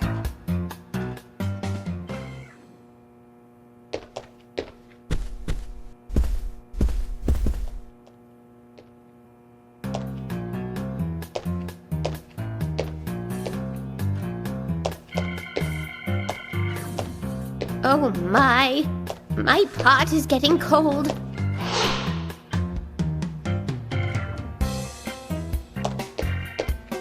Hey, mister! My pot is getting cold! You are... who? What are you saying? I'm Sigourney. Sigourney! Sigourney. Okay. Now, what is the matter? Can you explain? No time for chatting. I need to hurry. My pot is getting colder. Oh, you're useless. Zach, we've met all sorts today, but really, she takes the cake. Amazing.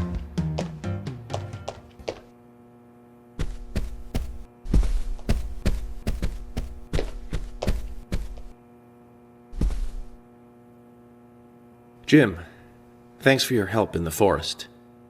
How are Isaac and Isaiah? They're fine. They really seem to love their grandpa. Well, I guess they do, son.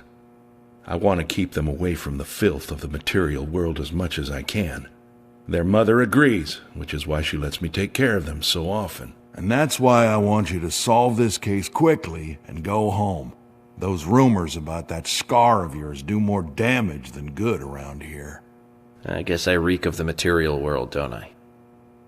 I have to, in order to do my job. But I understand what you mean. I'd think the same if I was born in a place like this, Zach.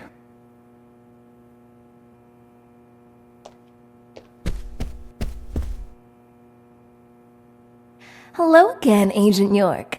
How are you? Good, thanks. And you? Oh, I'm feeling pretty good today. Well, that's good to hear. Do you have any information that could help me out? Information? Sounds difficult and not my kind of conversation. Anyways, you should come by the gas stand again. I'll give you the best service in town. Zach, perhaps you can tell me. Why did she bother coming here?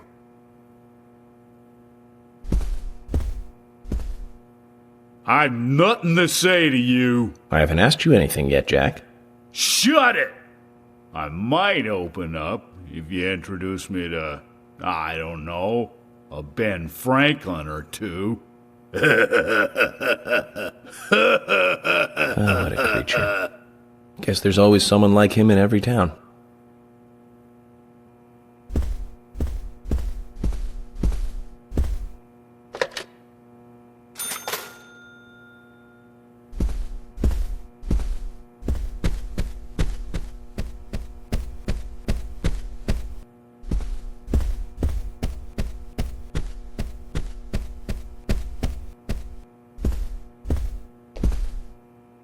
So, finding your way around okay? Yes, pretty much.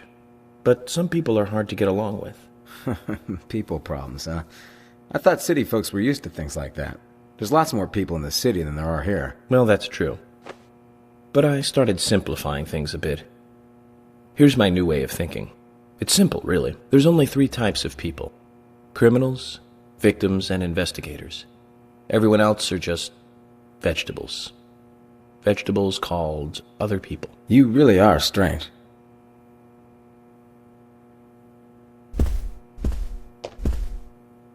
Quint, you're here too. I didn't think you were the town meeting kind of guy. A friend of mine was killed, you know, man? I'm not letting this one go quietly. I'll do anything to help you catch the scumbag who did this. Thank you. But vigilance is not justice. Nothing good will come from desiring simple revenge. Oh, come on, I'm not that stupid. But I'm frustrated a bit just thinking that there's nothing I can do about it. We each have a role, purpose in life, raison d'etre. Don't forget that. I know. Just don't preach to me. You're sounding like my old man. Zach, wow. I'm in shock like a weasel in an electric chair. You just made me realize that I must be getting old.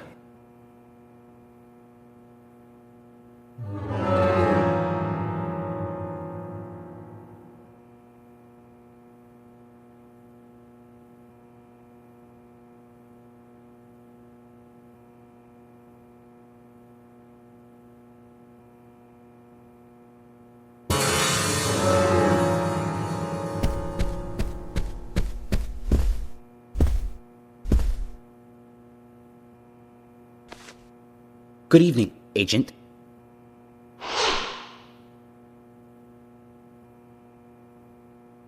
Good evening, Mr. Brian, the gravekeeper. Brian. Mr. Brian. I like the retro look. Auditioning for Little Grave on the Prairie? Anna. Oh, she was so beautiful. Too soon. Too soon to go to the grave.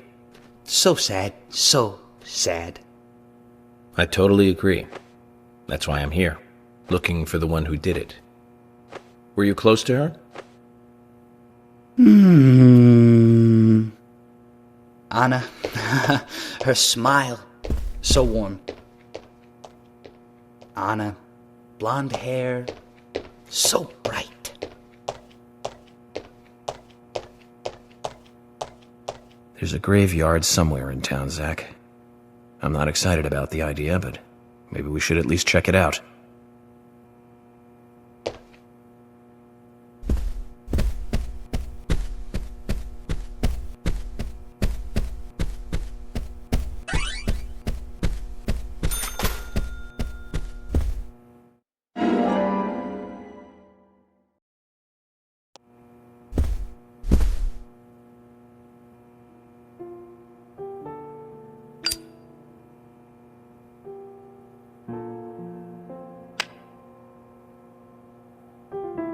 Anna was an airhead.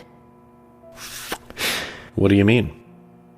Are you saying she was killed because she was an airhead? Or are you saying that she was an airhead for being killed? I'm sure she's still an airhead even in heaven. She changed her hair every day. If she lost a pound, she'd be ecstatic. Gain one, and she'd almost be in tears. She broke many, many plates every day at the diner, and she'd always have a smile on her face. Always having fun. Everyone looked at her and knew she was a cute, adorable, loving airhead. But they would be smiling right along with her. I wouldn't be surprised if the angels smiled with her too.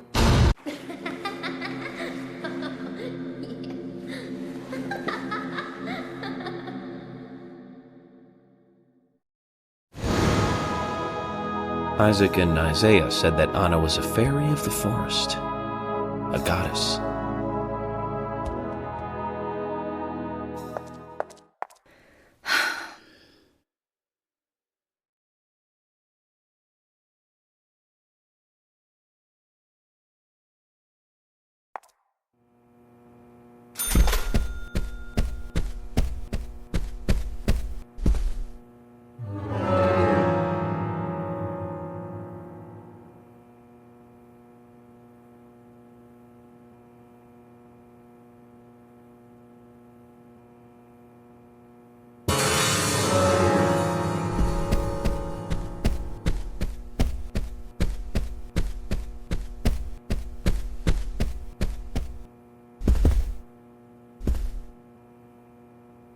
Are you getting closer to catching the murderer?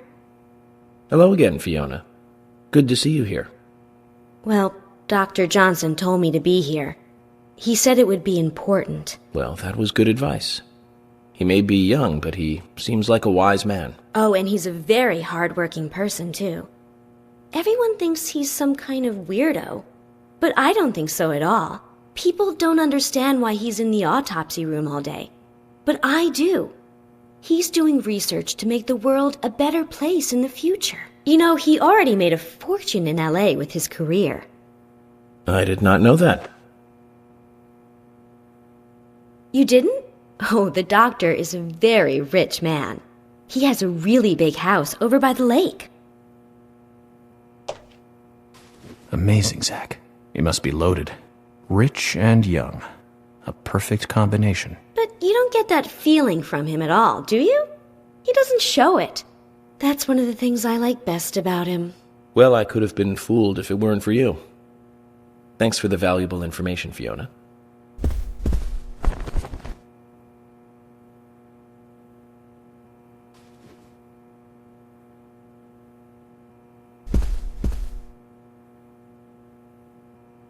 Agent York, you make any progress? Of course, plenty. Tell me, Usha, when is Anna's funeral? That's still undecided. Sally isn't really in any condition to do it right now. Her mother? I don't see her here. Anna was her sole reason for living after her husband was deceased. Well, she's probably huddled up at home. And I should probably take some time to pay her a visit. Well, yes, you should. And I'd appreciate it if you could, too. But don't go too hard on her, okay?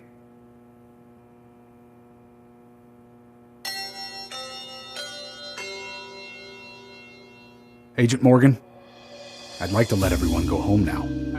Let's go outside.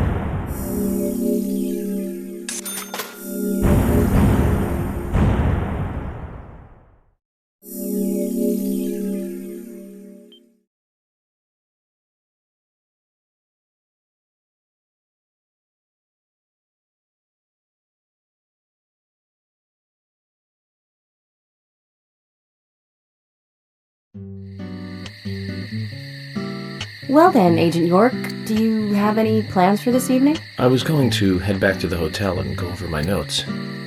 I need to contact HQ and give a progress report, too. Okay, then let's call it a day here. Sounds good. Contact my office when you finish your report. We'll pick you up tomorrow morning. Diane, the owner of the art gallery, should be back soon. All right, then. Let's do that. Hold on, Agent York. We're going out to eat at Nick's Diner. Would you like to come with us? The diner? That might be nice. Thomas is a great cook, but Nick is the real deal. No visit to Greenvale is complete without eating at the A&G. A very appealing proposition. Zach, what do you think? We can always go back to the hotel after eating dinner, or go directly back to the hotel. You decide, Zach. Mm-hmm.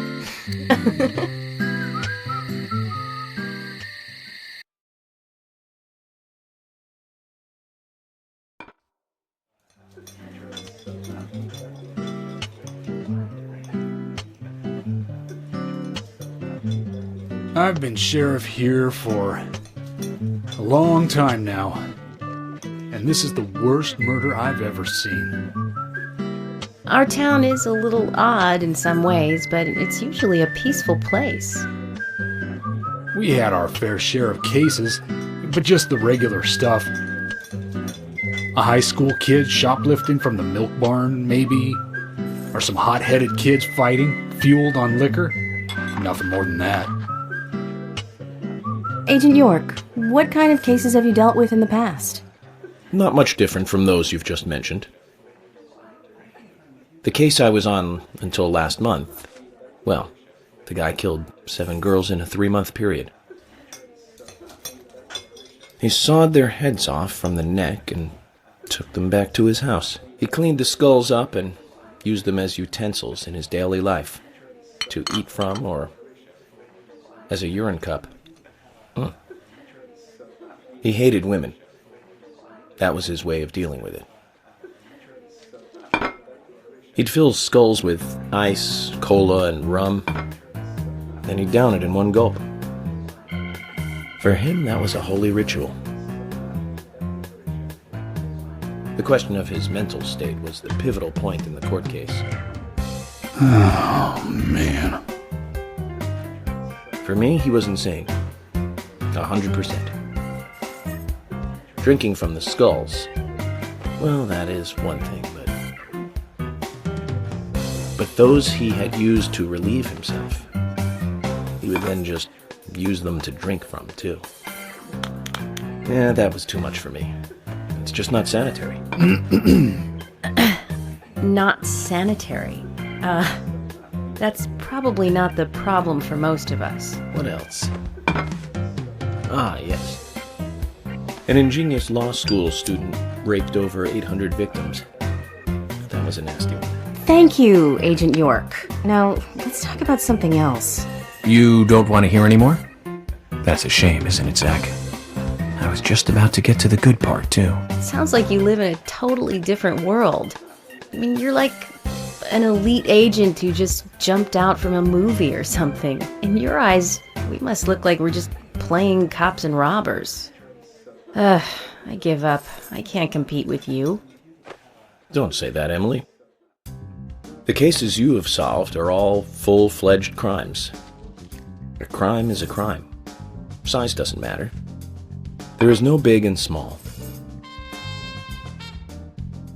Crimes always have a criminal and a victim.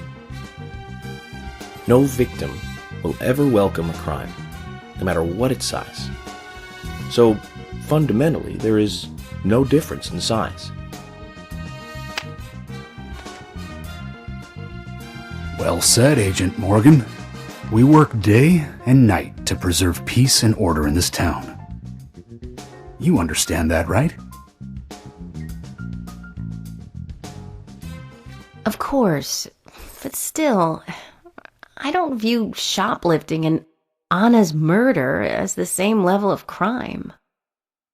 Me neither. I never even dreamt that such a thing could ever even happen in this town. I keep on expecting to see Anna. Here in this diner, waiting on tables.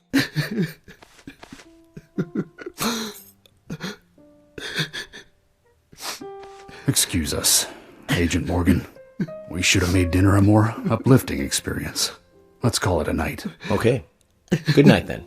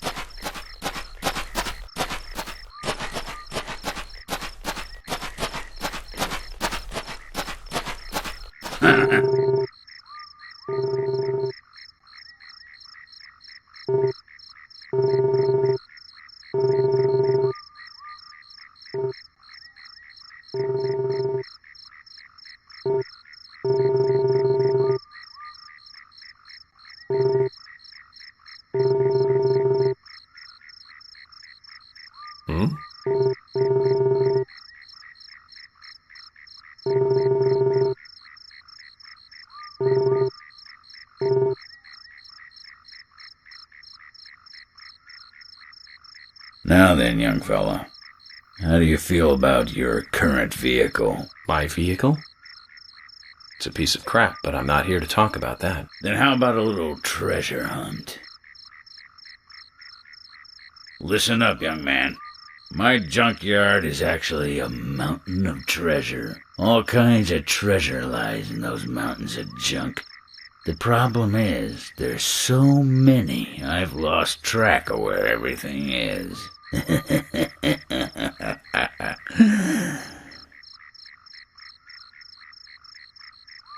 You've caught on already. I can see it in your eyes. I need you to head out in the yard and find certain things for me. If you help me out, I'll customize your car a little. What are you talking about? Didn't I tell you to shut up and listen to your superiors? Now will you do it or not? I don't see any reason to refuse. Well said. First, I'll need some low gear parts. With that, I'll be able to boost the engine of your car. You'll find one around E5. Go! Don't just stand there, get going!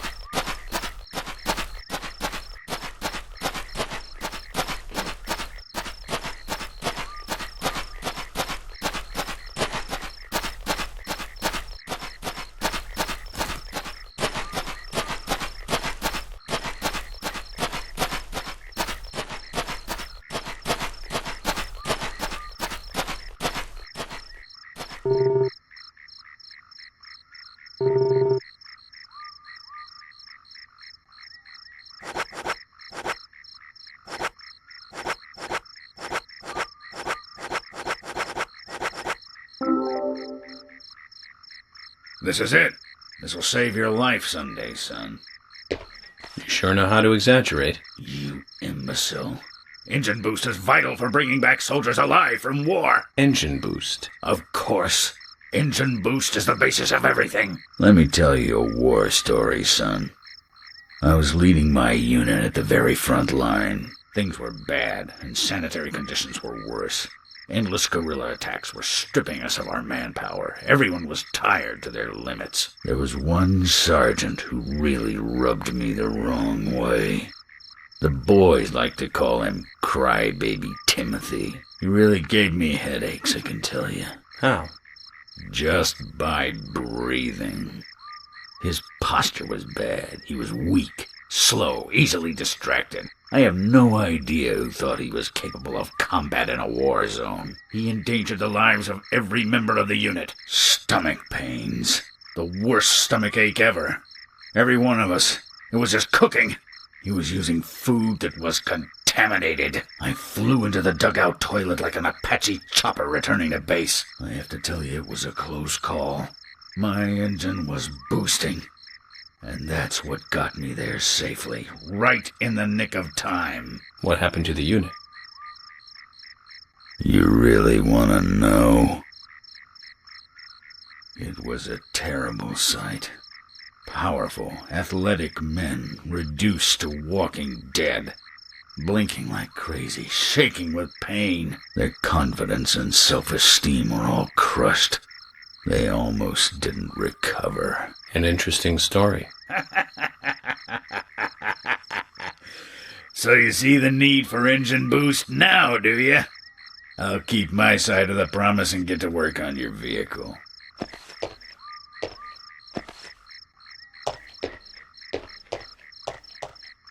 That badge on him is for a sergeant. Looks like it was sewn on something else before it was sewn onto his shirt. I wonder what that's all about. I put in longer pistons and optimized your lower gears. That should add boost to your speed when you accelerate. But there's still plenty of stuff I can do to make your car go faster. Just come see me again and I'll customize your car a little more.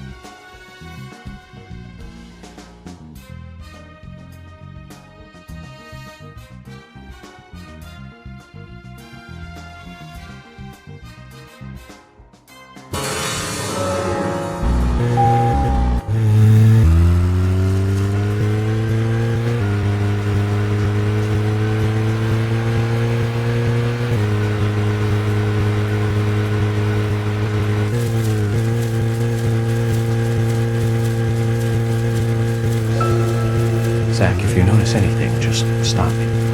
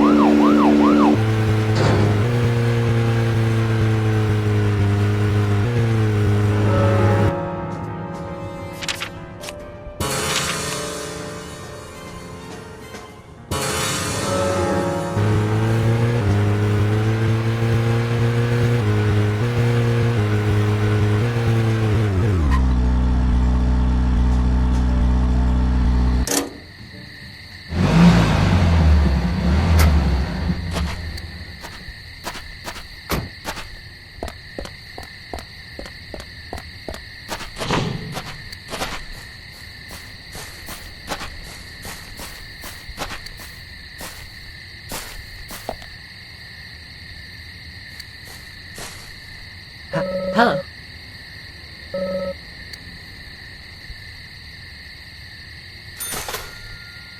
Hello.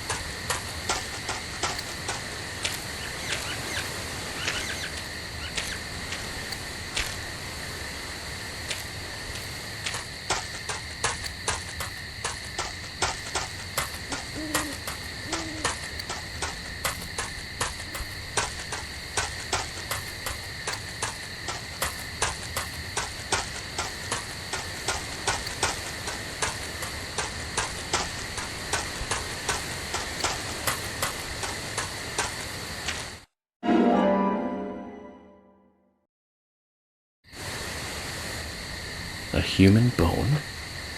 This doesn't look related to the case, but shouldn't I let someone know?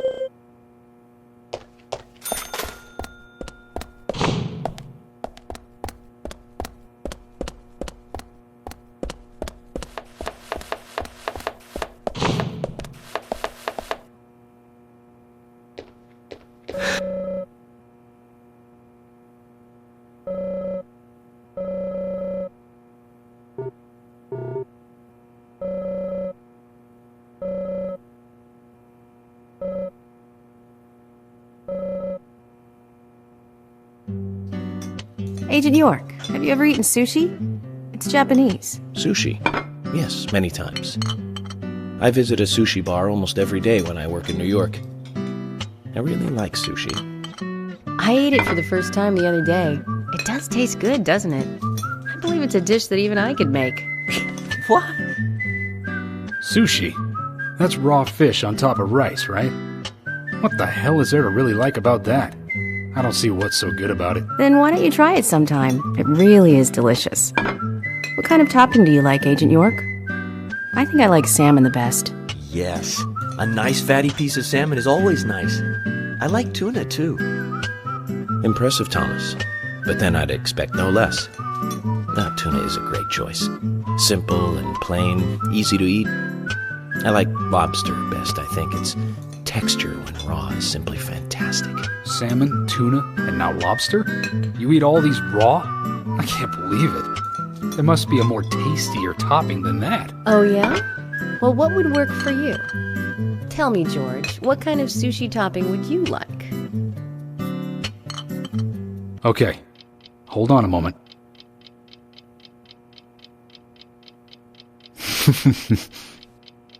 How about French fries and ketchup? Oh, disgusting. I'd never eat that. I take it you agree? Well, George, how about pineapple?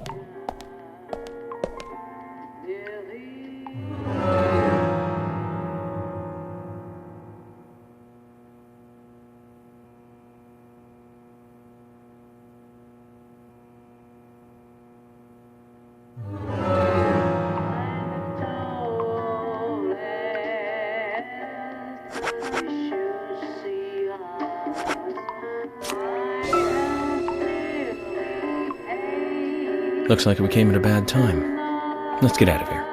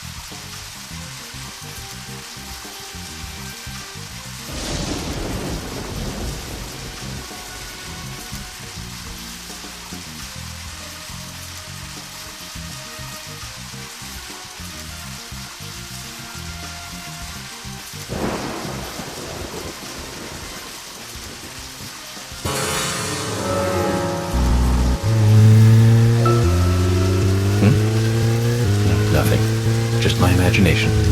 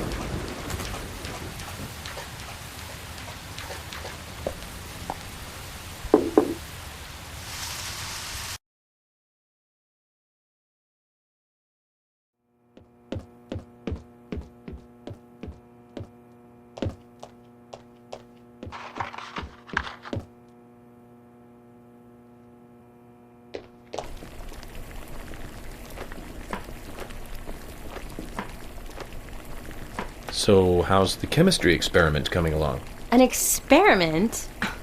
I'm doing my best to learn how to cook better, thank you very much. Sorry if I touched a nerve. I just couldn't resist it. Well, anyways, how about trying a taste for me then?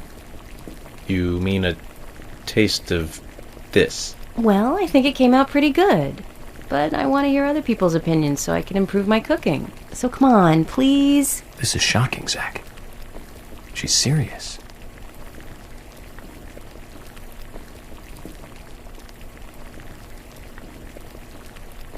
So, what do you think? Come on, tell me. It isn't entirely inedible. What's the best way of saying that then, Zach? Of course. It tastes like a nice try. Emily, no need to get so depressed. This dish just needs one more ingredient. You need a certain fermented dairy product, and this will be perfect. A dairy product? What? If we get the chance, Zach and I will bring it to you. Then we can mix it in, and I'll try it again, okay? What do you say? Thank you, Agent York. I won't get my hopes up too high, but I'll be here.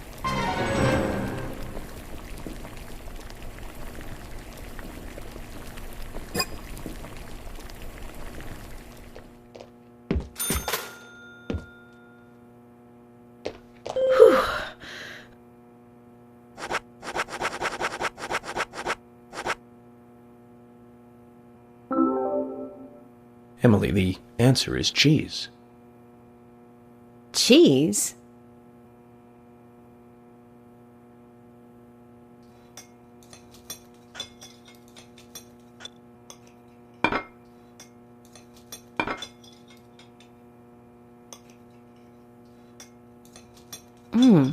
This does taste good. Like something Thomas made. I agree it's good, but this isn't in the same league with Thomas's cooking. His cooking is so precise, so delicate. I'm looking for an example here. It's like listening to classical music during tea time on a holiday afternoon. This, however, is far more wild and running free. The two are opposite poles, really.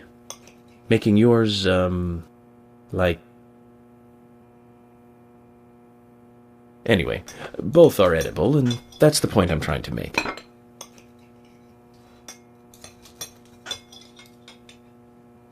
Enough. But how did you know the cheese was the answer? I was looking at the ingredients, and it hit me. Milk, macaroni, flour, butter. You were trying to make macaroni and cheese, right? Macaroni and cheese? Of course not. It's Italian beef stew. Zach, have you ever heard of a beef stew with no beef in it? I certainly haven't. At least not until today.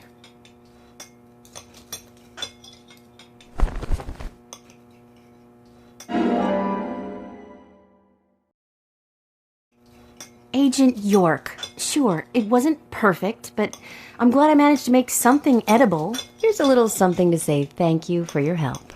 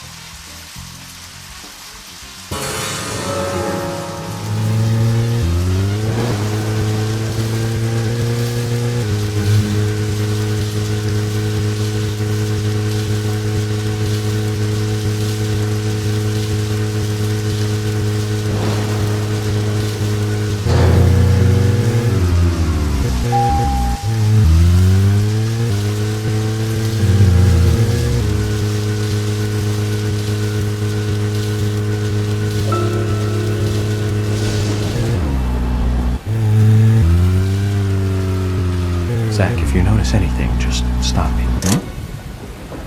Zach, we'll finish our chat later. Let's take a walk around here.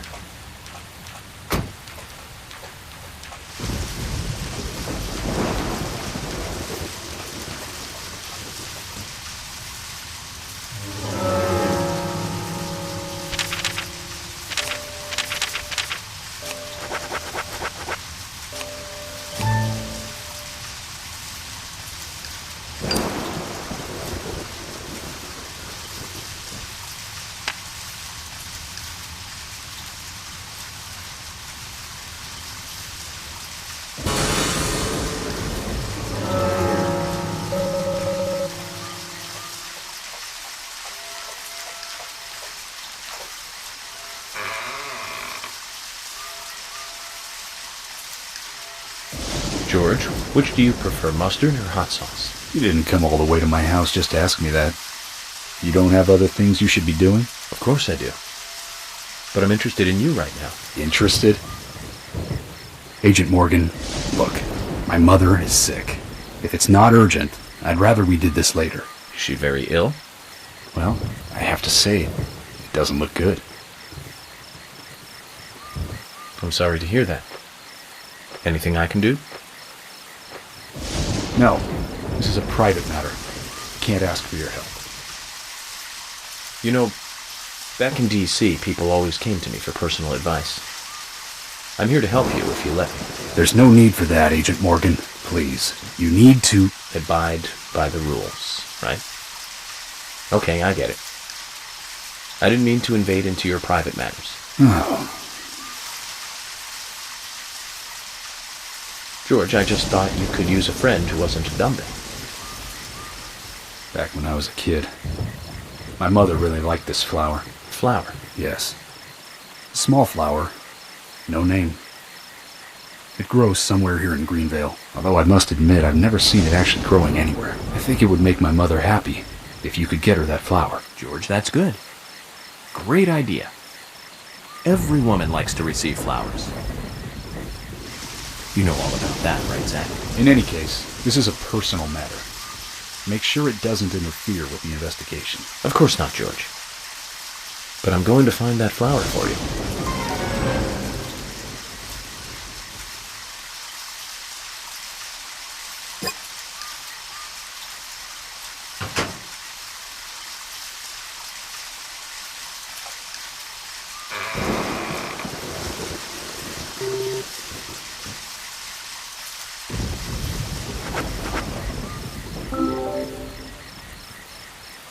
George, here it is. The Nameless flower. Agent Morgan. No need to thank me. I did this on my own, during my private hours. Tell your mother I hope she gets well soon. Yeah, I'll do that. This'll make her feel at least a little better. I sure hope so. I really do.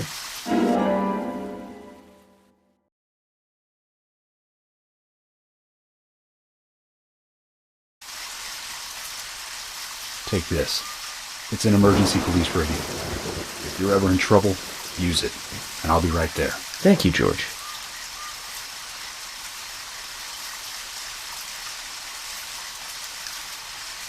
Now, Agent Morgan, don't take this the wrong way. It's not an emotional thank you for helping me with my mother. I'm giving you this so we can do our jobs more smoothly, that's all.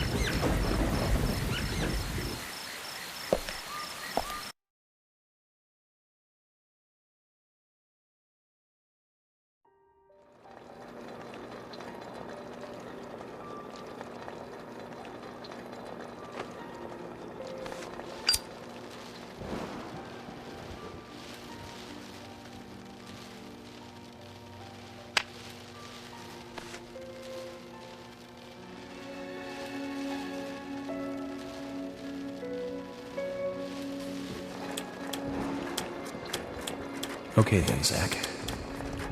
Let's go back over our progress. First, the victim, Anna's death. She was found hanging from a tree in the forest. She was cut open with a knife from her chest down to her stomach. That was the direct cause of death. The strangulation marks and skull fracture were caused after death. Her tongue was also bit off, and I found something inside her mouth. Do you remember what that was, Zach?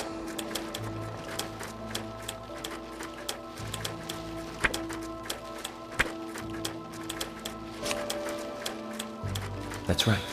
We found the same red seed in her mouth. According to Emily, it was raining when Anna was killed, but traces of tears were still evident on her face. Which means the perpetrator killed Anna under a roof in the Lumbermill, and then carried her body into the woods after it stopped raining. We found numerous important pieces of evidence at the site of the crime. A total of 4 things. Knee prints in the grass, a wood chip with metal dust, a photo of a man with a tattoo on his back, and one other thing. Do you remember what that was, Zach?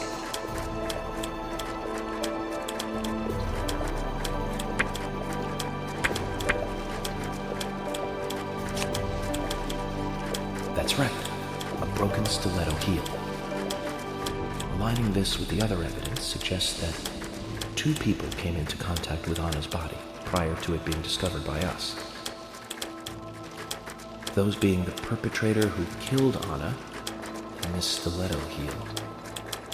There is also the possibility that a third party carried Anna to the woods. That means we could be dealing with 3 people. 2 or 3 people. In any case, Miss Stiletto Heel may have vital information. We need to find her next. We didn't use forensic methods, but we're still closing in on the criminal.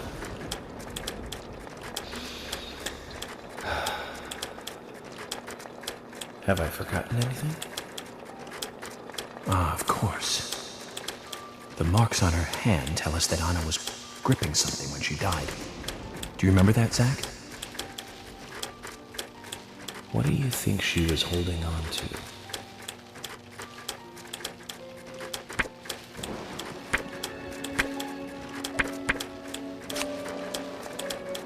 That's right.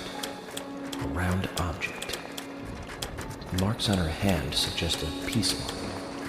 The man in the photo found in the woods had a tattoo of an upside-down peace mark on his back.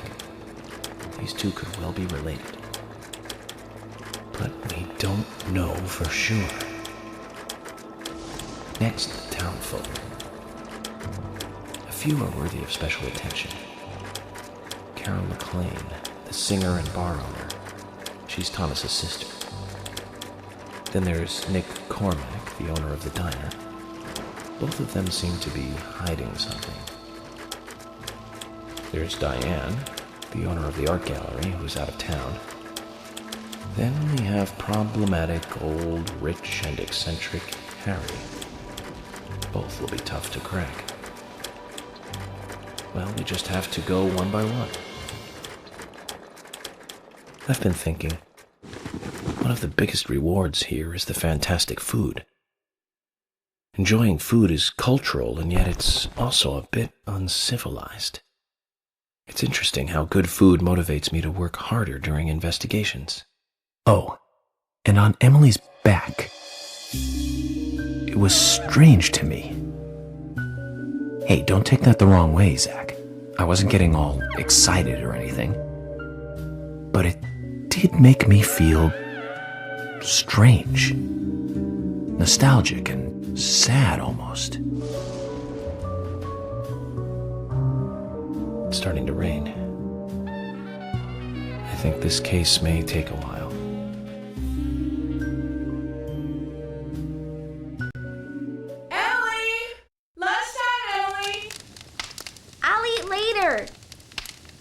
You'll eat right now, young lady. You need to listen to your mother. I want to hear the rest of the story. Eat your lunch, then take a nap. Then I'll tell you the rest. But I want to hear it now! There's no need to rush things.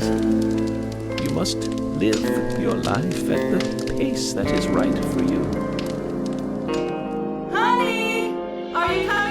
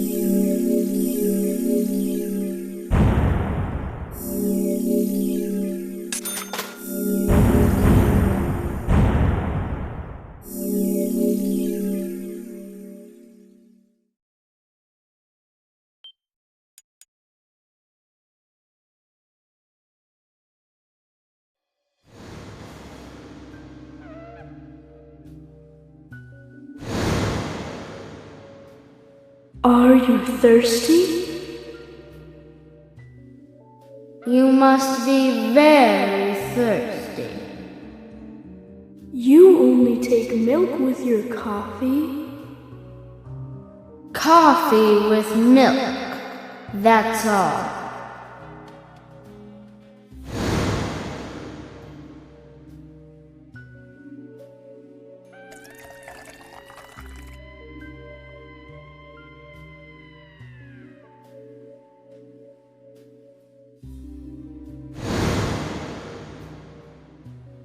Becky? My name is Becky. What are you doing here? My name is Becky. Do you know where the exit is? My name is Becky. After your throat is quenched, you must do what you must do. Take a sip of coffee and go.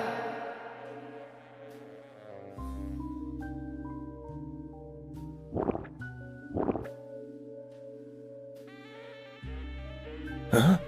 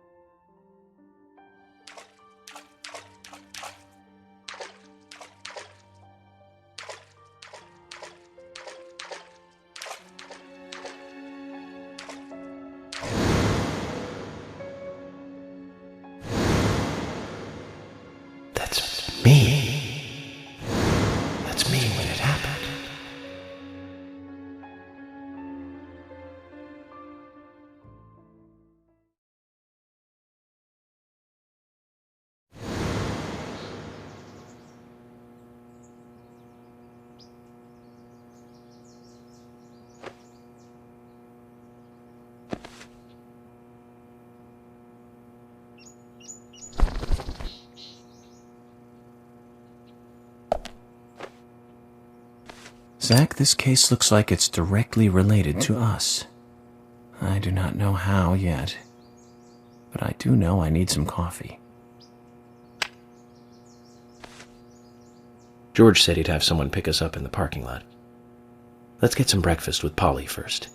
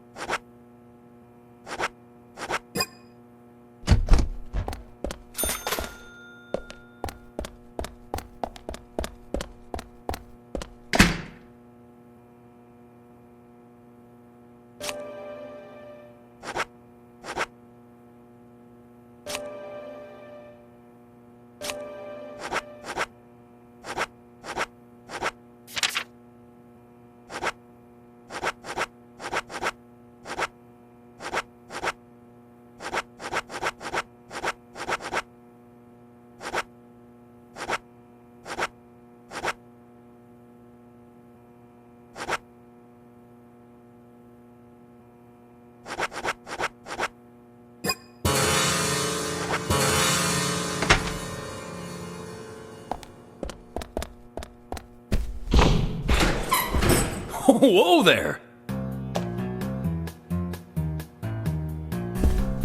Did you need something? No, I was just passing by. I didn't think anybody else was here other than Polly. The door opening like that it surprised me, that's all.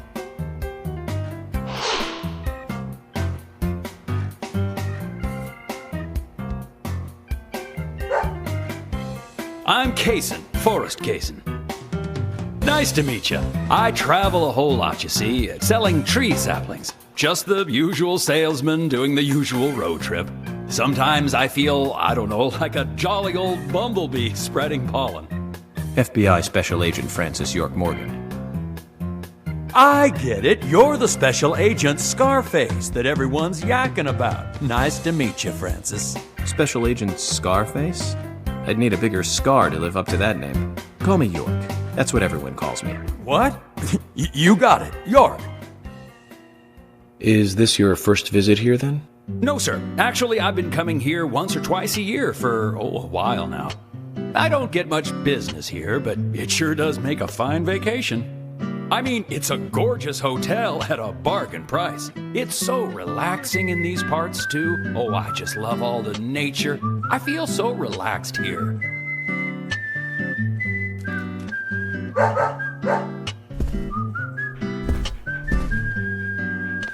Say hi to Willie. Oh, don't worry, he's a good boy. Do you like dogs? Hey, Willie. How are you doing?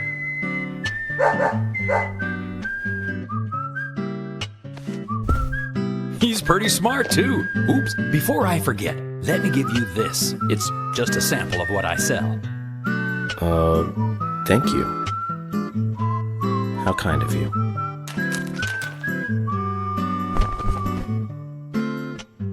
So, what brings the old FBI out here? Sounds like more than just a vacation. A murder, actually. The perpetrator is still out there. Try to stay indoors at night and during the rain. We want to prevent it from happening again, okay? Oh, it's a darn shame. Places like this used to be the safest in America. Could I ask you something? Do you know a lot about seeds? Seeds? Gardening, huh? You don't look like a green thumb, but let me tell you though. I'm pretty much the only one who can make those saplings sprout. There's a trick to it that can't really be passed on, you know?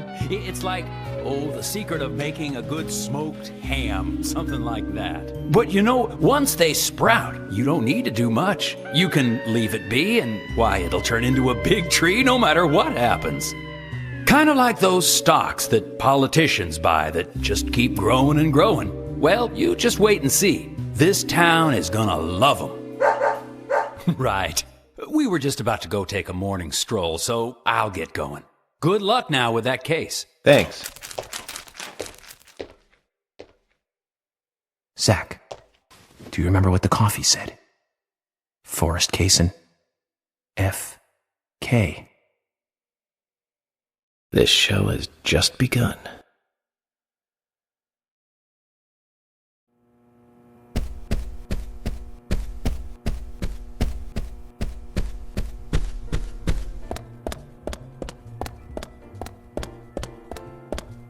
Oh, hi.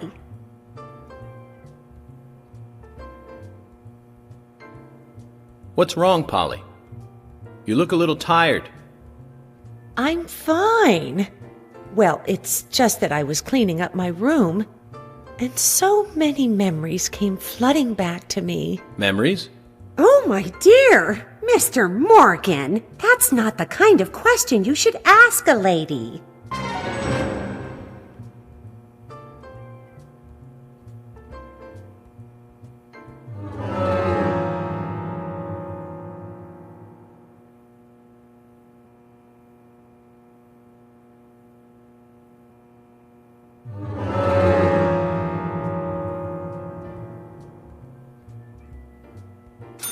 Oh, hi.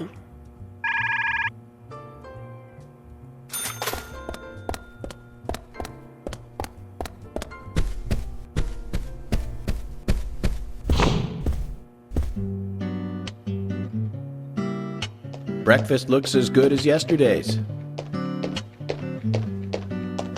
I hope you enjoy it. I will, and thank you. I just met Kaysen, actually. Oh, good old Mr. Kaysen. Did he give you a sapling? As a matter of fact, he did. Don't tell me he gives one to everyone he meets. No, only to the people he feels comfortable with. He told me. He must feel really comfortable with me. He must. Is there anyone he hasn't given a sapling to? Mustard? Okay, I'll just get it from the kitchen then. No, mustard has nothing to do with it. I was wondering if you know of anyone that Kaysen didn't give a sapling to. Oh, too much pepper. I did think it might be. I'm sorry. Oh, Zach, I forgot. We'll never get anything out of her, will we? Forrest Kaysen. He's hiding something. You think so too, right, Zach? But no need to rush.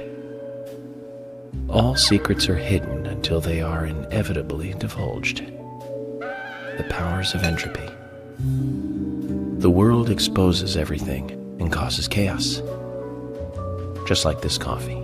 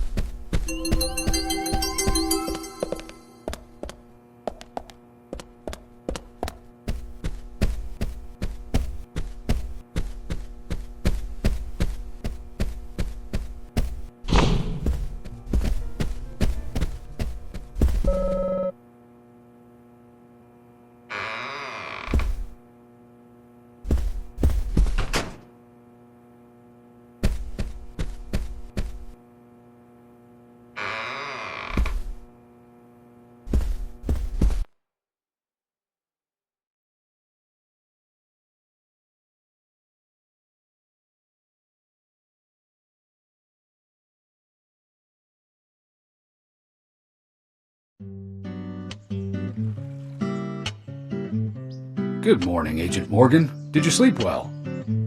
Morning, George. Dreamland was quite nice. You do look well rested.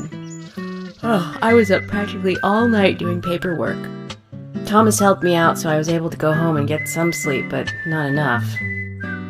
Diane got back into town late last night. We should give her a visit. Which means going to the art gallery, correct? She lives and works in the office there, so it's the only place to find her. The gallery is open from 10 to 1700. Time for some art appreciation. cultural activity in such a small countryside town. Amazing, Zach.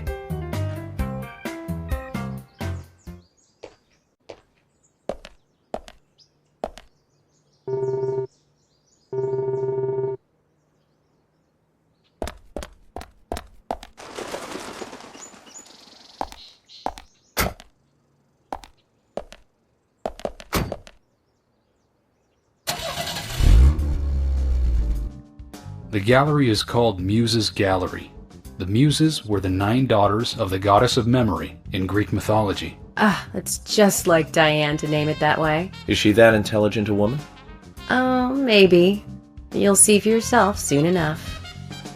Did you see how Emily reacted, Zach? I sense that this Diane is not popular among other women. I can't wait to meet her. The gallery is on the north side of town. Take the road along the lake and go north.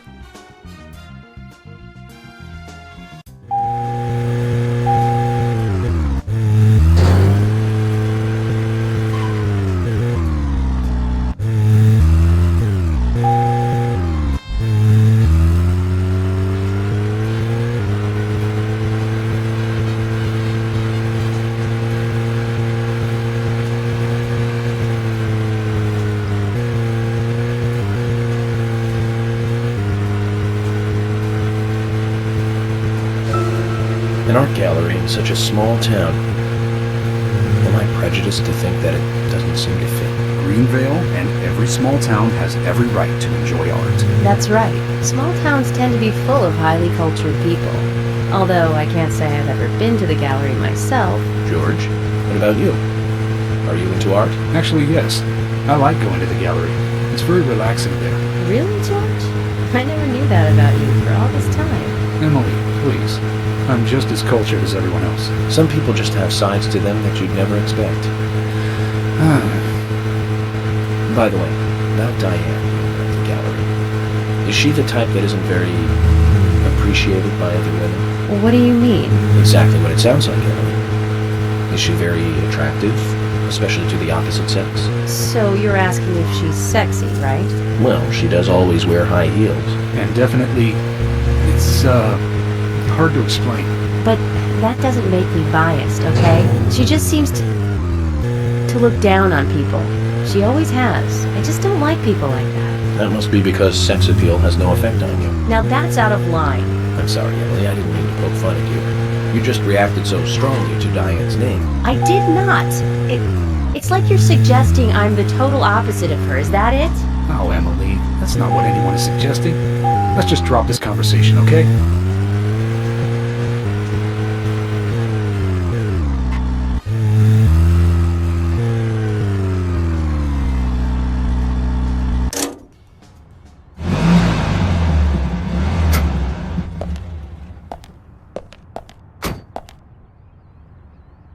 If you're wandering off, then we'll go on ahead. We don't have time to mess around. Okay, I'll meet up with you later. Agent York, the gallery is open from 10 to 1700. Please keep that in mind and don't be late.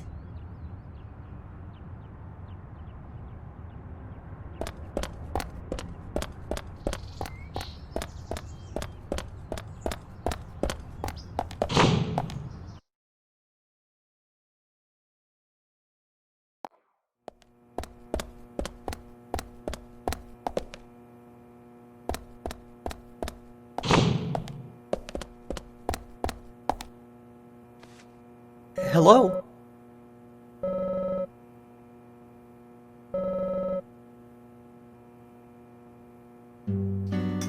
Tell me, Agent York. You fly all over the country, right? So, what's the strangest thing you've ever eaten? Good question. Well, this country isn't really known for bizarre cuisine, so I can't really think of anything that would knock your socks off. But the soft-shell crab I ate in Williamsburg was pretty good. And then there was the paddlefish caviar in Mississippi.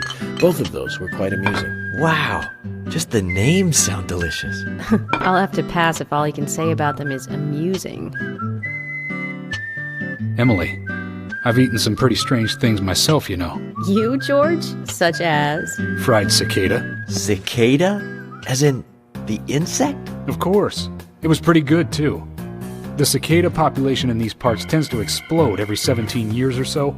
It's a special recipe for such times. That's when I ate it. The whole town was infested with cicadas. I'm glad to say I haven't experienced this cicada population explosion. Which means it's been at least 10 years since George last tasted cicada. Let's hope this population explosion doesn't happen while we're here, Zach.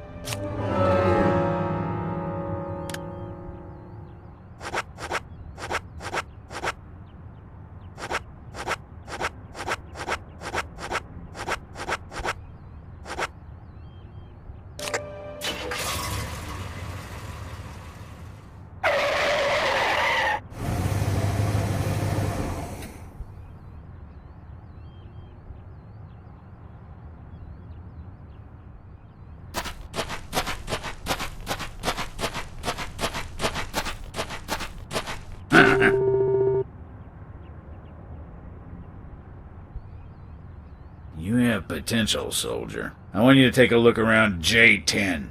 I'll need high gear parts. They should be around there somewhere. If you can find them and bring them back to me, I'll be able to increase the top speed of your vehicle. Now that sounds like a plan.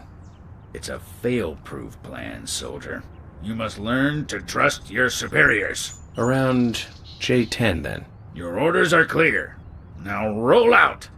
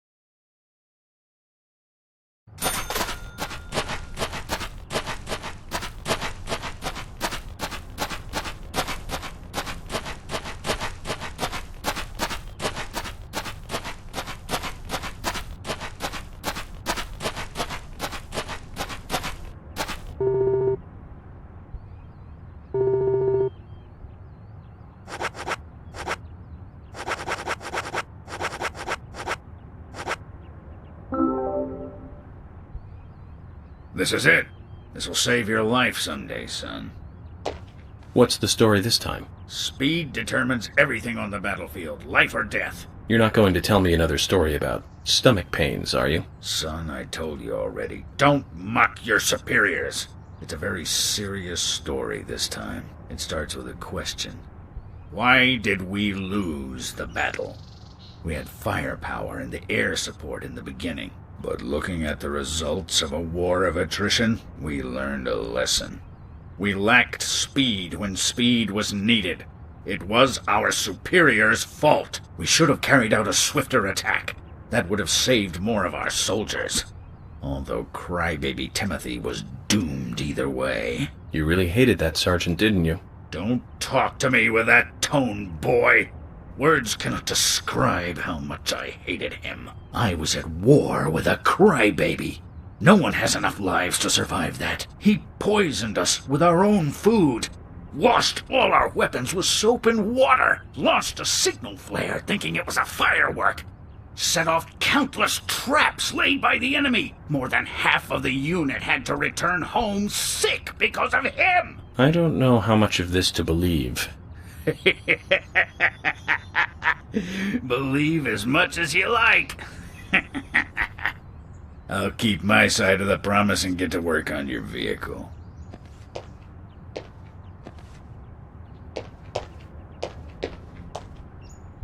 Well, if he hates that sergeant so much, why does he keep talking about him?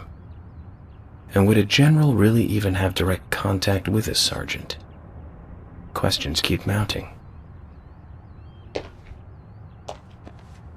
I've increased your exhaust and optimized your higher gears. That means you can drive at a faster top speed. But there's still plenty of stuff I can do to make your car go faster. Just come see me again and I'll customize your car a little more.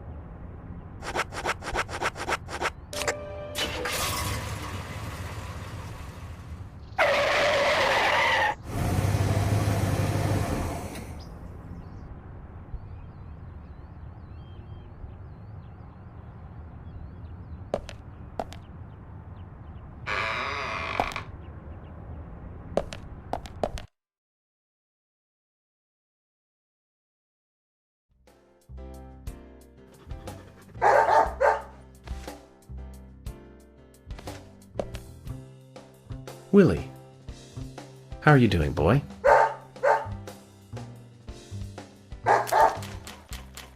Hey, Willie, wait! Where are you going?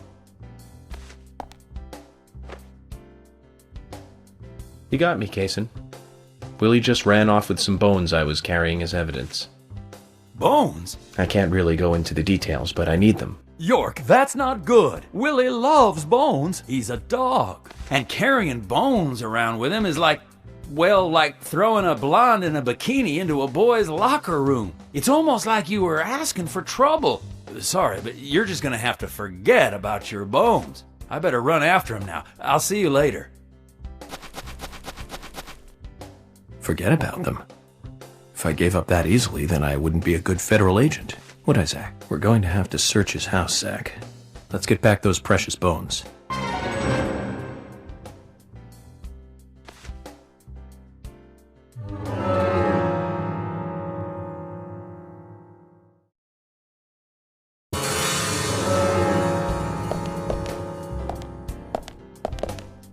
Hey, bro!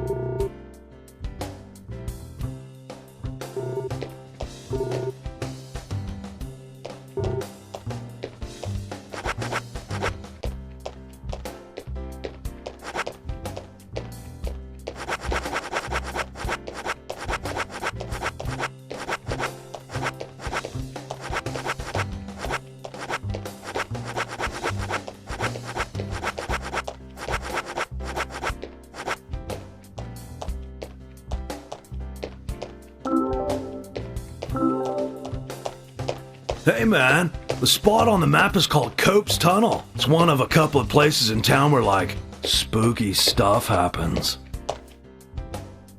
I'll tell you a story, okay, man? But, don't go spreading it around. The spirits, they don't like publicity. Back when this place was a lumber kingdom, you know, the rockin' 80s, that tunnel was the main connection from the lumberyard to this town. Every day, huge trailers would like come in and out. Lots of traffic, dude. Of course, some people were like all up in arms. Save our nature, stop pollution, you know. Big business was pushing in here from all over the US of A. Everyone was bickering over the forest. So some of the town people got even more worked up, you know? They started a protest inside the tunnel itself. I guess maybe that was the start of all the bad times. Bad times? Oh yeah, man. Rough stuff and heavy times, man. The conservationists and the lumber workers faced off with each other. Neither side was backing down, and that made things worse. Amid all this chaos, there was a man and a woman who got engaged.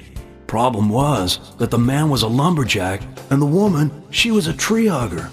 They rarely ever fought, but then, one morning, they had a lover's quarrel. People think that her love of nature clashed with his profession, but we'll never know what they really were fighting about that morning. The man shouted, he called her an idiot, and then he stormed out and went to work. If only he had known, that would be the last word he would ever say to her. When he finished his work for the day, he got in his car and drove home. When he got to the tunnel, he saw lantern lights glowing faintly. Those fools, not again. He just thought they were protesting in the tunnel again.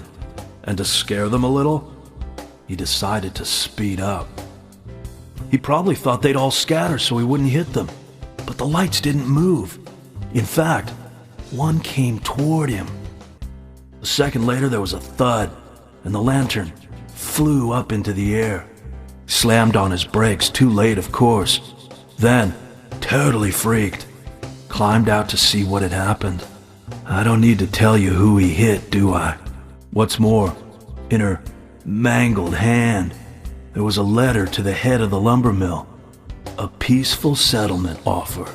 The woman had no other relatives other than the man, and the Lumbermill took no responsibility for the accident. It was going out of business anyways. What happened to the man then? No one saw him again. Some say he killed himself, or simply just vanished. You know, he might still be in the tunnel, weeping over his lost love. So now, some folks say there's a ghost of a young man that haunts the tunnel. I told you it was called Cope's Tunnel, right? Well, check this out. Some people call it Corpse Tunnel now. You better be careful, Mr. FBI, if you go down there by yourself.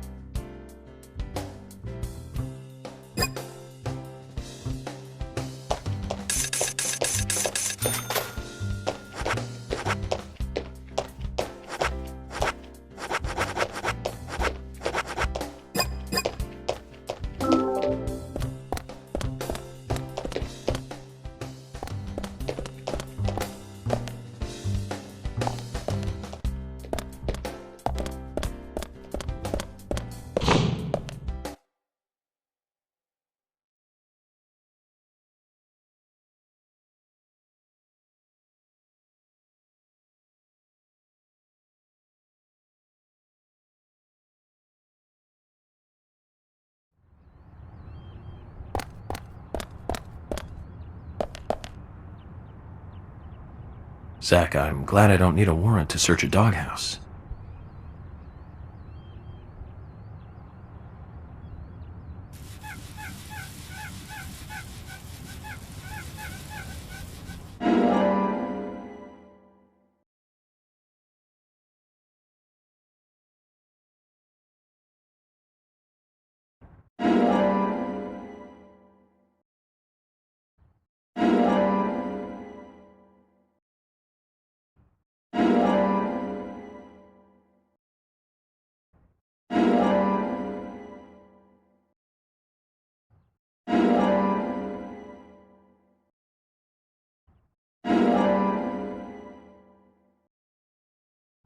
Looks like we've picked up a little bonus, too. We'll have to give Willie something to make up for this another time.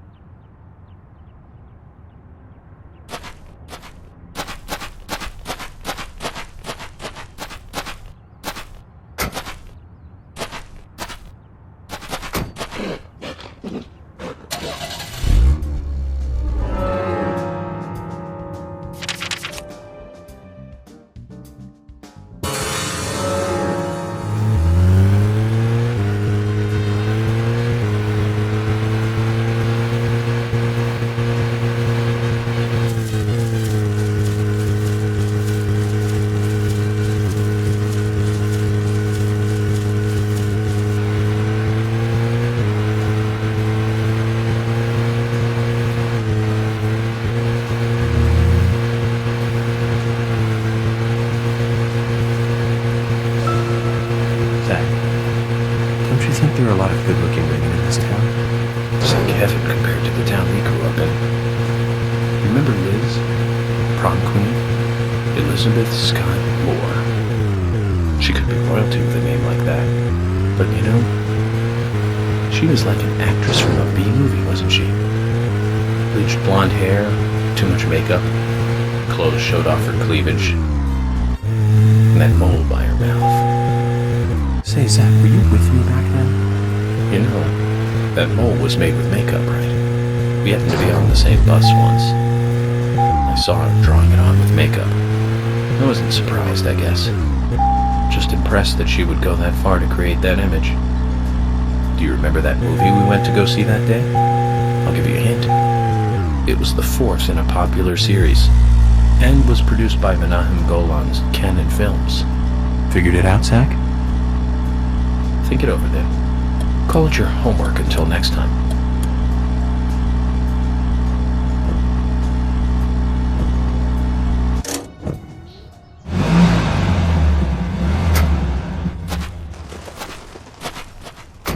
Zach, is there something here that you want to check out? Well, the gallery closes at 1700, but there's no real reason to hurry.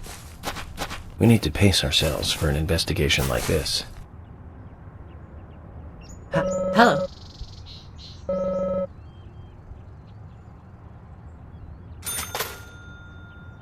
Hello.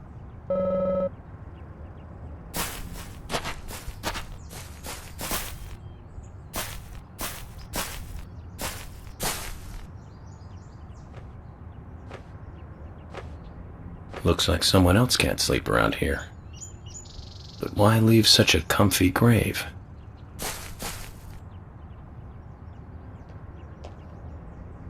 A wild dog took bones from the grave. Are there many wild dogs around here? Someone dug up grave.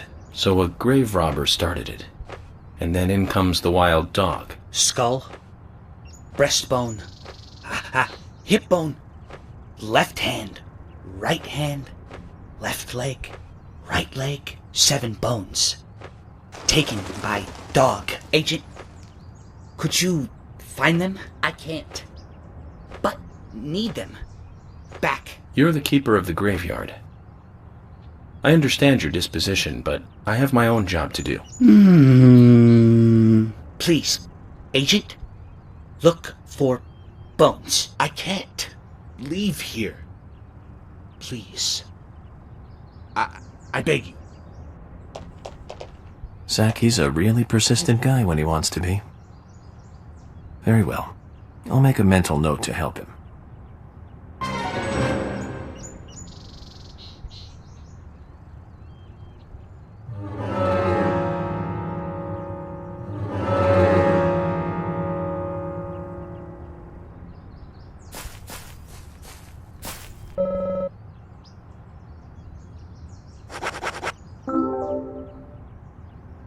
Is this one of them?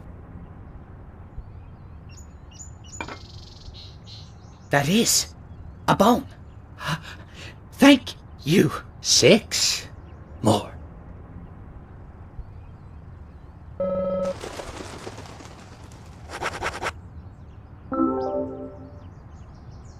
Is this one of them?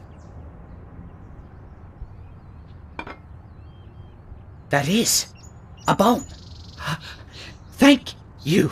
5 more.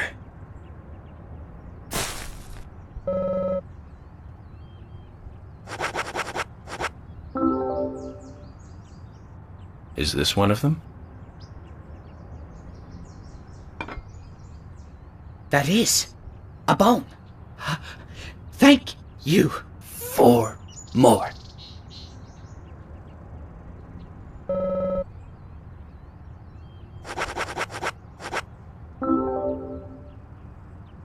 Is this one of them? That is a bone. Thank you. 3 more.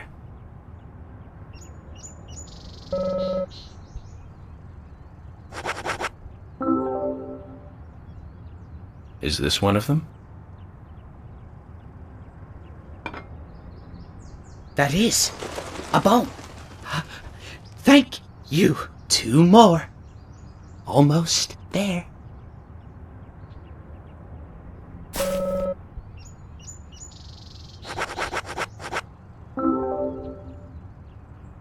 Is this one of them? That is a bone. Thank you. 1 more. The last.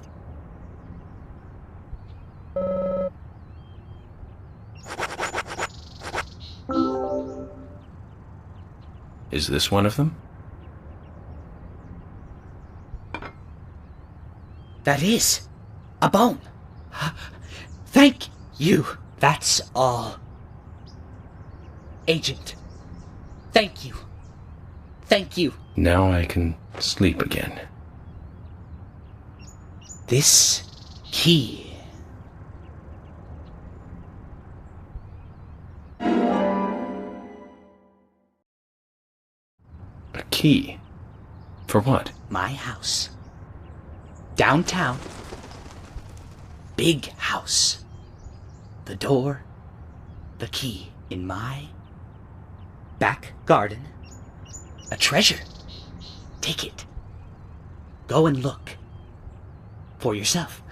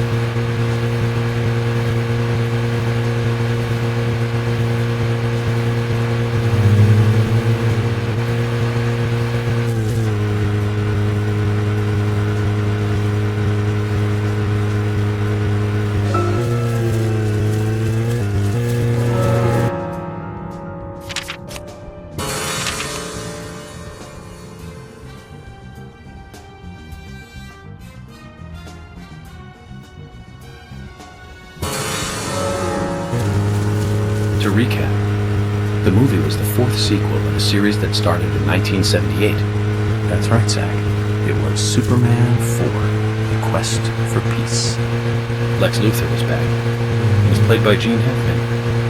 And a little needed must for all us fans. I don't remember much more about it, though. I'm sure there was more trivia about it. Still forget 4. Richard Donner directed 1 and 2. Now those two were great movies. Christopher Reeve really shined as Superman. Actually, Zach, I've got a confession to make. Promise not to tell anyone because I'd be really embarrassed. I actually like the first 2 Superman movies more than the first 2 Star Wars movies. I think John Williams did a better job with the theme song for Superman. But whenever I try to hum it always turns into the Star Wars song somewhere along the way. I know it's strange, Zach. I know. So, Zach, which Richard Donner film do you like the best? No need to hurry. Take some time to think it over.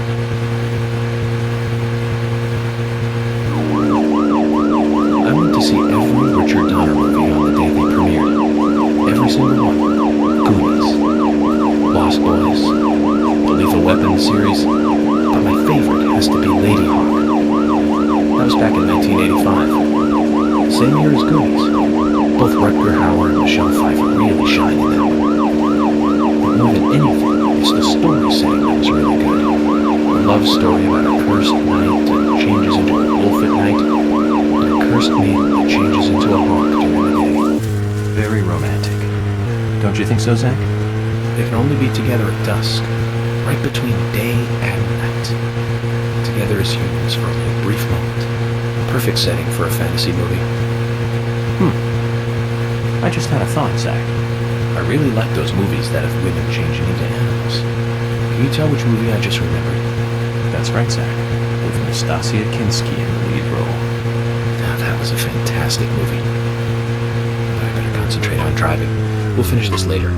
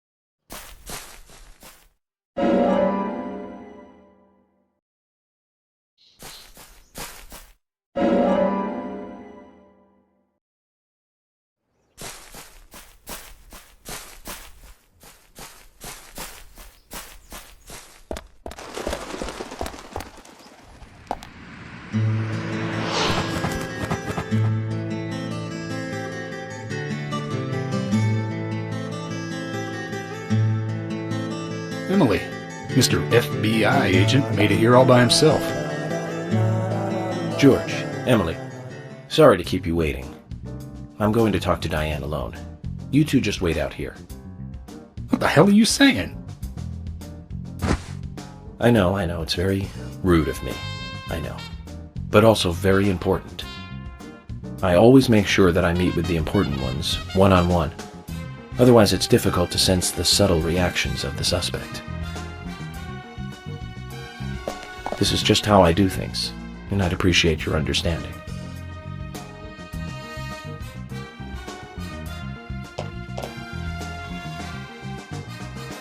But go on then. You're not going to listen to us anyway, are you? You're starting to understand me, George. Well then, Zach, let's go and meet Lady Diane.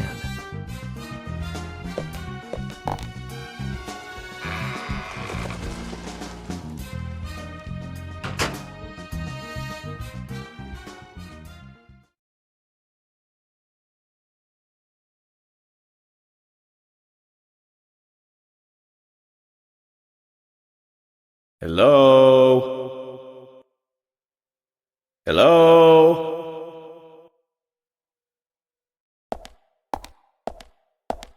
No reply. Let's take a look around then, Zach.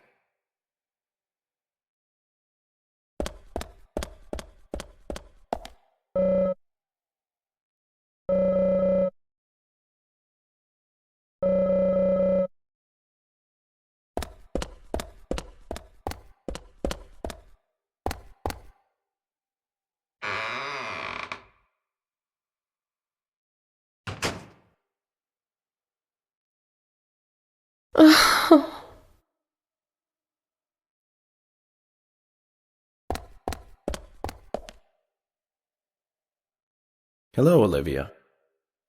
Do you like art? Yes, I do. Well, I mean, I like trees. Trees. Okay. Ah, but I see because these are all tree paintings. Do you come here often then? Well, no. Just sometimes. I'm sorry, I really need to get back to the diner. Zach, she was lying about something. She said trees, not paintings of trees. She doesn't need to come here to see trees. There's tons of trees outside.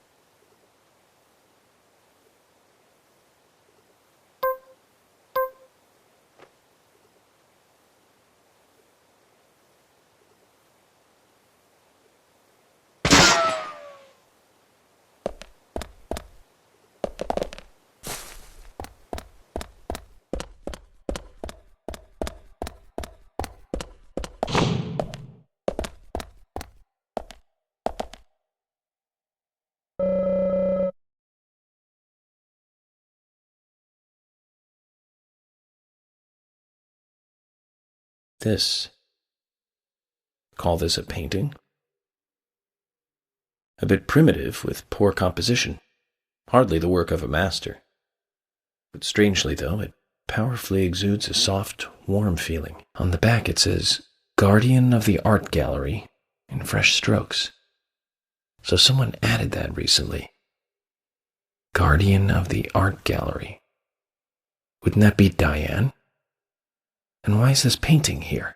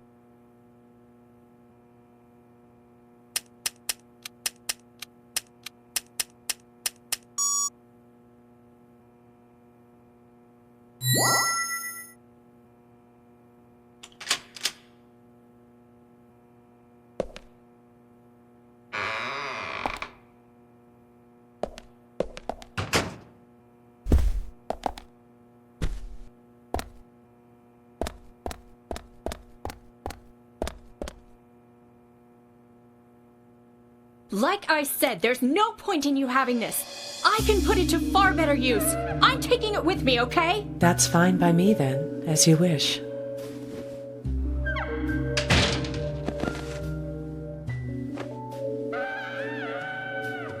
The FBI agent, right? Just wait a moment, please. I'll be right with you.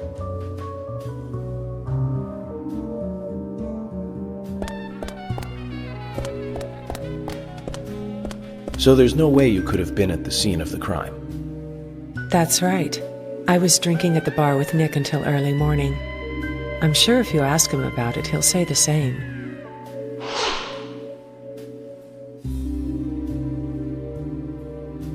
Very well. I'll be sure to do that.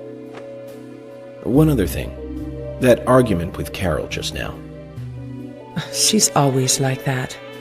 She thinks of me as an enemy, always bickering at what I say. Is there any reason for that? Perhaps because someone she liked ended up with me in my bed? That would explain it, yes. If I may be so bold, who was the lucky man? Oh, I sleep with anyone I wish. Anyone I prefer to sleep with.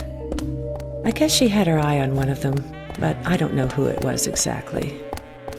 I could sleep with you, if you like. I'm flattered by your offer, but I don't think that would be appropriate. You're exactly the kind of woman a man in my job should never get involved with. Isn't that a shame, darling?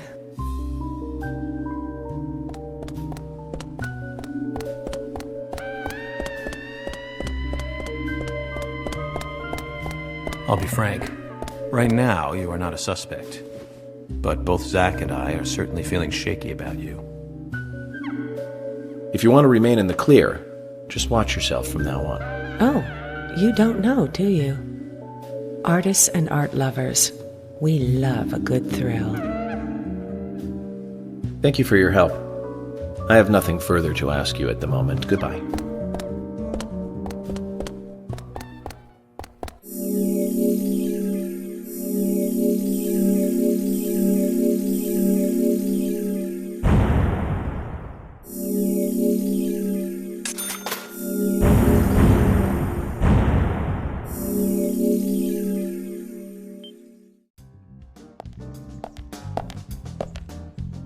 I had a chat with Diane.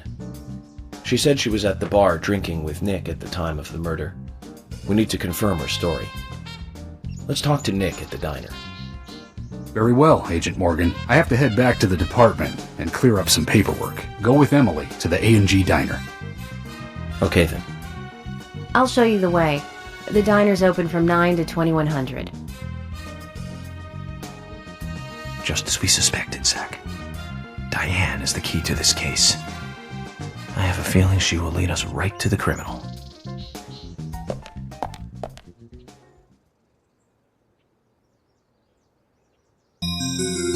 That's Kaysen. Looks like the show has just begun, and it has an all-star cast.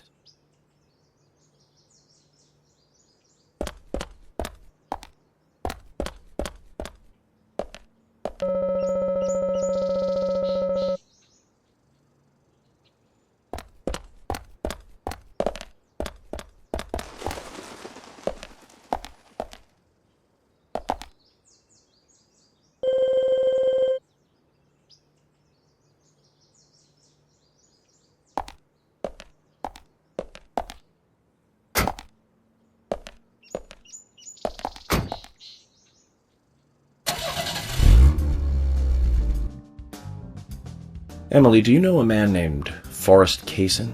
Kaysen? Yes, I know him. The sapling salesman, right? He always uses strange comparisons when he talks. I'd like to know more about him. What does he do when he comes to town? He's a salesman, so I guess he sells things? Maybe he comes on vacation. We haven't seen many tourists recently, but he comes pretty often. Is that all? Well, Now that you mention it, he seems quite friendly with the Ingrams, with Isaac and Isaiah. Maybe you should ask them about Kaysen. Okay, I will.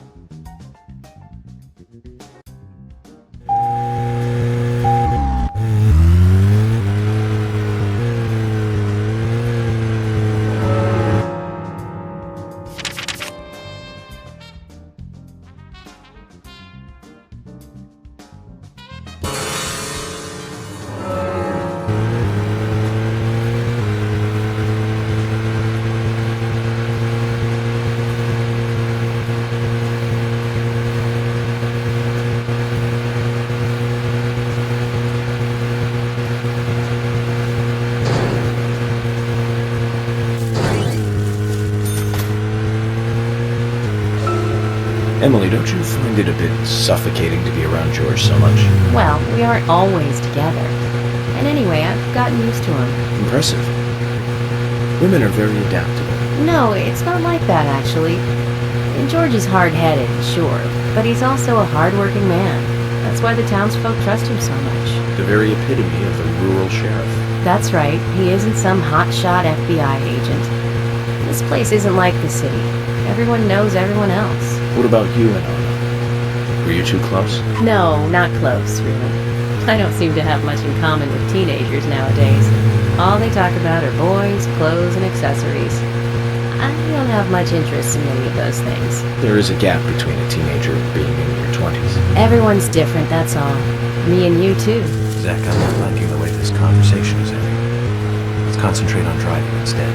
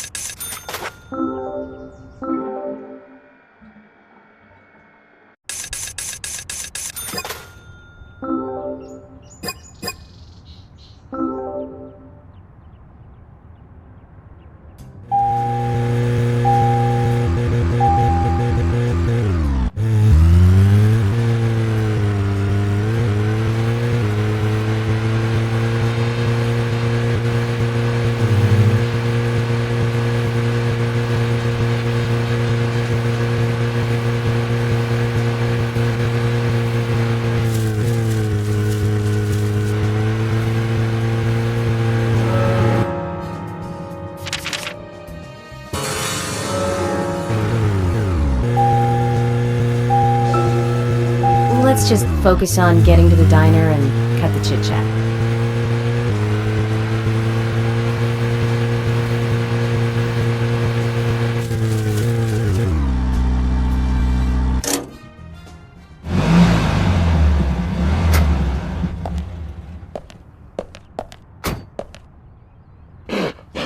Is there something you want to check out? Well, either way, it doesn't matter. I can see you won't be rushed. I'm gonna go ahead, okay? Okay, that would be fine. The diner is open from 9 to 2100. Don't keep me waiting too long, okay?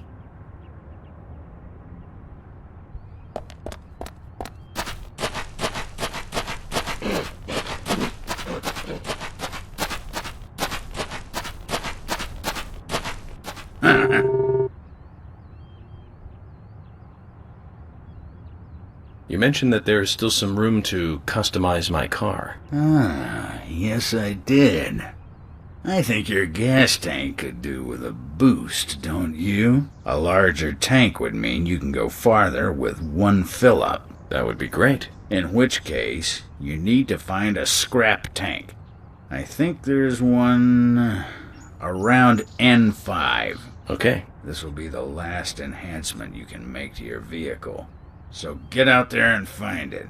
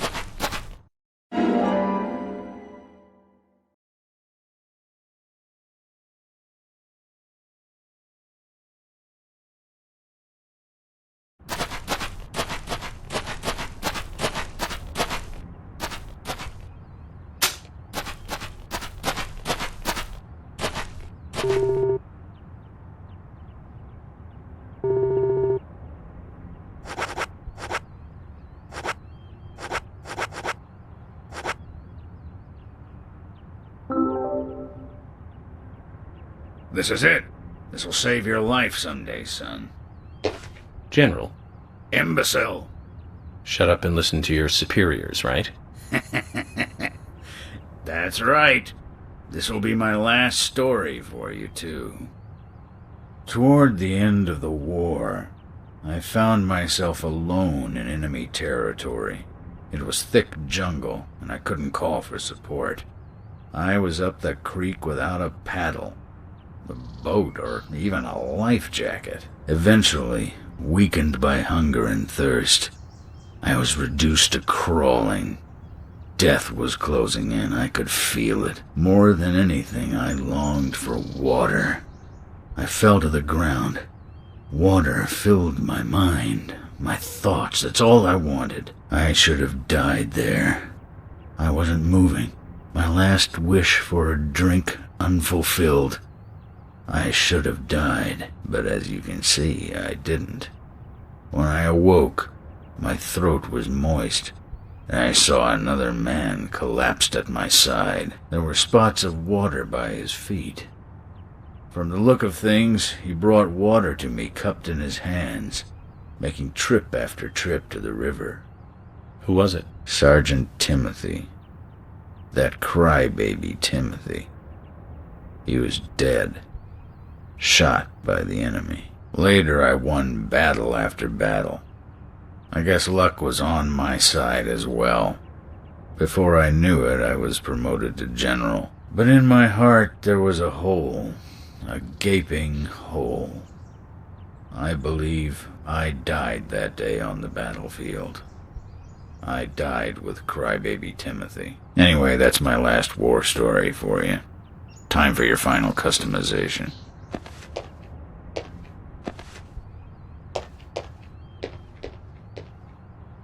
So that explains why he's wearing a sergeant's badge on him.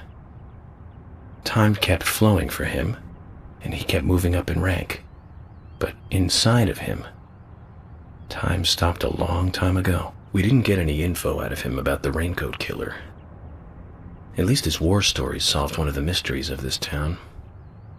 Let's leave him alone. I doubt he knows anything about the case at hand. That'll increase the amount of gas your car can carry. You remind me of my men. They had a strong sense of justice. Those idiots. Don't stop. Eyes forward. And laugh. Ha!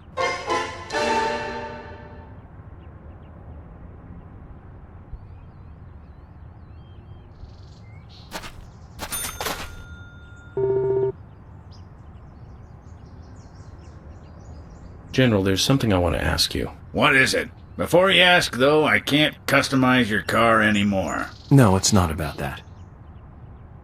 I heard you've got my other car here. The one I drove to Greenvale. Your car? So that high-spec beauty was yours? Yes. I was wondering, if you could fix it up for me. I won't mind if it costs me a bunch to get it repaired. Quite important to you, is it, this car? Very well, then. If you're willing to pay, I'll do the work for you.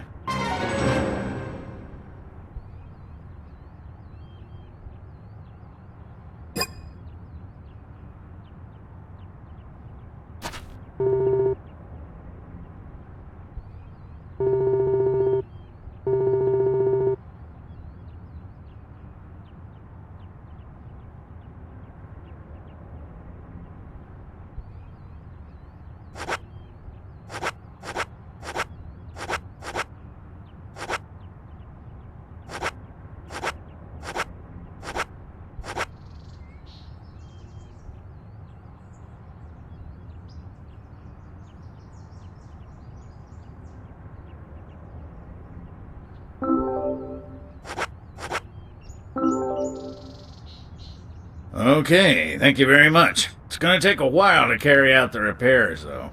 Go and get a good night's sleep and come back soon, why don't you? Once it's done, I'll put it out front.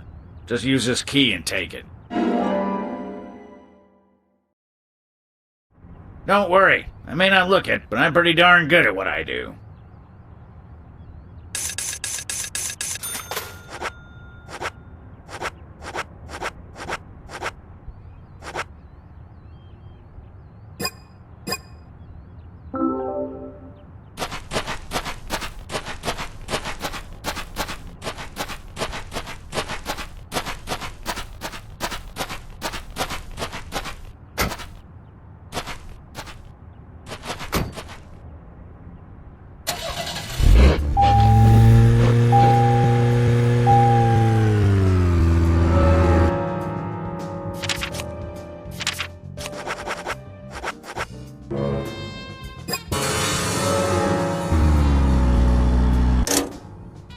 Zach, is there some...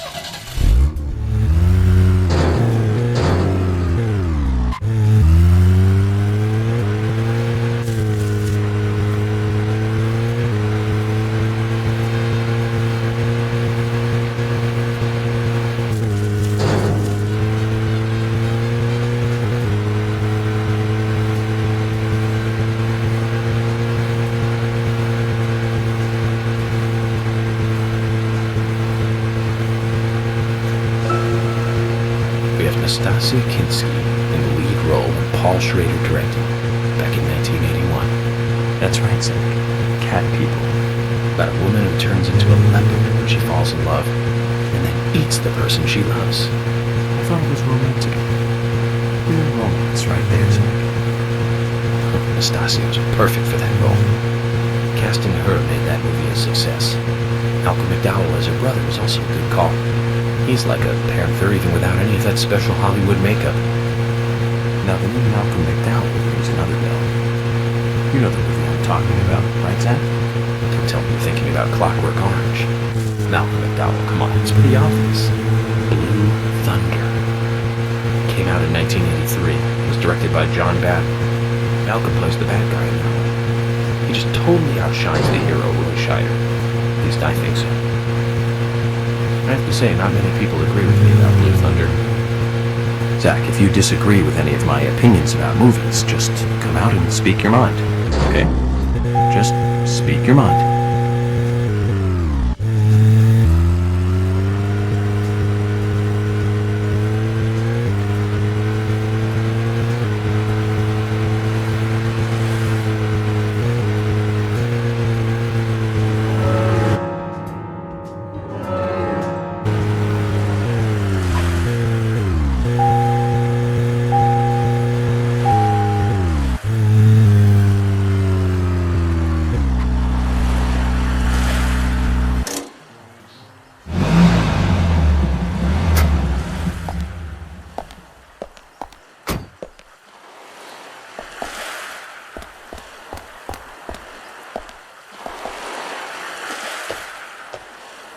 Hey, Sigourney. I'm glad you're here. My pot, it's getting cold. Please, let's get going. Could you explain what you're talking about? What are you rambling on about? My pot's getting cold as we speak. Hurry, hurry! Zach, I guess we're going to have to drive her home. But I wonder what happens when her pot gets cold.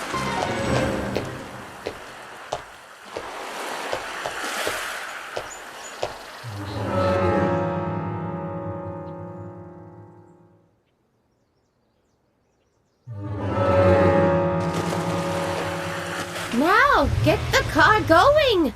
My house is over by the lake. 3, 2, 1, go!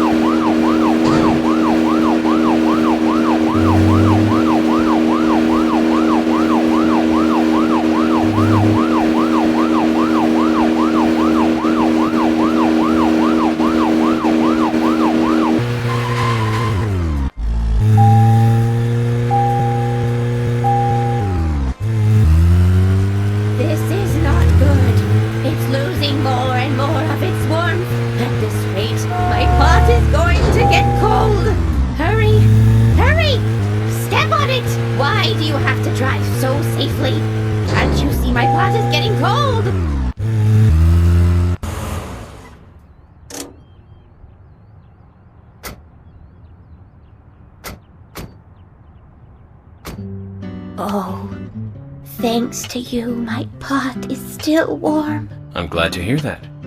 Don't get so excited, will you? Keep your voice down. What, are you going to tell me a secret? The pot knows everything. Hears all. If you can't find the person you are looking for, you need to look at things from a different angle. There is only one truth, but more than one is always visible. Like cooking a stew. Mix things in and wait for it to boil together. Just make sure it doesn't get burnt, and keep an eye on it. You have to gently mix it sometimes and wait until it's ready. Listen carefully. The best stew is a stew that is boiled slowly.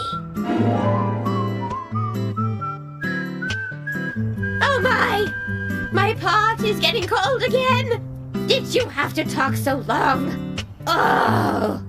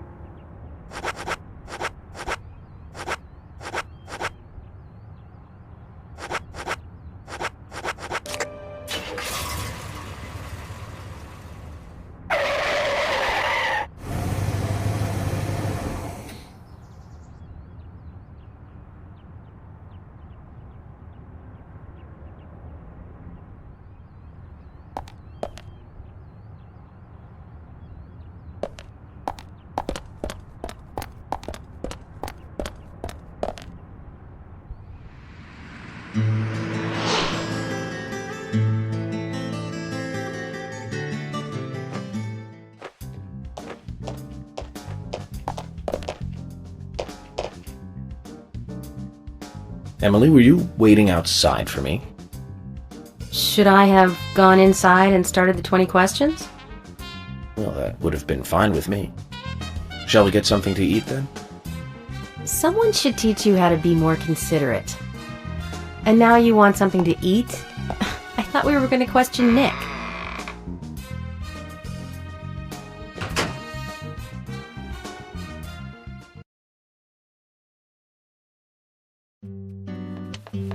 Welcome, Mr. Agent. Hi, Olivia. Let me have your special for today. And some fresh coffee. Our special today is turkey. A turkey and gravy sandwich. Sound good? Oh, perfect. Emily, you eat something too.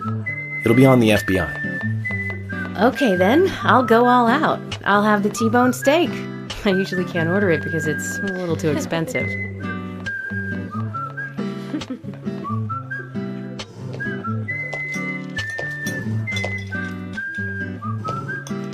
Mrs. Olivia Cormack, I am here for Mr. Stewart's lunch. If it is ready, I'd thank you a bunch. Yes, of course. Just a moment. Here you go. The usual. 1 turkey, strawberry jam, and cereal sandwich. Sounds like the sinner's sandwich. Self-inflicted punishment to atone for past sins. He's setting an example. Mr. Francis York Morgan, you should try this wonderful lunch. It's more than a delicious, tasty crunch. So says Mr. Stewart. No, that's fine. I've just ordered my own lunch.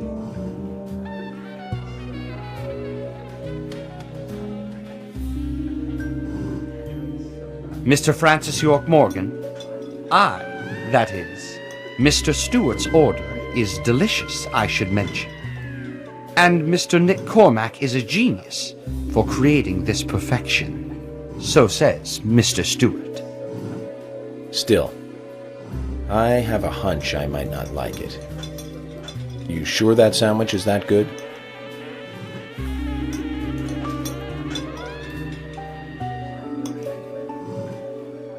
Mr. Francis York Morgan, making decisions based on intuitions is always a sign of bad FBI agents. So says Mr. Stewart. Harry, you're right. I'll give it a try.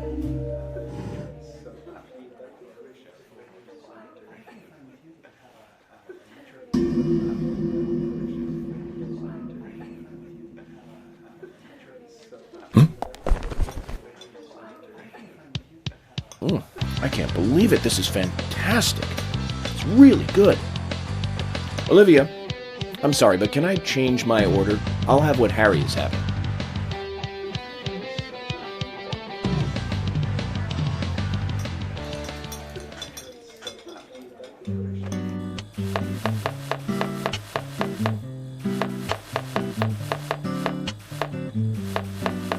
Nick and Diane. They hardly make the perfect couple, do they? Is it widely known that they go drinking together, just the two of them? To be honest, I don't pay attention to these things.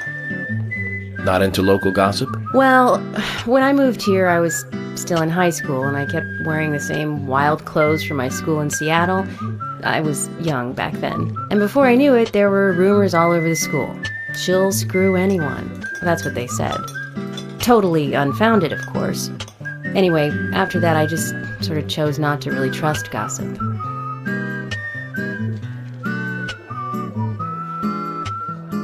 I get where you're coming from.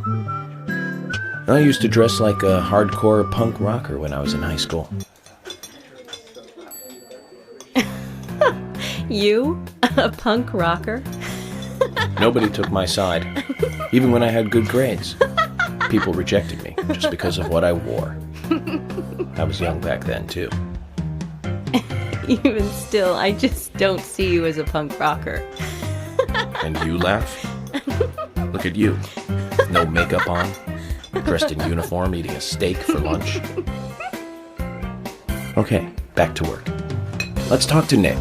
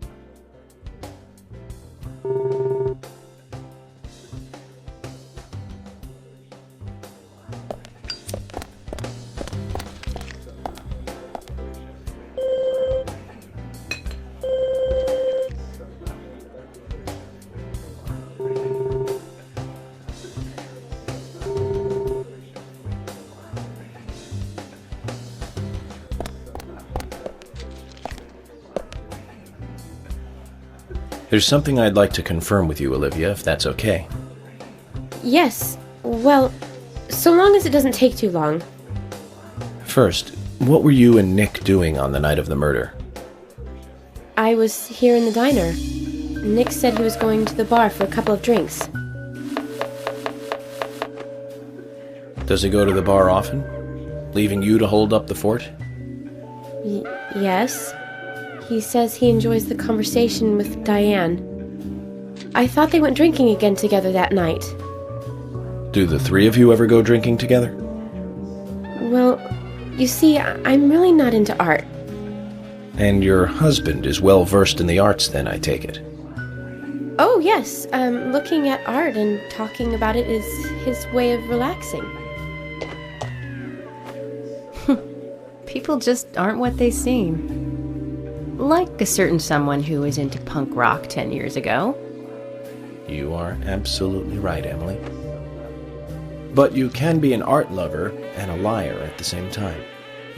One more thing, Olivia. You just said that you aren't interested in art. That's right. And... So, how come I bumped into you at the art gallery? Didn't seem like Nick brought you there. You were there alone. Well, I like trees, is the thing. That's why I went there. Surely you'd be better off in the forest, rather than an art gallery, then. I think you went to the gallery not to see trees, but to see Diane, right? You don't want to answer? Or perhaps this isn't the right place to ask. Meet me in the backyard. You can get there from the parking lot. I'll wait for you there for an hour after we close up.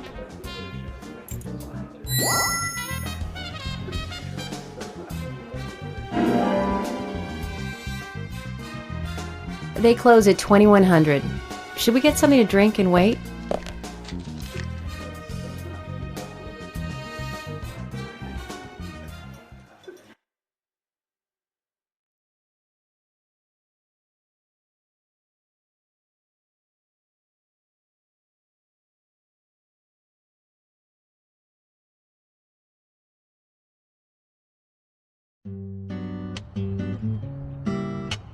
Agent York, what do we do now? I want to hear what Olivia has to say. Let's kill time until the diner closes. Okay, then I'm gonna make a trip back to the department. I'll see you in the backyard later. Okay, sounds good. See you later then.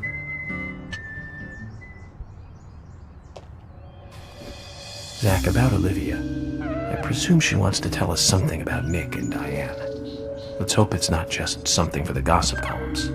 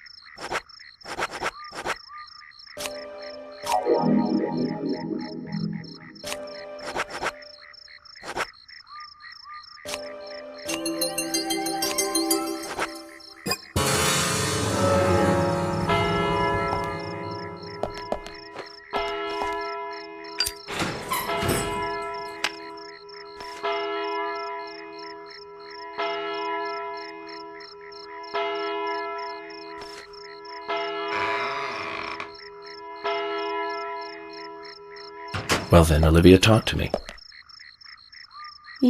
Yes.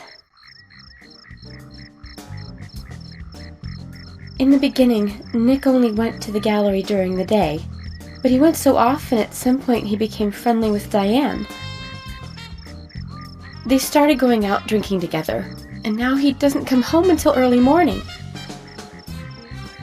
He always says that they were only drinking when I ask. He blames me for not being able to talk about Turner and Rembrandt, which of course I can't, can I? So what can I say? Finally, I couldn't take it anymore, so I followed him. He did go to the bar, to start with. Diane was there too, but the real problem is where they go to next, right? So I waited outside the bar to see where they might go, and they eventually left the bar and headed for the art gallery. But it was already early morning, but it was still dark. Just before going inside, Diane turned around. It should have been too dark to see me, but I swear, her eyes looked right at me. They seemed to flash for a moment. I was so rattled that I left and went home. The next day, Anna was found dead. I didn't know what to do.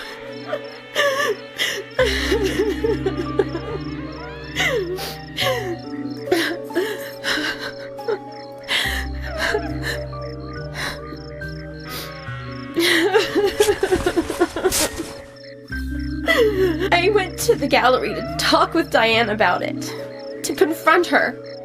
But once I was there, I couldn't find the courage to go through with it. Then I saw you there, and I just felt I had to go home. Nick has been seeing Diane every night recently. He just left for tonight, too. I really don't know what to do.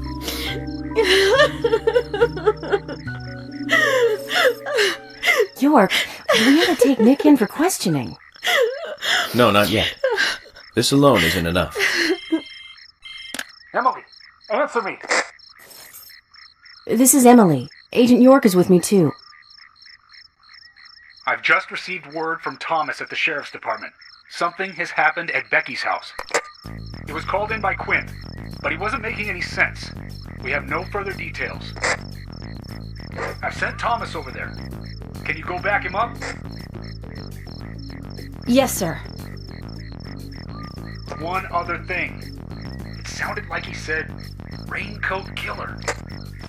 This may well be related to the murder case. Take all due precautions. No!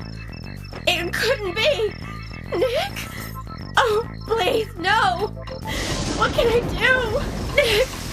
Olivia, calm down. Emily, take care of Olivia. I'm heading over to Becky's. She lives in the big house over by the lake. Hurry! I just hope this isn't anything serious. Damn it, Zach. We may have screwed up during the investigation.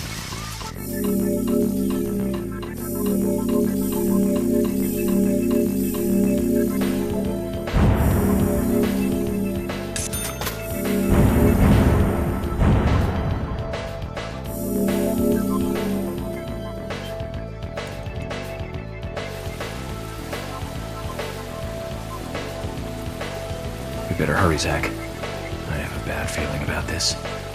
Becky's house is by the lake.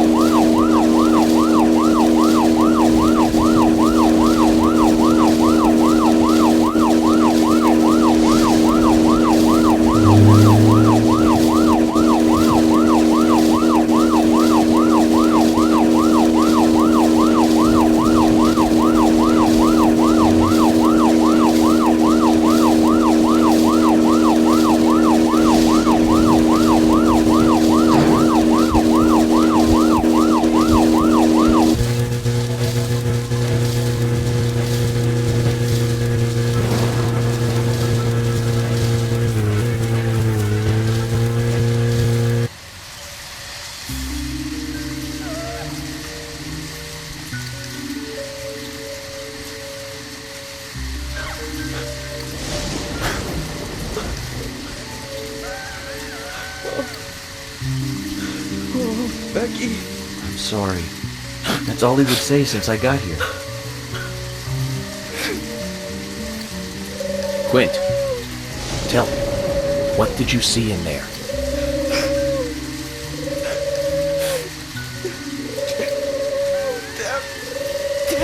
Did you see the raincoat killer?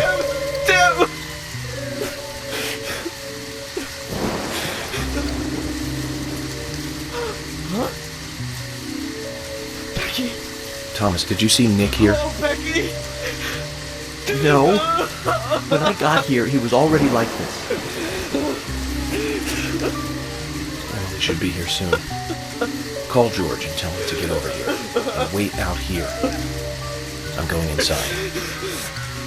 Once they both get here, follow George's orders, okay? Yes. But Agent York, isn't it dangerous to go in there alone? Don't worry. Zach is with me.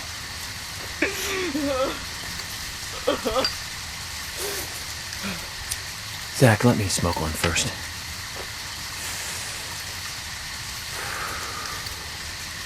I need to clear my head so I can take everything in.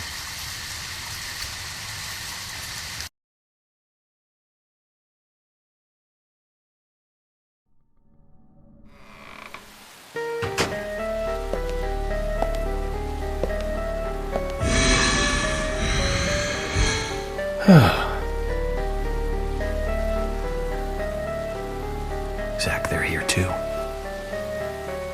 I had a nasty feeling about this. Let's hope it's not a big welcoming party.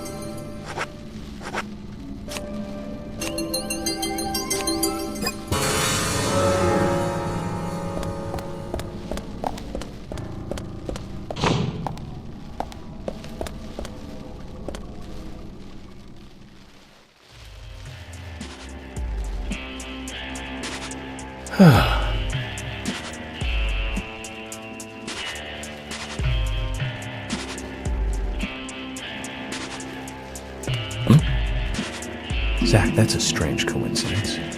Look. Red velvet. Just like the place where Anna was murdered.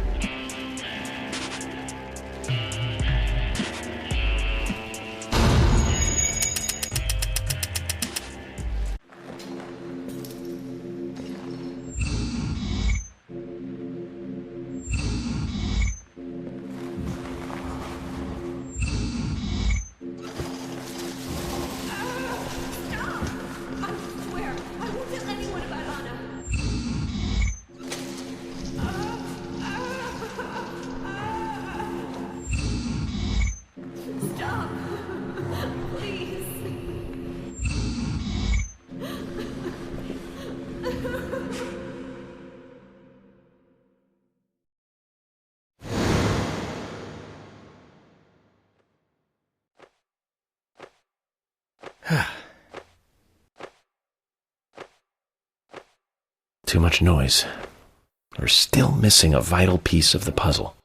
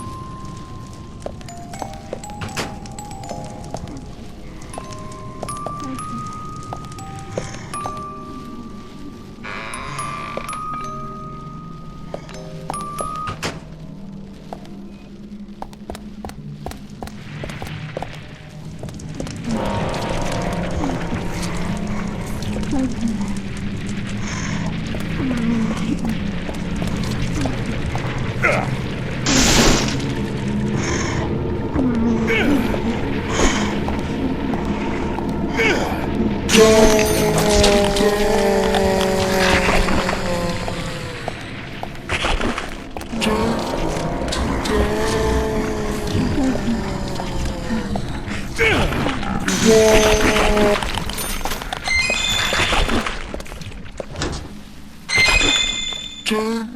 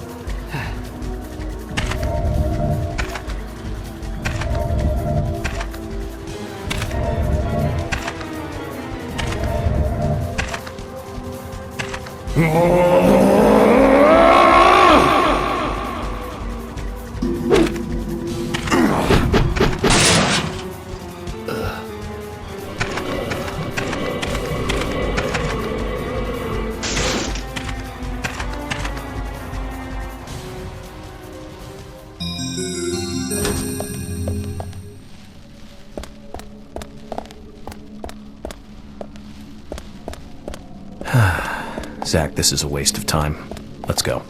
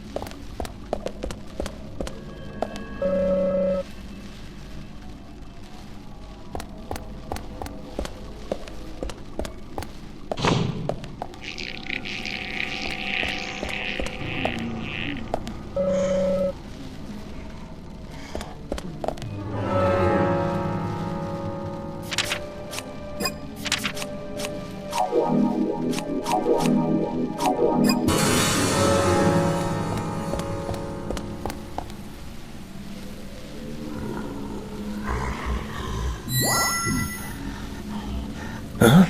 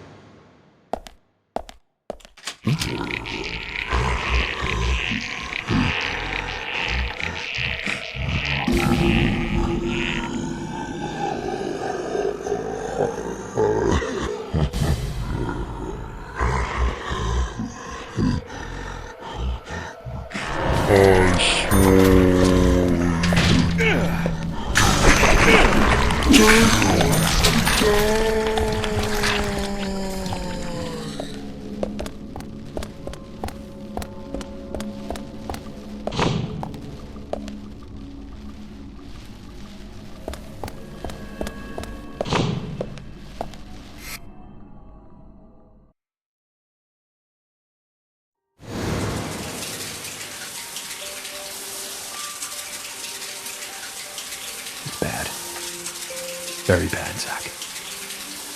The raincoat killer gave Becky a visit. Hold on.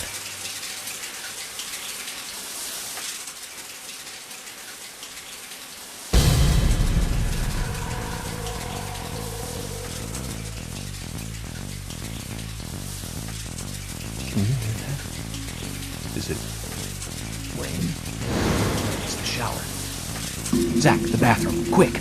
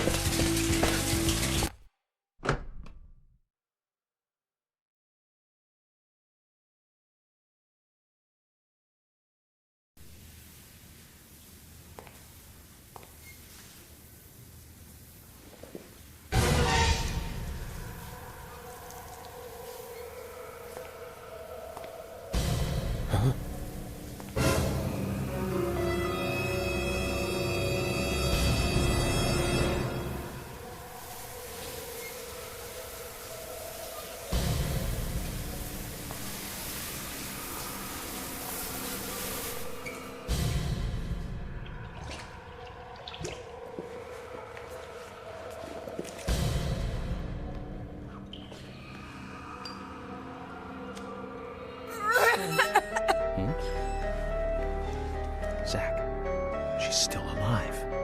Who did this? Who was it, Becky? Becky! What happened here? George, stay back. She's trying to speak. We don't have time! She's dying! Thomas, cut that wire. No! We must get her to the hospital immediately. What?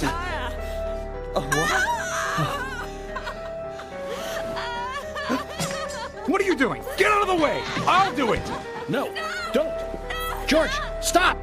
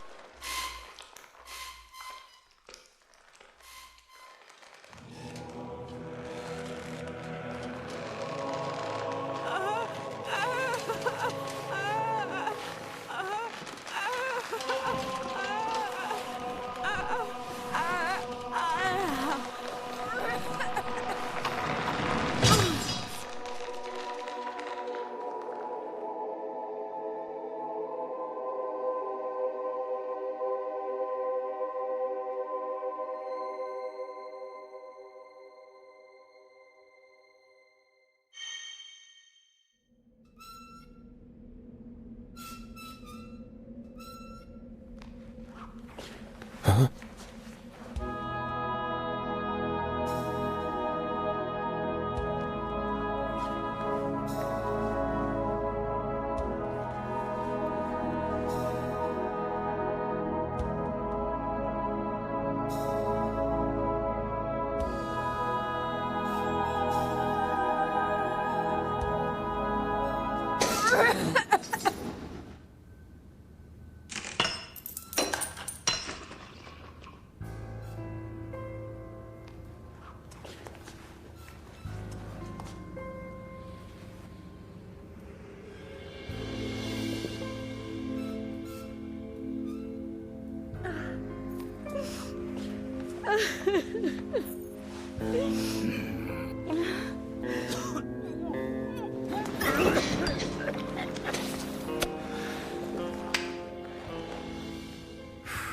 You got us good this time, Zach.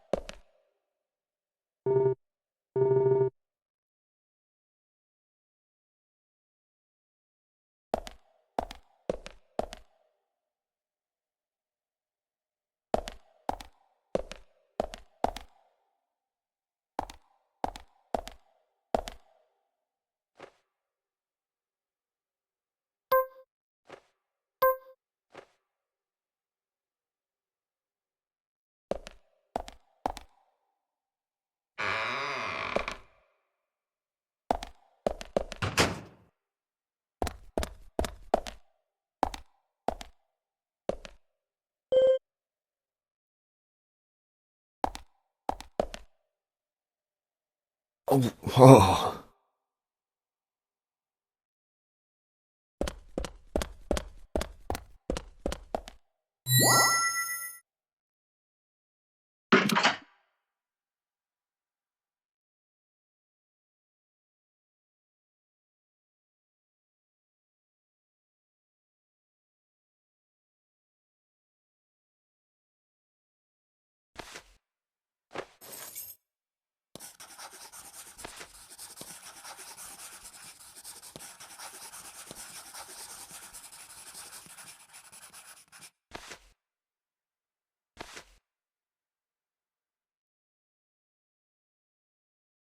My dear sister, I'm so sorry.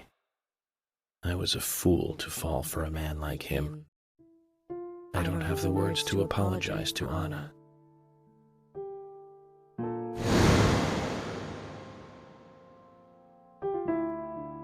I left her there. She was suffering so much, and I just ran away. I know he wanted to kill me too. But I'm not going to let him get away with this. I followed him after he was finished. He carried Anna into the woods. Anna was holding on to that precious locket of his. He couldn't remove it from her hand, even though she was dead. But she let go of it for me, though. It was like she gave it to me. So I brought it home. I might be able to bring Anna's killer down with it. I want you to see it. I know even he wouldn't dare to harm you. He'll catch me, though, if I go into town. I'm trapped in my house. So I've asked Isaac and Isaiah to deliver it. They totally believe that Anna became a goddess. I believe so, too.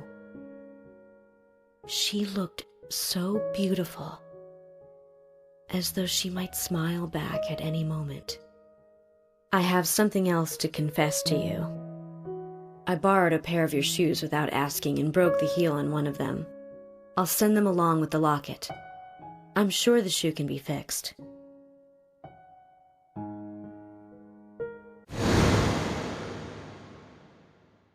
So Becky is Miss Stiletto Heel. And she gave the locket to the twins. Must be the special secret Lily told us about, Zach.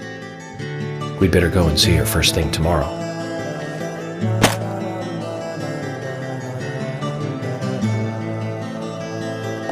Emily, who might this sister be that Becky was referring to here? That would be Diane. Didn't you know Diane and Becky were sisters? I should have known, Zach. We're all